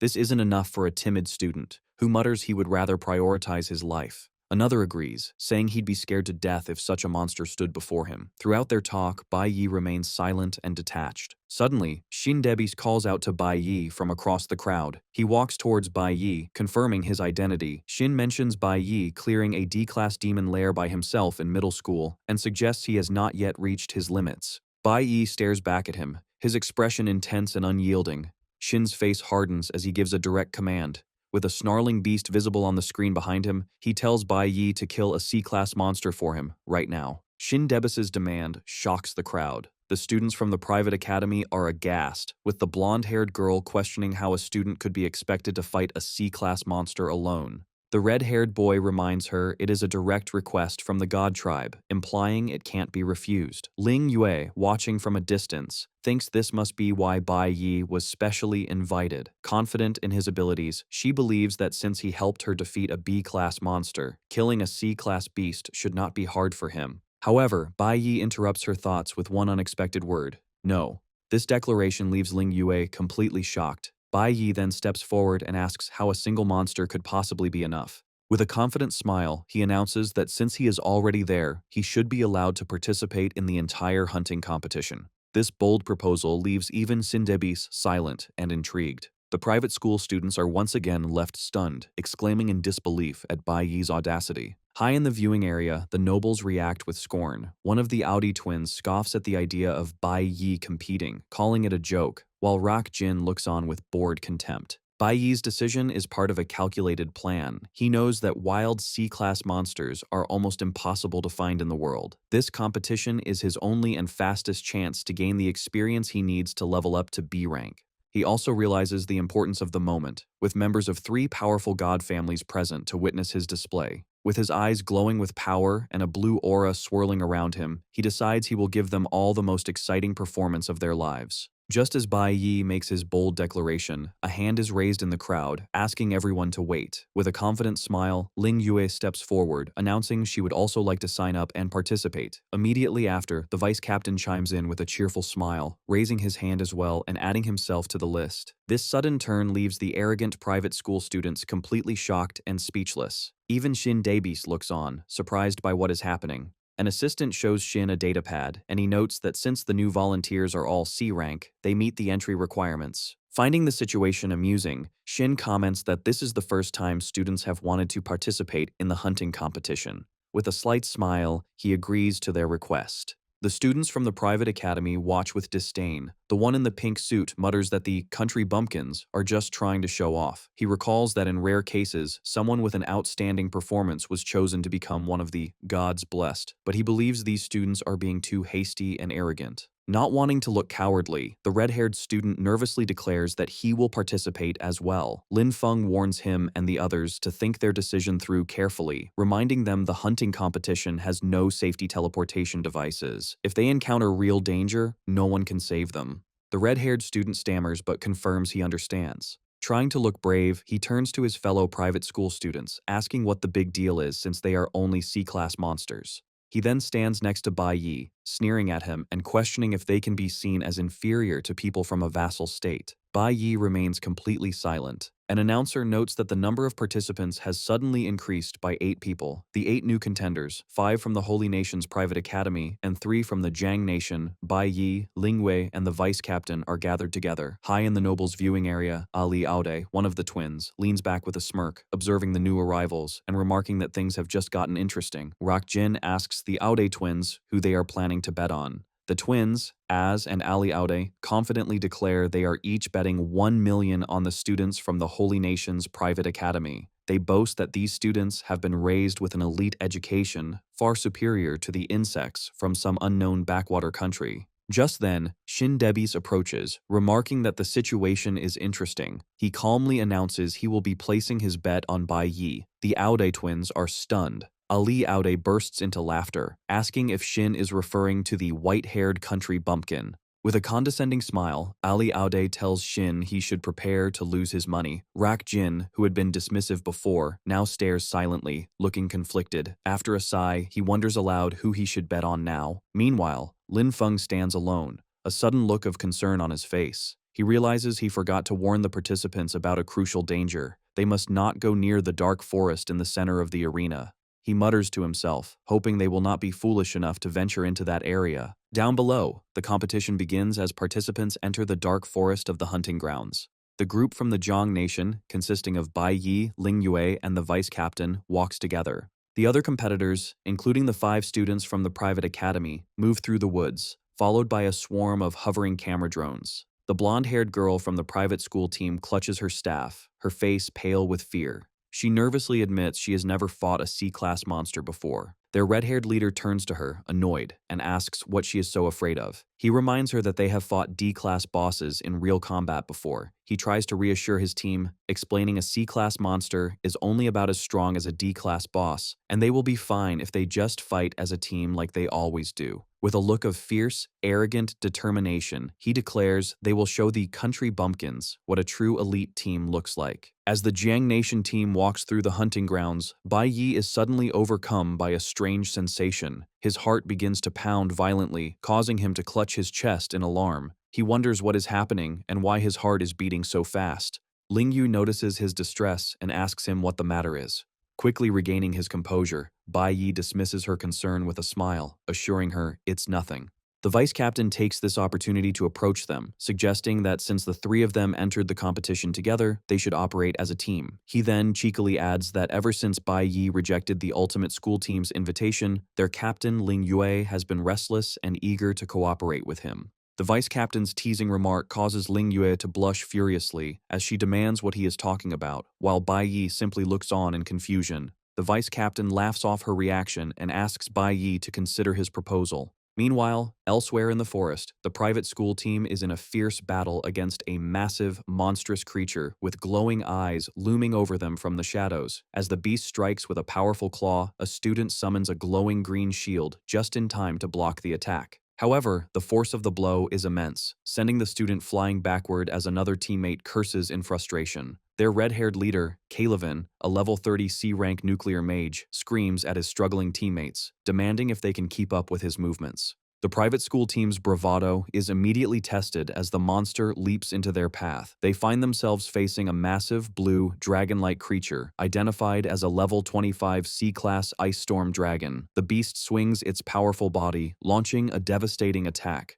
The student in the pink suit screams in terror, overwhelmed by the creature's presence. Despite the fear, the team fights back. The student who previously summoned a shield does so again, desperately trying to block the monster's claw, shouting that he will fight it to the end. Seizing an opening, a student in a black turtleneck leaps forward, his eyes glowing. He unleashes a poisonous thorn slash, a flower warrior skill that slices through the dragon's arm and inflicts a powerful poison. The massive beast roars in agony, clutching the bloody stump where its limb used to be. Before the creature can recover, the blonde-haired girl of the team summons her power, creating magical snowflakes that swirl around her. She unleashes a C-class cloud element skill called Frost Skill Realm. A barrage of sharp ice projectiles shoots forward, striking the dragon from all sides and locking it in a frozen state. The beast is completely encased in a prison of ice as the girl triumphantly declares she has it under control. For the moment, the powerful monster is successfully neutralized. With the ice storm dragon frozen, the private school team launches a coordinated assault. The woman with the bow praises her teammates' work as she and a student with a glowing sword prepare to strike. She unleashes a strong poison arrow, a skill that imbues her shot with venom, while her companion attacks with his chi sword blade, a cloud warrior ability that enhances his weapon. They strike the immobilized beast in a combined flurry of attacks. As their attacks land, their leader, Calvin, leaps high into the air, declaring he will deliver the final blow. With a furious roar, he screams for the monster to die as he summons and hurls a massive fireball downward. The dragon's frozen face shows a moment of shock just before the powerful spell connects. The attack, a nuclear mage skill called a scorching flame bomb, erupts in a massive explosion that completely shatters the frozen monster. Calvin lands, looking triumphant as he confirms their success. System notifications appear, confirming he has obtained valuable items like ice dragon skeletons and a cold dragon tail. A scoreboard update also shows Calvin has earned 10 points. He proudly turns to his teammates, reminding them he told them they could do it and boasting that they are the elite of the elite. His teammates are ecstatic, cheering and celebrating their victory, amazed they managed to defeat a wild C-class monster on their own.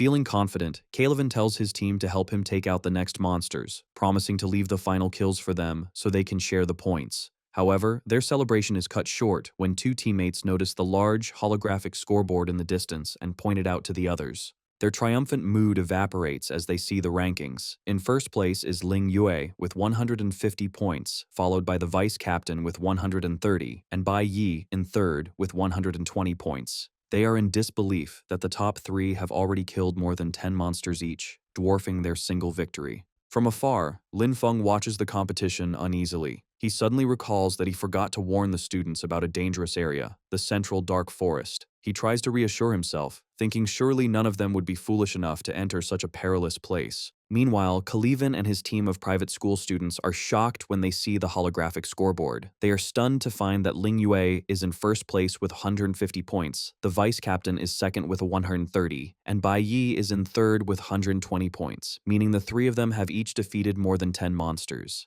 The students from the private academy can't believe what they are seeing, baffled by how it's possible. In the exclusive viewing area for the nobles, the mood is tense. A vine glass is smashed in frustration. Audijin is furious at the poor performance of the students he bet on, yelling about their elite education and calling them trash. The odd twins, Az and Ali, are upset, complaining they are about to lose the 1 million they bet on Calivan's team.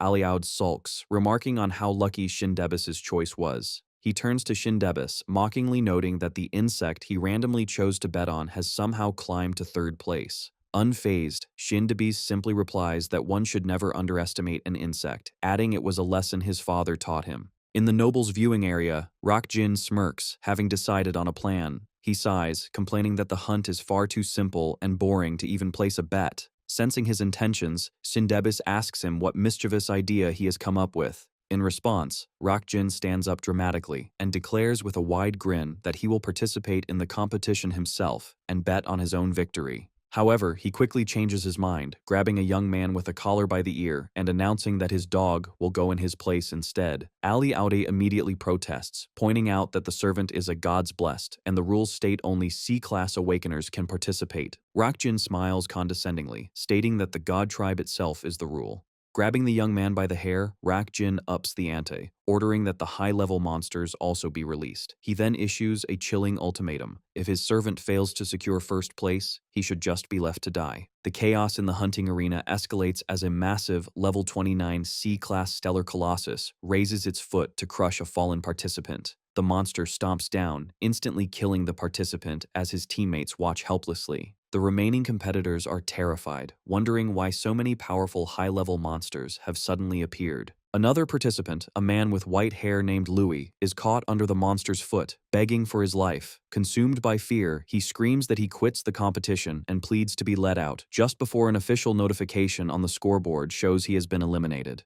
The spectators in the stands are horrified by the brutal turn of events. One student points out that another awakener has been eliminated, while his friend remarks on the cruelty of it, since the participant was killed even after forfeiting. Among them, Teacher Huang watches with a deeply worried expression, looking up at the scoreboard with concern for her students. In stark contrast, back in the nobles' viewing area, Rockjin and the Aude twins clap and laugh, greatly entertained by the carnage unfolding below. The Audi twins laugh wildly, declaring that the back and forth makes the competition fun. Ali Aud urges Shindebis to release any other hidden monsters to make the show more exciting. Shindebis remains silent, just watching the events on the monitors. Down in the arena, Ling Yue faces a massive C-class stellar colossus made of rock. As the creature launches itself forward, Ling Yue is shocked by its speed and prepares for the charge. Just as it is about to strike, she senses a presence. Suddenly, Bai Yi appears and kicks the creature's head, sending the colossal beast flying backward. The Zhang Nation trio, Bai Yi, Ling Yue, and the vice captain, now stand together, their auras flaring as they face the recovering monster. The enraged stellar colossus glares at them, steam puffing from its nostrils. Before it can attack, a mysterious purple energy slams down on it, crushing it to the ground and slowing it. The vice captain stands with his hand outstretched, smiling confidently. As a C-class stellar mage, he uses his yin pressure skill to lock down the monster. Seizing the opening created by the vice captain, Bai Yi pushes off the ground with incredible force. With his blade swirling with a powerful yellow aura, he closes the distance to the immobilized monster in an instant. He unleashes a single, devastating slash that cuts the C-class stellar colossus clean in half. As Bai Yi lands gracefully among the crumbling remains, a system notification confirms he has killed the level 28 monster and obtained 4 meteorites as loot. Another notification shows he earns 10 more points. Ling Yue and the vice captain watch him, and Ling Yue thoughtfully calls out his name. She realizes this is the 3rd time he has helped her. Although they are a team, Bai Yi has been leading the entire time, and amazingly, he has done it all using only his warrior profession without revealing his other abilities. Bai Yi stands silently, looking at his hand. As Bai Yi reflects on his victory, a notification confirms he has gained 1,700 experience points. He looks at his status screen, noting that coming to the competition was the right choice, as his nuclear warrior profession has already leveled up twice to level 24. He thinks about his unique ability to gain experience for any profession he uses in battle. However, when he spots one of the many camera drones monitoring the competition, he understands his predicament. He can't risk revealing his other professions and exposing his secrets. A bead of sweat rolls down his face as he considers the limitations of being constantly watched. Staring into the dark forest, Bai Yi concludes he must find a private space, away from the prying eyes of the drones. His gaze lands on a particularly dark and foggy area in the distance, and he decides to head towards the central dark forest to investigate, hoping to find the solitude he needs to use his full power. As the Zhang Nation trio walks through the forest, the vice captain sighs with satisfaction. He comments on their team's good cooperation and, looking at the scoreboard, notes that the winner will likely come from their group. He adds with a smile that the fourth-place contestant's score is far behind theirs, but Ling Yue remains silent and unimpressed. Suddenly, Ling Yue's stoic expression breaks into one of shock. She has noticed a sudden change on the scoreboard. A new participant's rank is rapidly rising, catching the attention of other spectators who shout for everyone to look. Bai Yi is also surprised by this, recognizing the name Ganix on the board. His expression turns serious as he wonders why this person has entered the competition. Elsewhere in the arena, the reason for the change in rankings becomes clear.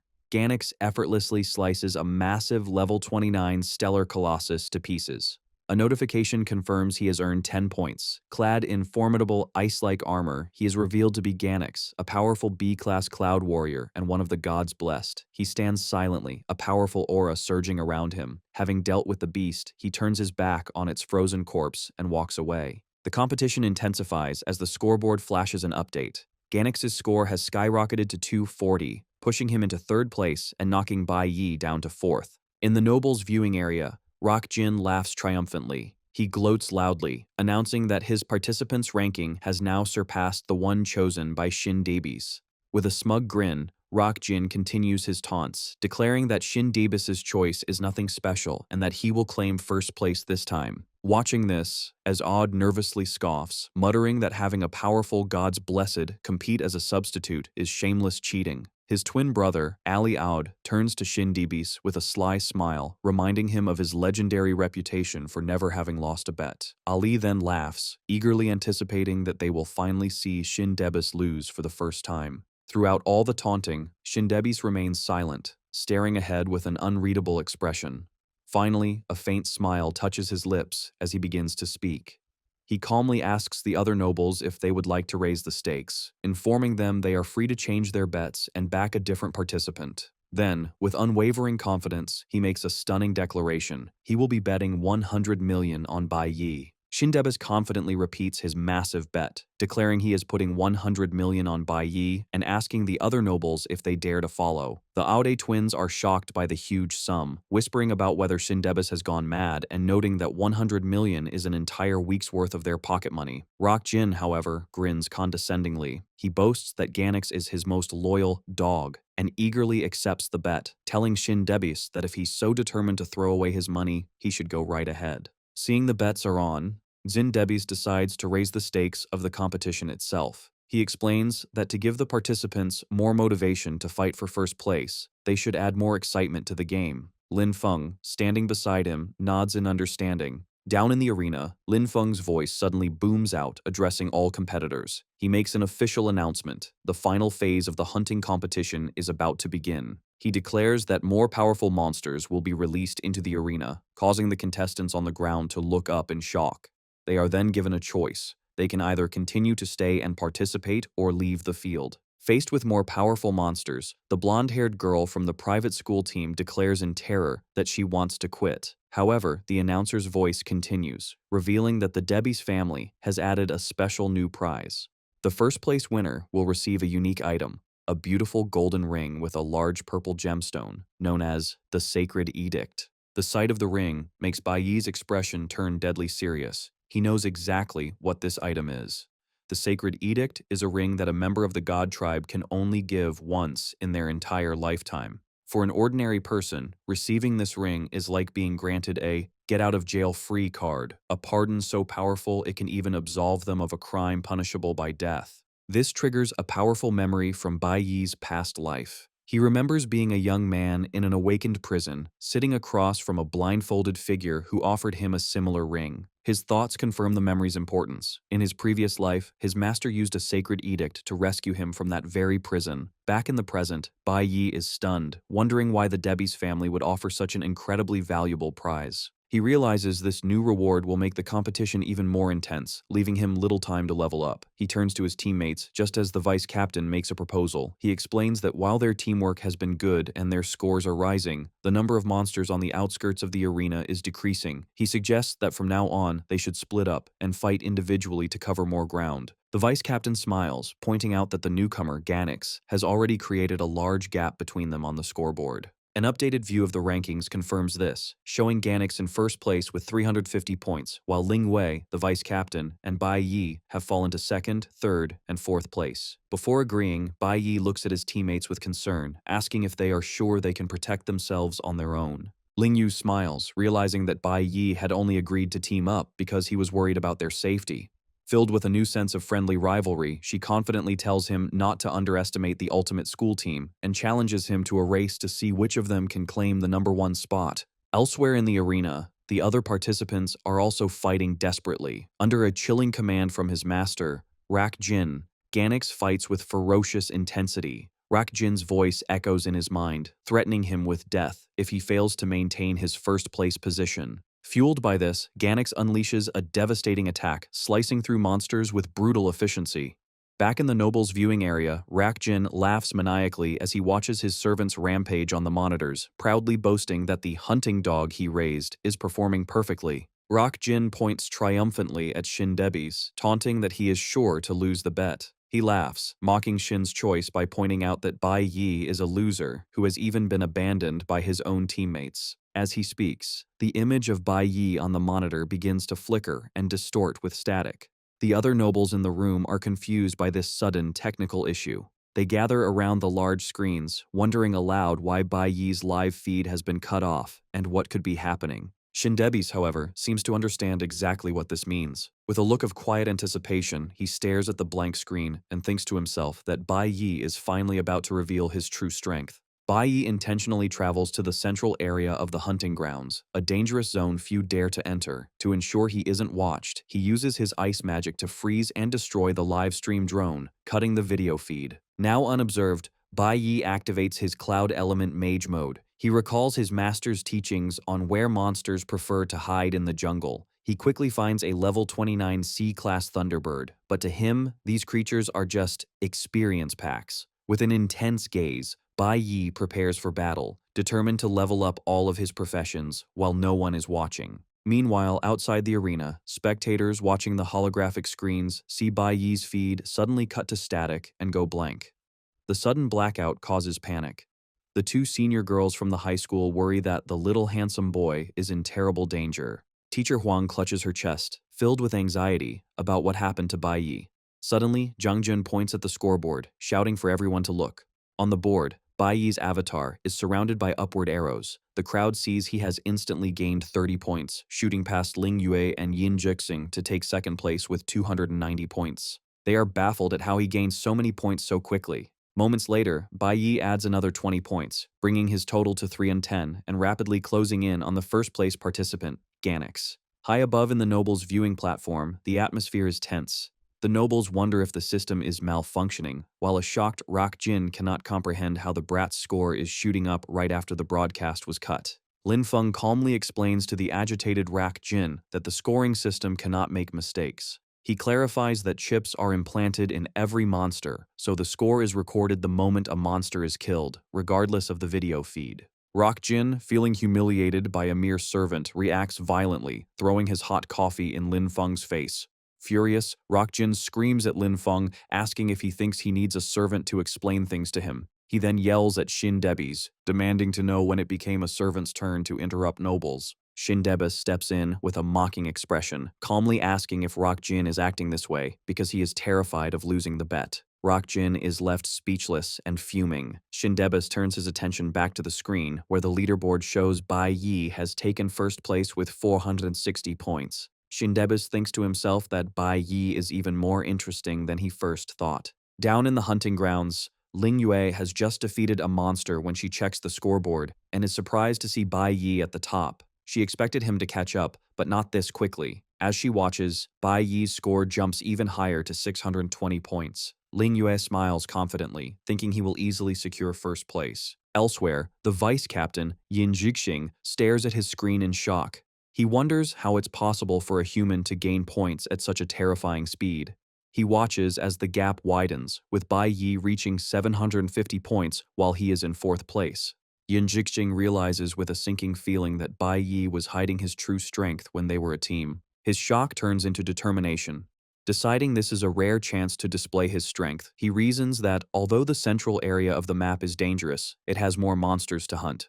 With a resolved glance, Yin Jixing decides to head into the central zone as well, telling himself he must go there to avoid being left too far behind. Vice Captain Yin Jixing walks into the woods, thinking that as long as he avoids the dangerous Black Mist Forest, he should be safe. However, the scene shifts to that exact location. Deep in the dark Black Mist Forest, Bai Yi stands in a clearing, having entered the zone everyone else avoids. Bai Yi stands between two large, aura-clad monsters, noting he has reached the heart of the mist. Behind him are the massive spirits of the monsters he conquered, having already killed most of them in the forest's inner circle. System screens show his progress. His Cloud Element Mage class is at level 25, his Nuclear Warrior is at level 27, and his new Flower Element Summoner class is at level 24. Bai Yi reviews the data with satisfaction, seeing his professions have leveled up significantly. He calculates that with a bit more effort, he might push his warrior class to B rank today. He then checks his Flower Spirit contract skill, which shows he has 5 out of 6 contracts filled.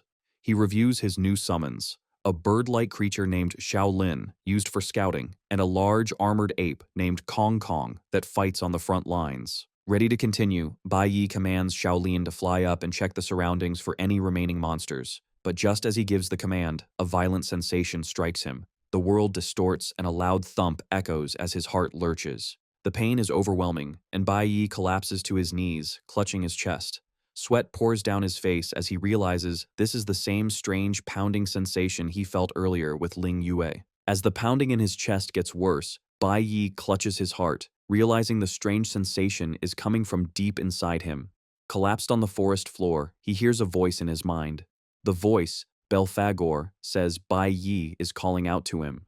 The image of the triple S-class Demon King appears in Bai Yi's thoughts with a sinister grin, offering to help him again. This triggers a flashback to his regression. He remembers Belphegor tearing out his own glowing heart and offering it as a meeting gift. In the memory, a wary Bai Yi asked the Demon King why he wanted a deal and what the price would be. Belphegor only responded with a mysterious, chilling smirk. The Demon King then said the price would be collected only after Bai Yi returned to the past. Bai Yi listened intently as Belphegor whispered the final, secret condition. As the memory ends, Bai Yi's eyes widen in shock as he fully remembers the terms of their deal. Back in the present, Bai Yi stands up, his face shadowed, and remarks that the time has finally come.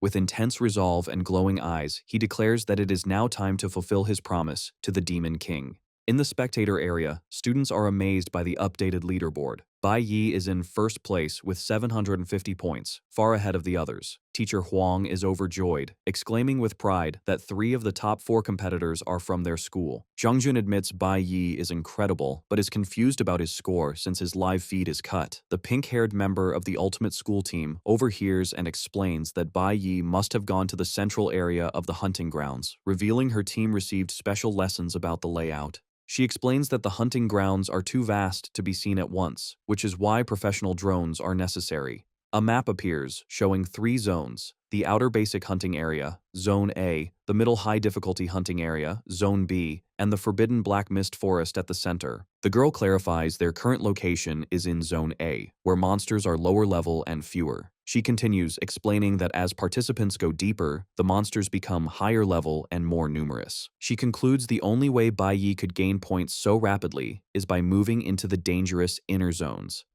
Zhang Jun finally understands. However, the girl adds a stern warning. The central Black Mist Forest is absolutely forbidden.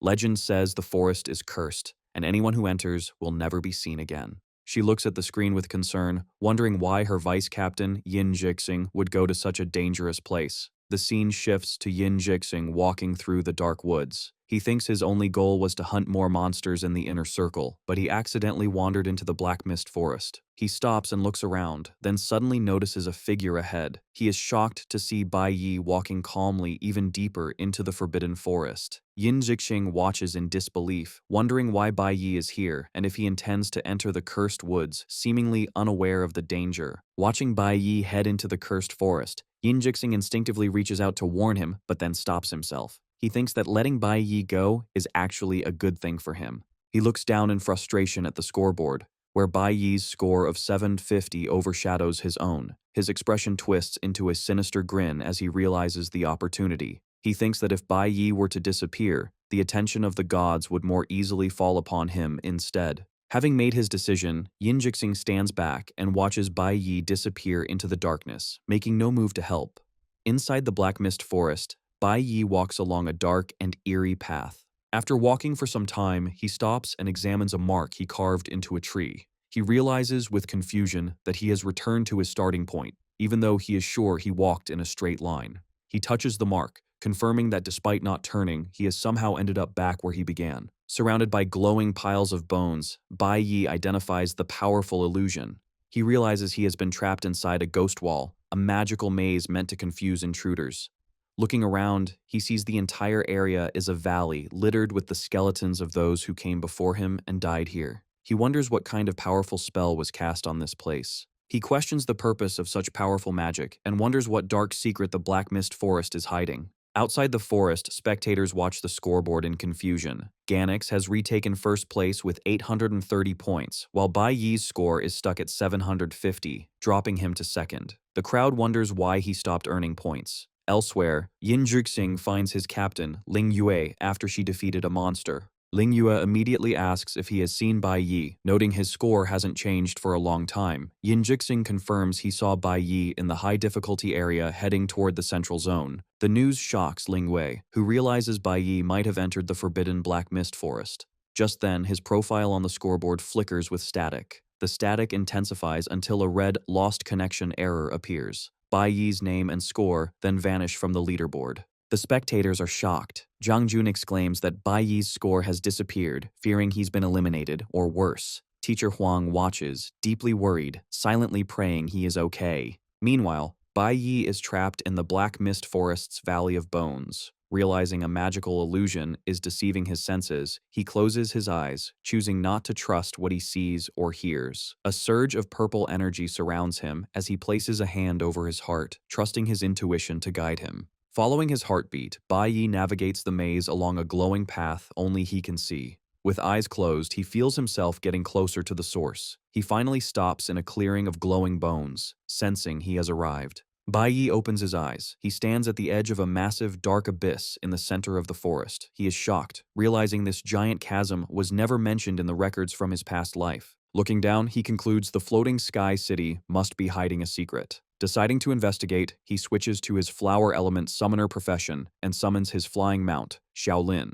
He leaps into the abyss, riding Xiaolin down into the darkness. They land safely at the bottom, and Bai Yi finds himself in a vast landscape of dark, jagged ruins, wondering what this hidden place is. Amidst the ruins, Bai Yi wonders if a great battle happened here, when a deep voice echoes from the shadows, asking who has come. A massive, spectral figure in dark purple flames emerges, startling him. He quickly realizes he is not facing a single entity, but an entire undead army. Before him stand towering, spectral knights in dark armor, glowing with purple energy. System notifications identify them as Level 27 C-Class undead warriors, with their leader floating above. The leader, a massive figure in ornate armor, is identified as a B-rank Stellar Warrior Lord, a Necro Warrior. It accuses Bai Yi of trespassing on forbidden ground. From within its dark helmet, its glowing blue eyes glare down as it commands its army to kill. Another system notification provides more details, confirming it's an intelligent, Lord-level monster with unknown origins and an extremely high danger level.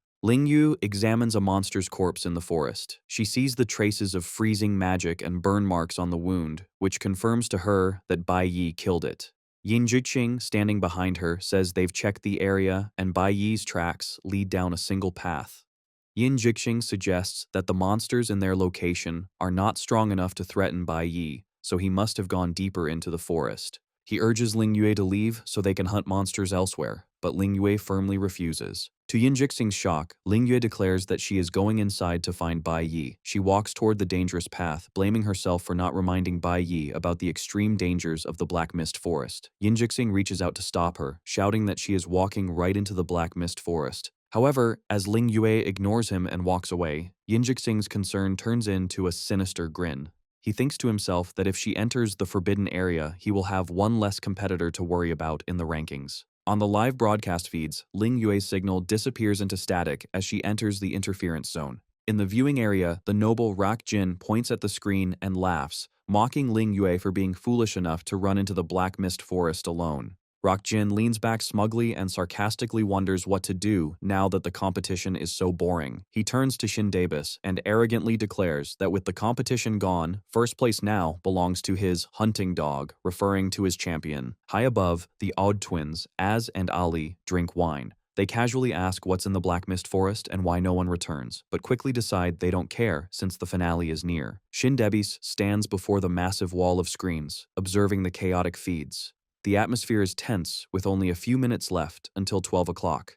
Meanwhile, Shin Debis remains silent and stoic as the clock ticks down. Down in the Sky City hunting grounds, at 11:58 a.m., the situation is grim for the private academy students. Kalivin's team is hiding in a dark, rocky crevice. A male student bandages a female teammate's leg as she cries in pain. He comforts her, saying the competition will be over at 12 o'clock. However, Calvin is furious, shouting that although they were told they could quit, there is no exit for them to leave.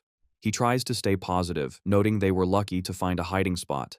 But internally, Calvin admits the score no longer matters. He is terrified and just wants to survive. Calvin tries to rally his teammates, arrogantly declaring that their lives are valuable, unlike the cheap lives of the commoners, and they must get out alive. Suddenly, a notification chimes, announcing that the time is up and the normal phase of the competition has ended. Calvin and his male teammate look completely shocked. The other students are relieved. One private school student smiles, shouting with joy that it is finally over. However, their celebration is cut short as a new announcement declares the start of the final Easter egg phase. The students freeze as the system reveals a boss battle. They look horrified, realizing the nightmare isn't over. The system announces that the final boss is about to land on the hunting grounds. Suddenly, the entire area begins to shake violently, with rocks falling around them. The system taunts the participants, stating this is their last chance to win. A student screams in panic, asking if it is an earthquake, while another cowers in fear. The injured girl with the bandaged leg breaks down in tears, asking in despair why the competition hasn't ended yet.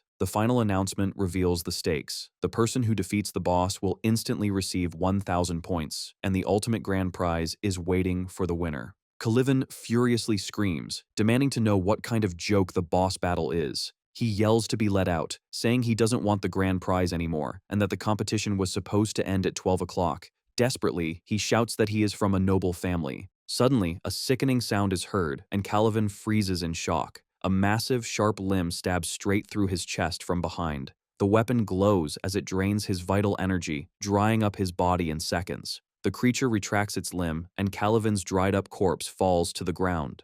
The student with earrings screams in terror that Calvin is dead, while the blonde girl covers her mouth in horror, crying and unable to understand what is happening. Looming over the terrified group is the final boss, a colossal, terrifying, level 36 B-class monster, the soul-reaping corpse. The student in the suit stares in despair, stammering that even if all the participants joined forces, it would be impossible to win.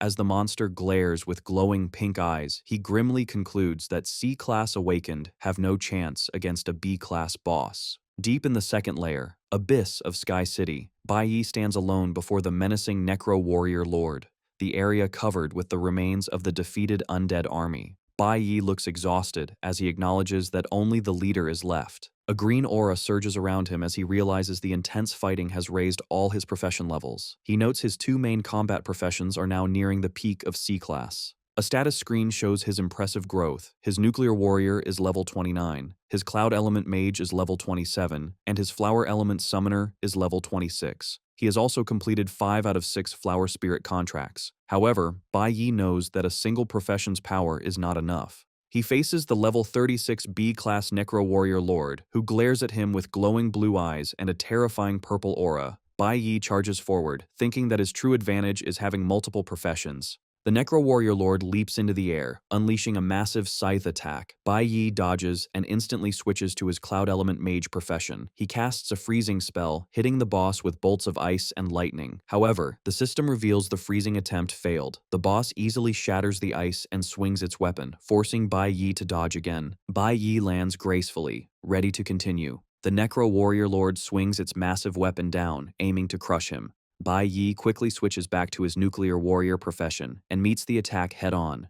Using his parry skill, he blocks the giant scythe, creating a massive shockwave. As he struggles against the attack, Bai Yi realizes the key to victory is using all his assets. Suddenly, a sharp blade stabs through the Necro Warrior Lord's chest armor from behind, shocking the monster. It is revealed that Bai Yi's summon, the Thorn's ape named Kong Kong, delivered the sneak attack. Bai Yi notes that his powerful summons have also grown rapidly, and that Kong Kong's strength is now equal to a C-class Awakener. Seizing the moment while the boss is pinned, Bai Yi drives his own dagger into its head. As he applies force, he declares that his multiple professions and summons are enough to close the gap between him and the B-class enemy. Together, Bai Yi and Kong Kong pull their weapons out of the defeated boss, and it collapses. A system notification confirms the successful kill. Bai Yi lands safely as notifications confirm his massive growth. His Nuclear Warrior class has reached level 30, his Cloud Element Mage is level 28, and his Summoner class is level 27. He wipes the sweat from his face, admitting that defeating a higher-level monster was truly difficult. With the battle over, he walks towards a massive, chained gate ready to proceed. However, he is stopped by a strange noise. He looks up as the system interface in front of him begins to glitch. Suddenly, he is in a cosmic void filled with stars. A system notification declares that his accumulation of stellar elements is sufficient. Bai Yi looks at his hands, realizing his stellar energy is completely full. A glowing notification announces that a brand new profession is about to awaken. At the same time, the system displays data on a new threat. The Soul-Reaping Corpse, a B-class monster identified as extremely dangerous and highly intelligent. Below this warning, Bai Yi's current stats are displayed, showing his Nuclear Warrior at level 30, his Cloud Element Mage at level 28, and his Flower Element Summoner at level 27. High above in Sky City, at the base of the Divine Guild's 8th Squad, 2 guards stand watch. One whispers a rumor about a secret space inside the tower where powerful monsters are imprisoned. The other guard laughs it off as an urban legend, reminding him that this is the God Tribe's territory. Their conversation is interrupted by their superior, the captain of the 8th Squad, who furiously screams at them for chatting on duty. The 2 guards panic and salute, apologizing. The captain lectures them, reminding them of their duty to guard the sector and that no mistakes can be made during today's important hunting competition. The captain continues to scold them, saying that after 3 years, they are less sensible than a new recruit. He points to a figure standing nearby, telling them to learn from Chris. The recruit is revealed to be Chris, the traitor from Bai Yi's past. As he stares up at the spire, he internally confirms the rumors, thinking about the secret space hidden in Sky City. Meanwhile, back in the Abyss, Bai Yi's system interface glitches as a notification announces that a new profession is awakening. A red notification confirms he has acquired the Stellar Mage profession. The system designates him as a level 1, E-class Stellar Mage. As the energy settles, Bai Yi realizes this powerful red-tier profession is the same one used by Yin Jixing, the vice-captain of the Ultimate School Team. Bai Yi's eyes widen in shock. He is suddenly hit by a wave of intensity, causing him to clutch his chest as his heart pounds. Gritting his teeth, he feels the sensation becoming stronger. He looks up at a towering stone gate, sealed with massive chains, realizing the source of this resonance must be hidden right behind it. Determined to reach it, he prepares to switch his combat style. A notification confirms he has switched to his Nuclear Warrior profession. With a single powerful swing, he slashes through the thick chains sealing the entrance. The heavy chains crash to the ground. Bai Yi places his hand on the massive stone surface and slowly pushes the colossal gates open, revealing the darkness inside as he stands ready. Inside the dark, secret space, Bai Yi finds a massive, tower-like prison structure filled with floating chains. He becomes alert, sensing a powerful presence nearby. He observes the restraints holding the prisoner, noting they are high-level purgatory chains and a star soul lock, indicating extreme security. Bai Yi stands at the base of the structure and looks up to see a man with long, pale hair suspended high above, chained tightly to a central pillar. The prisoner looks down with a cynical expression, his single visible eye glowing purple. He asks Bai Yi if he has been sent there just to humiliate him again. Ignoring the prisoner's hostility, Bai Yi looks up calmly and asks if his name is Samuel. The prisoner is visibly shaken by this, jerking against his chains in shock. He demands to know how Bai Yi knows that name. With a steady gaze, Bai Yi stands below the suspended figure and simply declares that he has come to rescue him. As Bai Yi faces the chained prisoner, Samuel remains cold and dismissive. Suddenly, the entire prison begins to rumble and shift. The massive stone gate closes, sealing the entrance and trapping them inside the secret space. Bai Yi readies his weapon as strange black energy swirls at his feet. Without warning, a powerful armored figure, a level 36 B-class dead soul warrior in purple flames, crashes down from above. Bai Yi is shocked, certain he just killed this exact monster outside. The situation quickly becomes more desperate. It's not just one enemy. Two more identical level 36 warriors appear, completely surrounding him. He stares in disbelief, wondering how so many high-level boss monsters could appear at once. Standing in the center of the trap, a massive dark blade suddenly crashes down, followed by a colossal figure glowing with a menacing red aura. It is a level 40 B-class dead soul general. The general points its massive sword at Bai Yi, grimly declaring that anyone who steps into this forbidden ground faces a dead end. Realizing the danger of the undead army, Bai Yi prepares for a difficult fight. As he gets ready, the chained prisoner, Samuel, bursts into manic laughter. He mocks Bai Yi, observing that he foolishly drew out all the guardians at once. Ignoring the mockery, Bai Yi demands that Samuel tell him how to release him from the chains. Samuel scoffs at Bai Yi's confidence, asking how he dares to save him when he can't even find the key to the locks. Hearing this, Bai Yi focuses on the word key and analyzes his surroundings. His gaze lands on the dead soul general's glowing sword, and he realizes the massive weapon itself is the key needed to open the chains. Seeing his reaction, Samuel smiles sinisterly, noting Bai Yi's quick thinking. However, he quickly returns to mockery, warning that with his current skills, he will merely become another dead soul under the monster's blade. Bai Yi remains focused, finally understanding the true nature of the event. He realizes the God Tribe restricts the hunting competition to C-class Awakeners to cover up this secret prison. The security is so strong that even a B-class Awakener who stumbled upon it would be killed without a trace. Samuel smirks, remarking that it seems Bai Yi has accepted his end, but Bai Yi's eyes narrow with determination. Instead of giving up, he grips his weapon as a system notification appears. He switches his class to Nuclear Warrior, declaring that he will not simply die obediently. He boldly challenges Samuel, asking if he dares to make a gamble on whether he can save him. As the swarm of dead soul warriors lunges at him, Bai Yi calmly dodges their strikes. In the heat of battle, he tells the prisoner that if he succeeds, he expects him to listen to his demands. Bai Yi then addresses him by his true title, the Demon King, Samuel. Suspended above, Samuel is genuinely surprised to see that Bai Yi shows absolutely no fear. Finding the situation entertaining, he smiles and tells Bai Yi to bring it on. With his eyes suddenly glowing orange, Samuel makes a solemn vow. If Bai Yi can truly release him, he, the Demon King, will agree to any condition Bai Yi asks for. Meanwhile, the system analyzes the massive enemy. It identifies the Dead Soul General as a B-class stellar warrior. The warning highlights that this monster possesses advanced wisdom and unknown abilities, classifying its danger level as unknowable. The battle starts as the level 40 Dead Soul General raises its massive weapon. The monster swings with incredible speed, and Bai Yi desperately dodges the purple energy blade. A massive column of energy crashes down where he just stood, and Bai Yi barely retreats in time. He raises his weapon to defend himself, grimacing at the creature's incredible strength. The general continues its relentless assault. Bai Yi instinctively tracks the next swing and blocks the massive glowing blade, the impact shaking him. While Bai Yi is occupied with the general, a level 36 Dead Soul warrior ambushes him from above. Bai Yi reacts just in time, swinging his weapon up to meet the falling enemy. Realizing he is overwhelmed, Bai Yi summons Kong Kong, who appears in a flash of blue energy to help block the attacks. Faced with the general's strength, both Bai Yi and Kong Kong are forced to leap away to dodge a devastating smash that cracks the floor. Watching from his chains, Samuel observes the fight. He is impressed to see that Bai Yi is a summoner and a warrior, a human with dual professions. However, Samuel remains serious as he looks at the army below. He notes that despite Bai Yi's talent, he is facing a level 40 general and a legion of level 36 warriors. On the ground, Bai Yi pauses to catch his breath, panting as he admits this situation is very hard to handle. The dead soul general glares at him, its eyes glowing with a pink light. The massive monster charges forward, and Bai Yi rushes to meet the attack head-on. Their weapons collide with a massive boom. Bai Yi tries to parry, holding his ground for a moment against the giant blade, but the general's power is overwhelming, smashing through his defense and sending him flying. Bai Yi lands hard, skidding across the stone floor. He looks up, blood trickling down his face, as the system confirms he is injured.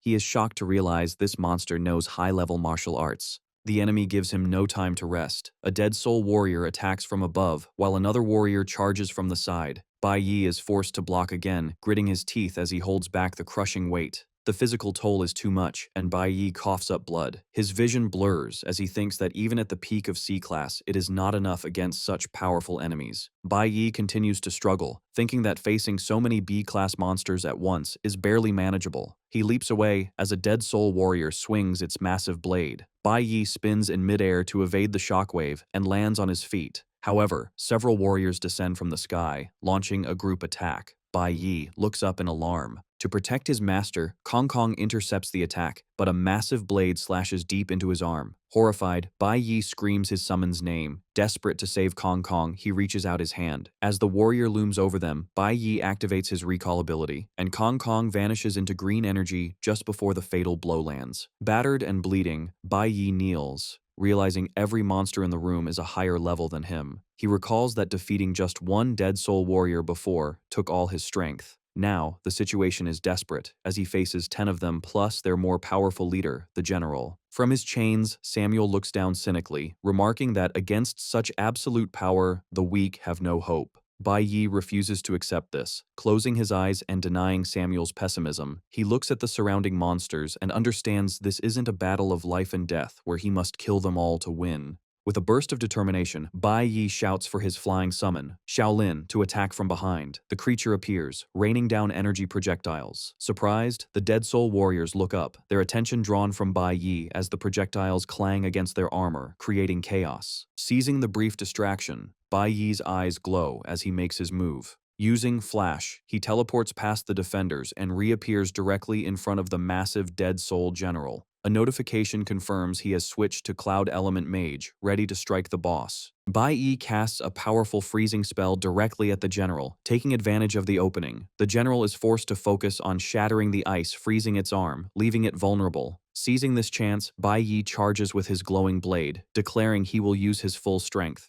He delivers a precise strike to the general's wrist, causing the monster to lose its grip. The giant purple greatsword falls from its hand, and the general realizes Bai Yi's true target was the sword, the key. Bai Yi lands next to the fallen weapon. He kicks the sword into the air, knowing the goal was never to fight to the death, but to get the key. He summons his beast Kong Kong into the air above the pit. The massive ape descends, aiming for the falling purple sword. Kong Kong stretches out his arm, reaching for the weapon hovering near the chained Samuel. For a moment, it seems the plan will work as the ape prepares to grab it. However, the dead soul general reacts with terrifying speed. Its armored hand snaps out and grabs the huge sword handle first. A massive surge of dark energy erupts from the general as it reclaims its weapon. Bai Yi watches in shock and horror as his plan fails. With a brutal horizontal swing, the general's blade slices clean through Kong Kong's body, cutting the beast in half. The system confirms the summon has died.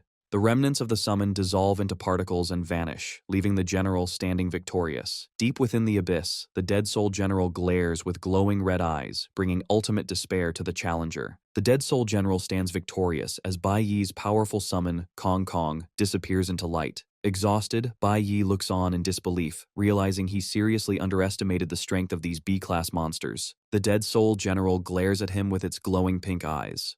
Watching from his chains, the prisoner Samuel tells Bai Yi that these undead creatures are not like the simple monsters he has fought before. Bai Yi is alone in the center of the room, surrounded by an army of dead soul warriors. Samuel then reveals a shocking secret. These powerful warriors were once his own men. Despite the odds, Bai Yi's fighting spirit returns. A golden aura surrounds him as he grips his weapon with new determination. In response, the dead soul general charges forward with incredible speed. Bai Yi uses his flash ability to teleport, just avoiding a huge swing from the general's sword, but the attack doesn't stop. Another Dead Soul warrior comes down from above, trying to crush him with its own weapon. Showing amazing awareness, Bai Yi masterfully dodges another powerful swing. In a display of acrobatic skill, he lands perfectly on the flat side of the warrior's huge blade. Using the enemy's weapon as a launching pad, he starts a powerful counterattack against another warrior. The battle continues as two Dead Soul warriors charge at Bai Yi at the same time from different directions.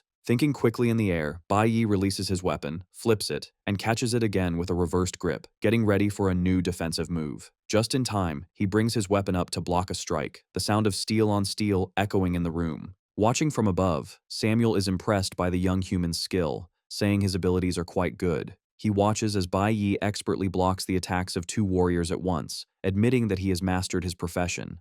However, Samuel's expression turns serious. He notes that while Bai Yi is a top fighter for a human, he is still just one person fighting alone. Meanwhile, Bai Yi is completely surrounded by the undead army. Samuel concludes that while Bai Yi is skilled, his enemies are a team. The non-stop attack continues, and Bai Yi is forced to block another powerful swing from a Dead Soul warrior. The force of the blow sends him sliding backward across the stone floor as Samuel notes that Bai Yi has no chance of winning. Panting heavily, tired, and sweating from the constant battle, Bai Yi struggles to breathe. His determined look hardens as he thinks about Samuel's words. He remembers that he too once had a team. Bai Yi's thoughts go back to his past life. He firmly tells someone he doesn't need a team. He is at the impressive headquarters of the Divine Guild, insisting he can handle things alone. Inside a lounge, the past version of Bai Yi sits stiffly on a couch, explaining to another person that he isn't used to fighting with others. The man who is smoking sarcastically asks if Bai Yi thinks he is the best, and that everyone else would just slow him down. A flustered Bai Yi quickly denies this, clarifying that he is just not good at getting along with people. The man scoffs at this, putting out his cigarette. With a teasing smile, he asks if he and Bai Yi don't get along well. Bai Yi explains that it's different because the man is his master. His master cuts him off, telling him to stop making excuses and try it. He tells Bai Yi that he has picked a team of powerful warriors and that it's time for him to make some friends.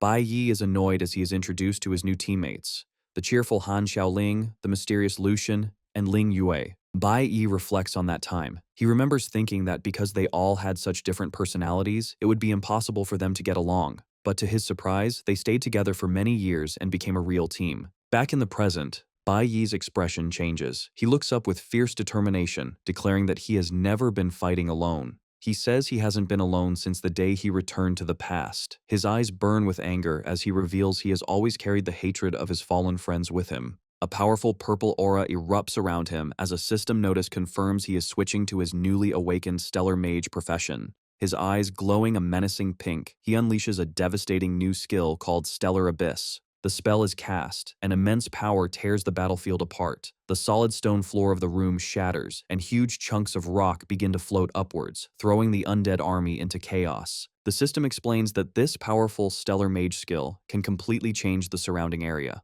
One of the Dead Soul warriors struggles to keep its balance on a newly formed, sharp pillar of rock, completely surprised by the sudden change in the environment. Now in his stellar mage form, Bai Yi clenches his fist, channeling immense purple energy. Using his Stellar Abyss skill, he reshapes the battlefield, causing massive rock spires to erupt from the ground, forming a cage that traps the Dead Soul warriors. The result is a long, narrow canyon, creating a one-on-one duel between Bai Yi and the powerful Dead Soul general. Bai Yi notes that he is already familiar with the strengths and weaknesses of many professions. The Dead Soul general charges down the new chasm, its massive sword glowing with menacing pink energy. Unflinching, Bai Yi charges forward to meet the B-class monster. As they cross paths, the general unleashes a devastatingly fast attack, its sword swirling with dark power. Bai Yi is shocked by the strike's speed and precision. Blood splatters as the general's glowing blade pierces clean through Bai Yi's side. Grunting in pain, with blood staining his clothes, Bai Yi acknowledges how vicious the attack of a B-class lord truly is. However, instead of backing away, he uses the close distance to his advantage and grabs the general's arm with a firm grip.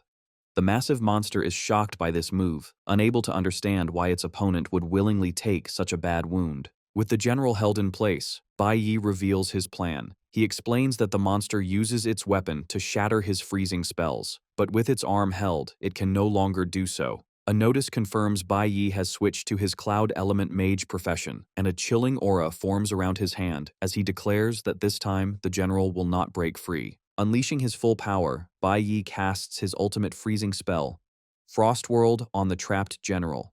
The system explains this C-class skill uses all of the caster's power to greatly increase the chance of successfully freezing a target.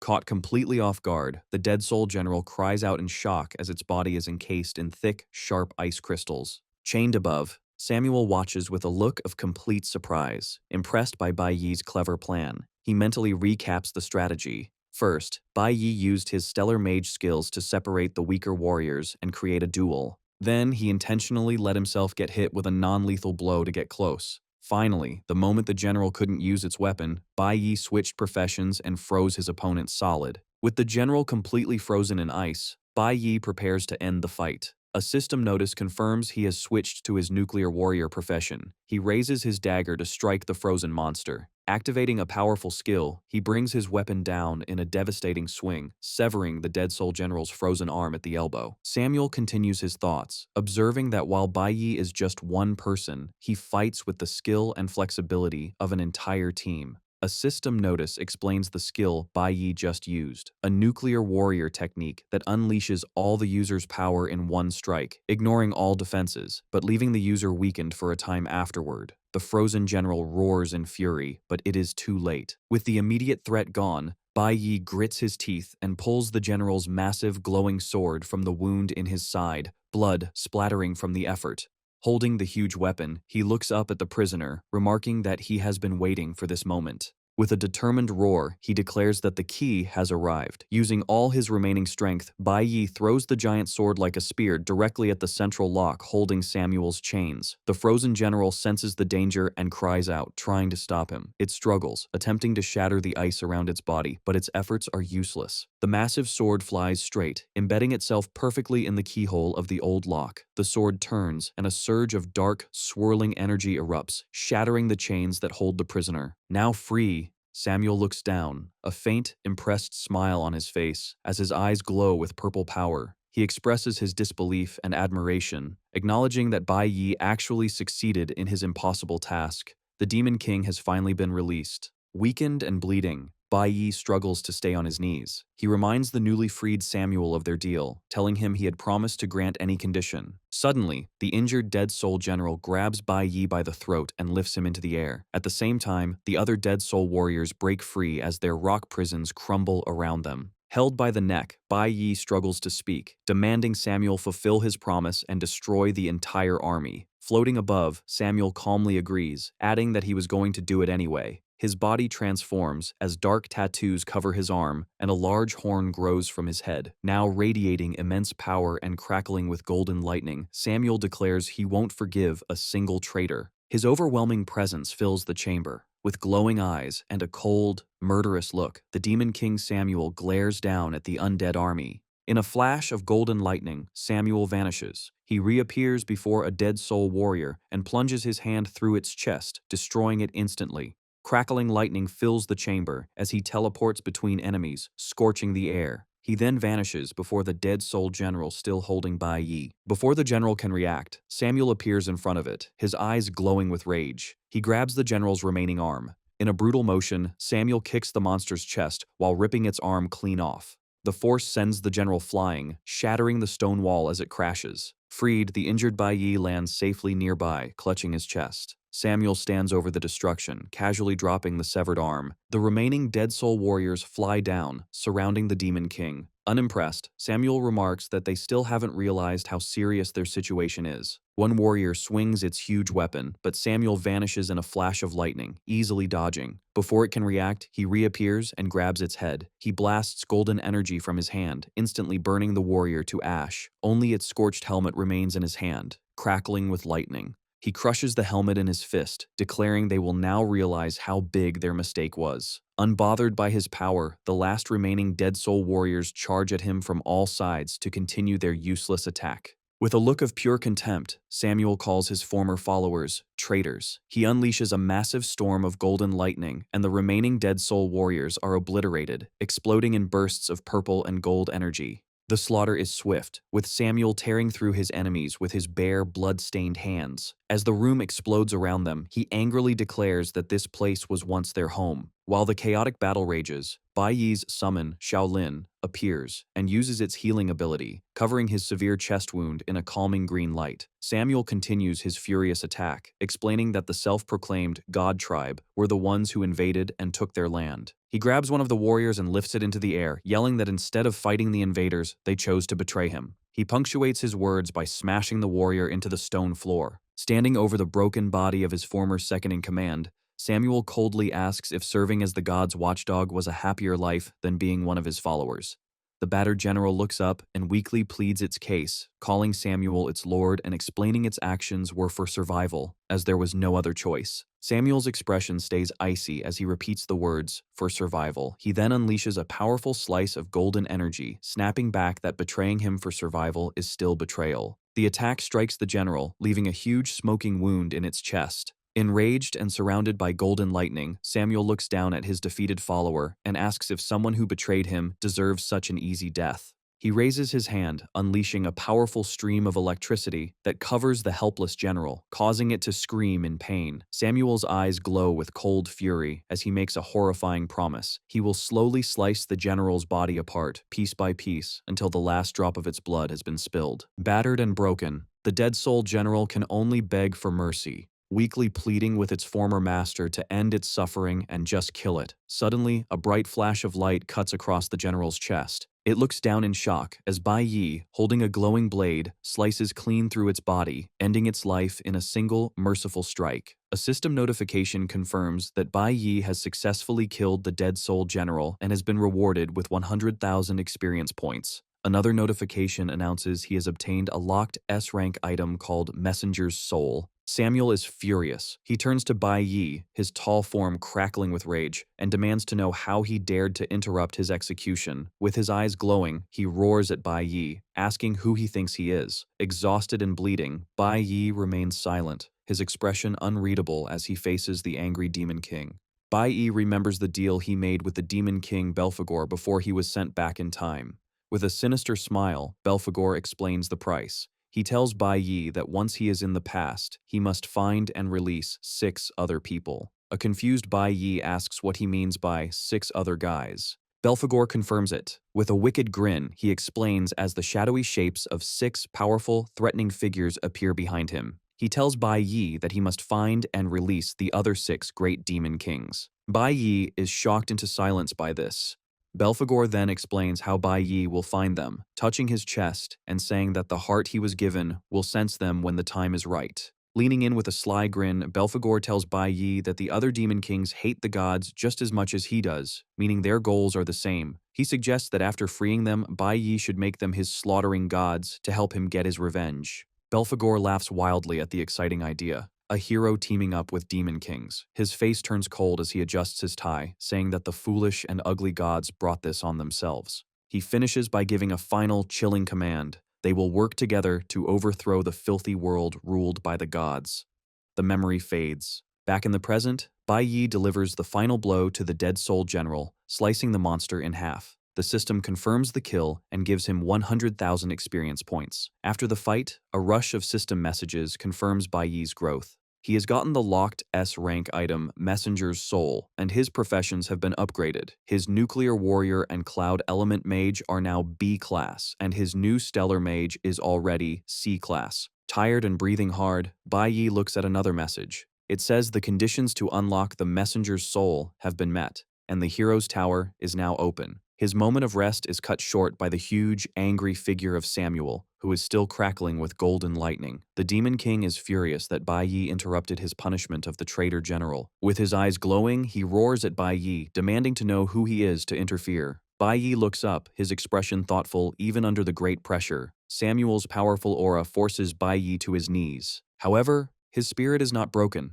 He looks up with a defiant look and says that the deal was for Samuel to destroy the army immediately. Since Samuel dragged out the fight for his own fun, Bai Yi had to step in and finish the job himself. Samuel is furious at Bai Yi's boldness, asking if he really thinks he can make deals just because he freed him. Ignoring his injuries, Bai Yi slowly forces himself back to his feet. He calmly reminds Samuel that he can't escape this place on his own. He explains that this tower was built to hold back the Demon King's power. Bai Yi then gives him a choice. Samuel can kill him now and be trapped here forever, or he can listen. Samuel goes quiet, his angry look changing to a very focused stare as he looks down at the human who dares to challenge him. Seeing he has the Demon King's attention, Bai Yi plays his last, most powerful card. He asks him a single important question. Do you remember Belphegor? Hearing Belphegor's name shocks Samuel, his anger forgotten as he stares at Bai Yi. Bai Yi explains that being here is no accident. Finding and freeing Samuel was a promise he made to Belphegor. Still floating in the air, Samuel asks how a normal human could possibly know the Demon King. In response, Bai Yi clutches the hoodie over his heart. He looks at Samuel and tells him the truth. His heart and his second chance at life were gifts from Belphegor. With a determined look, Bai Yi says he doesn't want to be in debt to the Demon King. He explains that freeing Samuel is just the first step in keeping his side of the deal. Samuel, now curious instead of angry, calmly asks what Bai Yi plans to do. Bai Yi looks forward and says his plan is to cause a huge disturbance right in their enemy's territory. After reaching an agreement, they leave the prison and walk out onto a cliff. From there, they overlook a vast, ruined city deep inside the abyss, a desolate place of shattered buildings and glowing blue crystals. Samuel sadly explains that this was once a city that belonged to his people. As he steps into the ruins, he begins to tell their tragic story. He explains that long ago, he led the demon tribe on a long journey. After much searching, they found this place, a perfect home full of magic crystals and power. But their peace didn't last. Soon after they settled, invaders who called themselves the God Tribe arrived with an army and claimed their land. Samuel's face darkens as he remembers the surprise attack. The God Tribe assaulted his people while they were building their new home. It was a complete disaster. Their land was stolen, and the Demon Tribe was defeated and forced into slavery.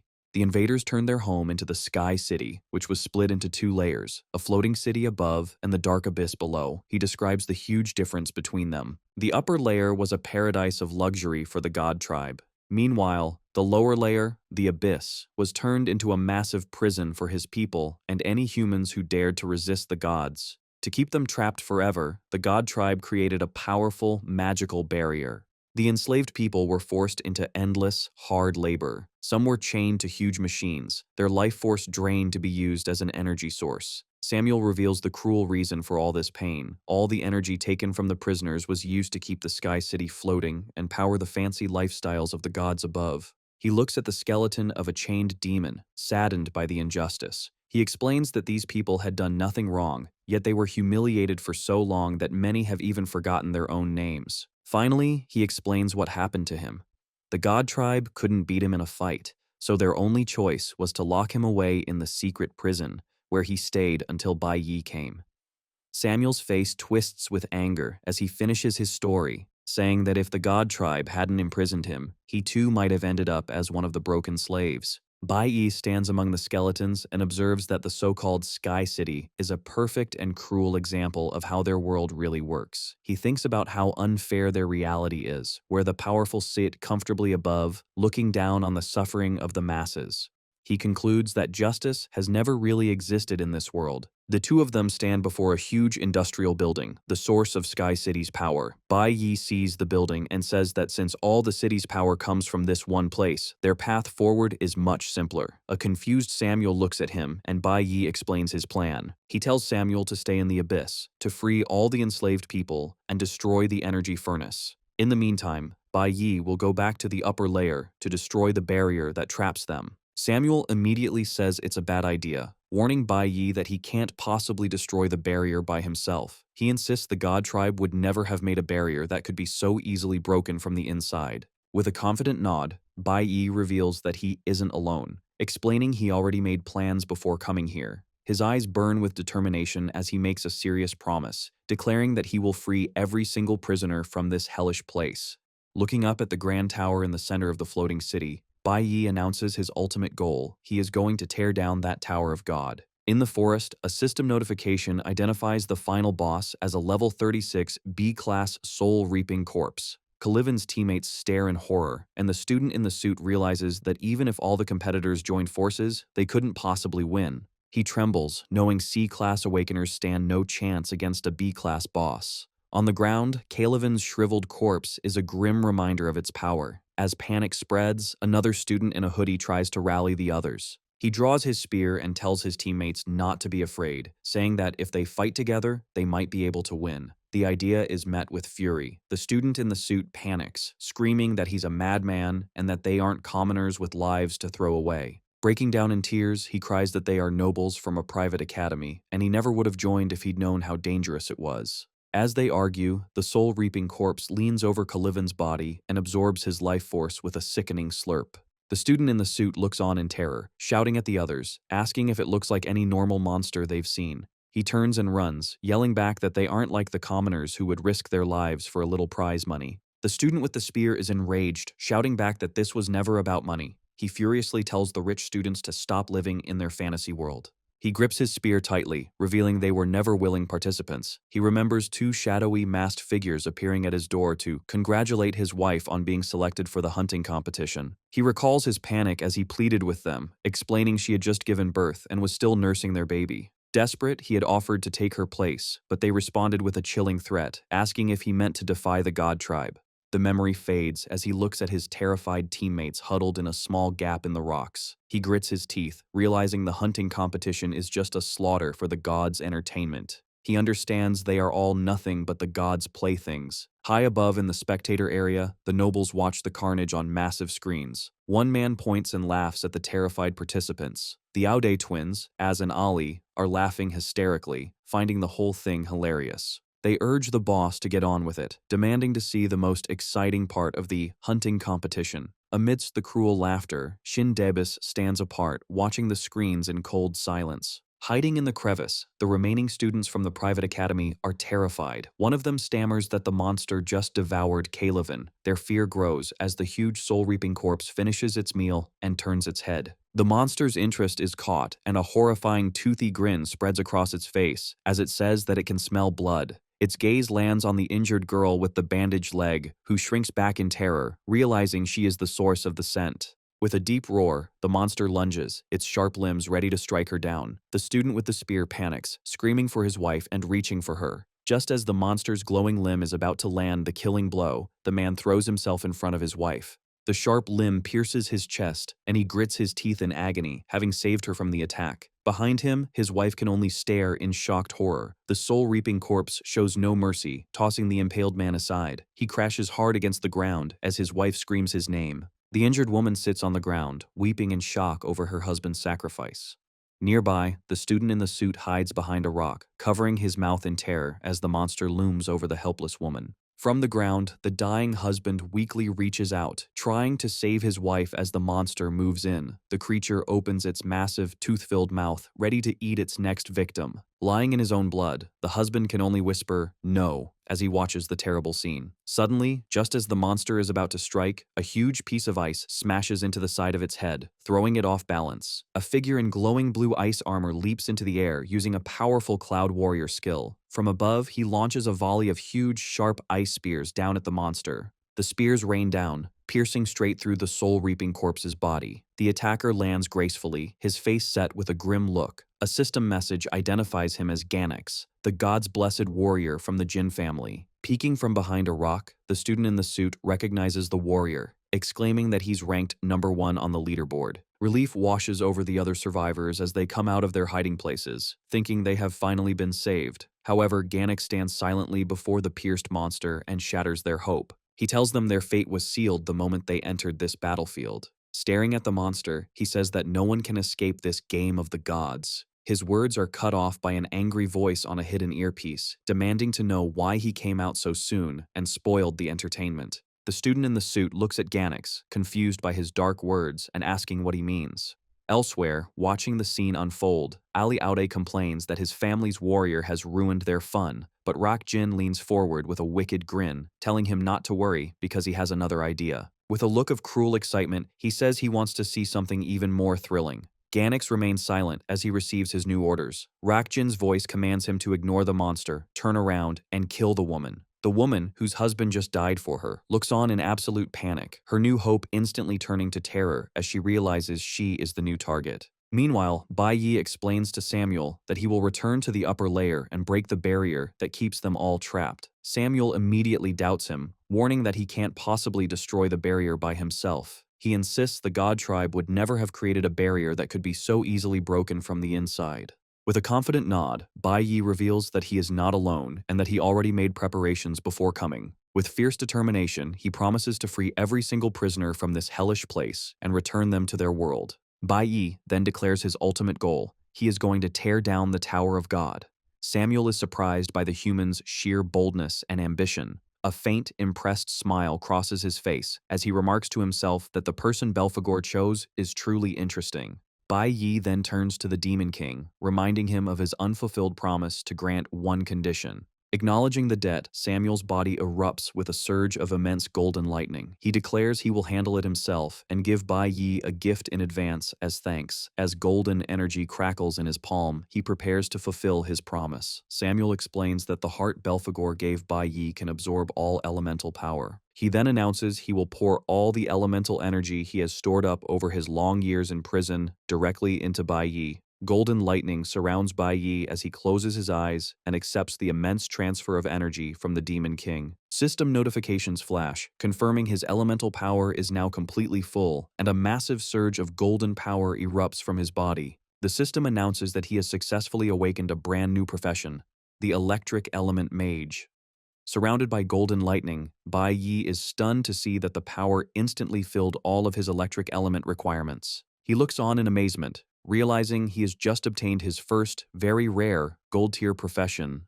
But Samuel's gift isn't finished. He tells Bai Yi to take one more item, holding up a small, detailed ring that glows with a purple energy. He places his demon ring in Bai Yi's hand, explaining that it works as a limitless storage device. More importantly, it can also transmit Bai Yi's voice directly to him. He explains that if Bai Yi calls out to the ring, he will be able to sense his exact location. With that, the Demon King makes a serious vow. Placing a hand over his chest, he promises that no matter where Bai Yi is, the moment he hears his call for help, he will immediately rush to his side. A bit confused, Bai Yi asks why he called himself Liu Yun when he thought his name was Samuel.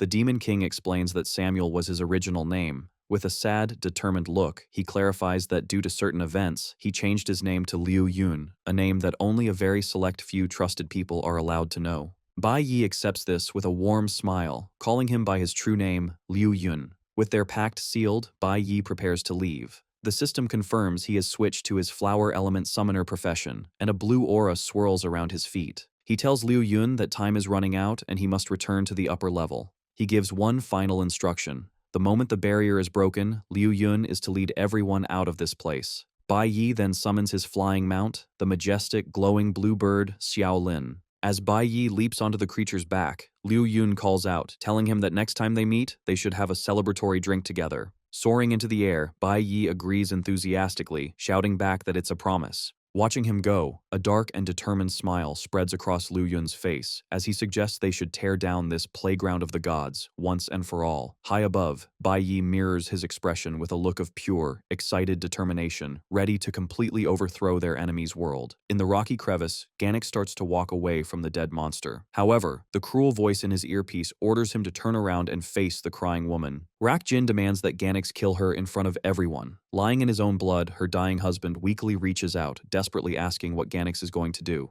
Through the communication device, the other nobles laugh at the twisted command, telling Ganex to hurry up and kill the wife for their entertainment. Ganex stands silently for a moment, his eyes hidden in shadow, before reaching up to his ear. With a swift, powerful clench of his ice-armored hand, he shatters the earpiece, cutting off their voices. He then looks back at the terrified survivors with a stern expression and tells them to leave the area immediately, even if they have to crawl away to survive. From the spectator lounge, the nobles watch the live feed on the screens in stunned disbelief. Down in the hunting grounds, the injured woman stares at Ganex's back, confused by his sudden act of mercy and asking what he means. Rak-Jin's face twists with pure anger as he curses his champion for disobeying his orders. Next to him, the Audi twins, Az and Ali, are in shock, unable to understand how a lowly, God's blessed, would dare to rebel against them. Furious, Rak-Jin leaps from his chair, screaming that his hunting dog dared to destroy the earpiece. He vows to severely punish Ganix for this. Just as his anger peaks, one of the Audi twins interrupts him, pointing excitedly at the leaderboard. On the massive screen, Ganix is still in first place with 950 points, but the display suddenly flickers with static. A moment later, a new name appears, and the nobles stare in disbelief. Bai Yi's score of 750 has returned, placing him in second. The twins are shocked, questioning how he could possibly still be alive after going into the Black Mist Forest. Far below, Bai Yi walks alone through the dark, bone-filled paths of that same forbidden forest.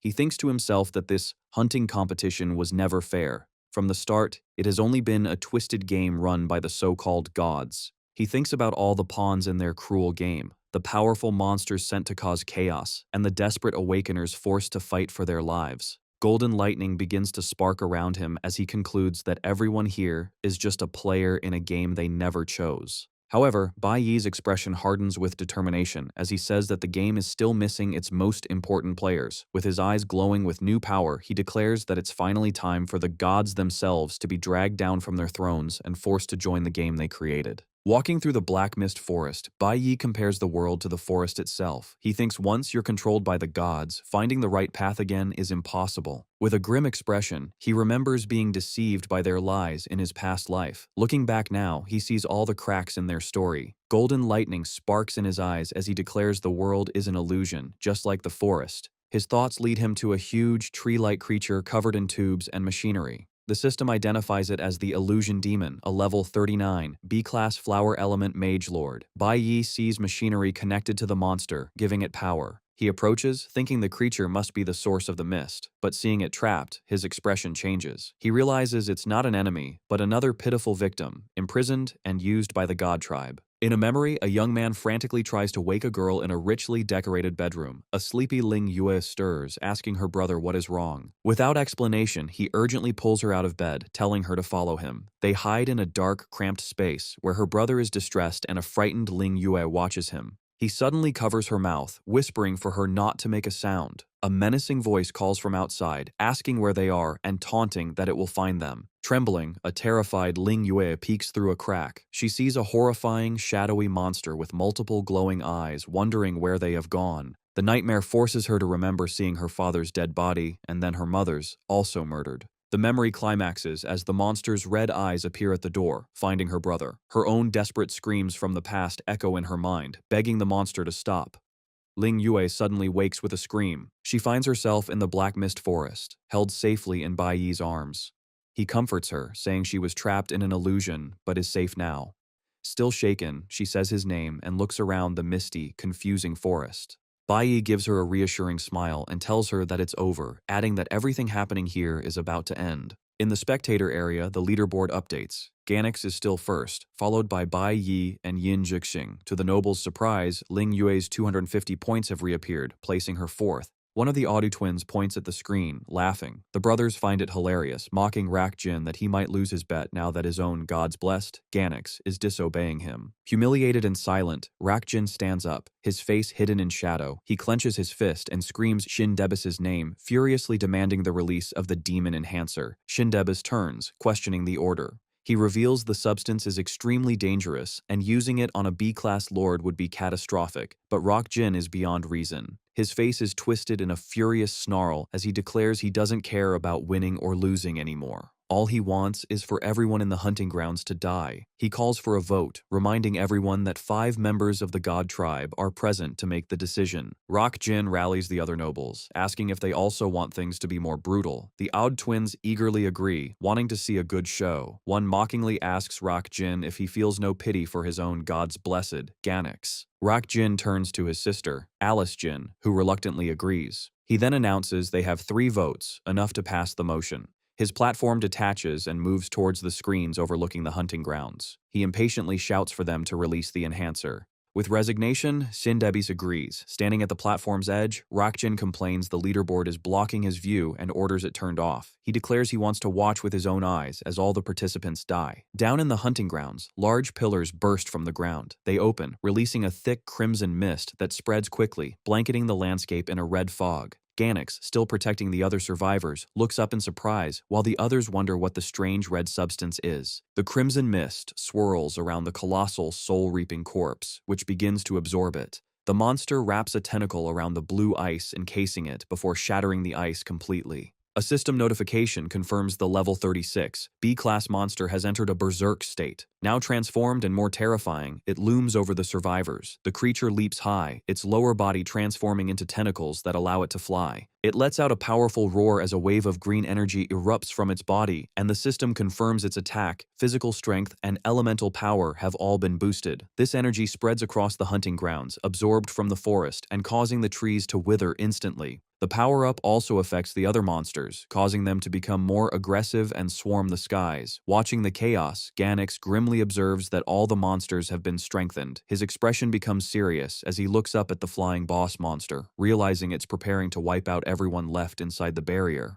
From his floating platform, a furious Rakjin gloats, screaming that this is the consequence for disobeying him and calling Gannix a damned lowlife. As he yells, the barrier begins to glitch. He continues his tirade, enraged that these ants dared to escape his control, calling them rats who belong in the gutter. His face contorts with rage as he declares they will never defy him, a member of the god tribe. Suddenly, alarms flash across the malfunctioning barrier, warning of a power system failure. More warnings announce the protective shield is about to fail. Rakjin looks around in confusion, demanding to know what's happening. The shield system fails, and the barrier separating the nobles from the hunting grounds vanishes, leaving them exposed to the swarming monsters. The Aude twins leap to their feet in terror, screaming that the barrier was supposed to protect them and questioning how it could malfunction. Watching the chaos, Shin Debis realizes with a grim expression that this is no accident. Someone has deliberately sabotaged Sky City. Now unprotected, Rakjin stands frozen on his platform, directly in front of the massive, berserk, soul-reaping corpse. The terrifying monster slowly turns its head, fixing its gaze on the nobleman. Overcome with terror, Rakjin stammers, desperately calling out for Gannix to save him.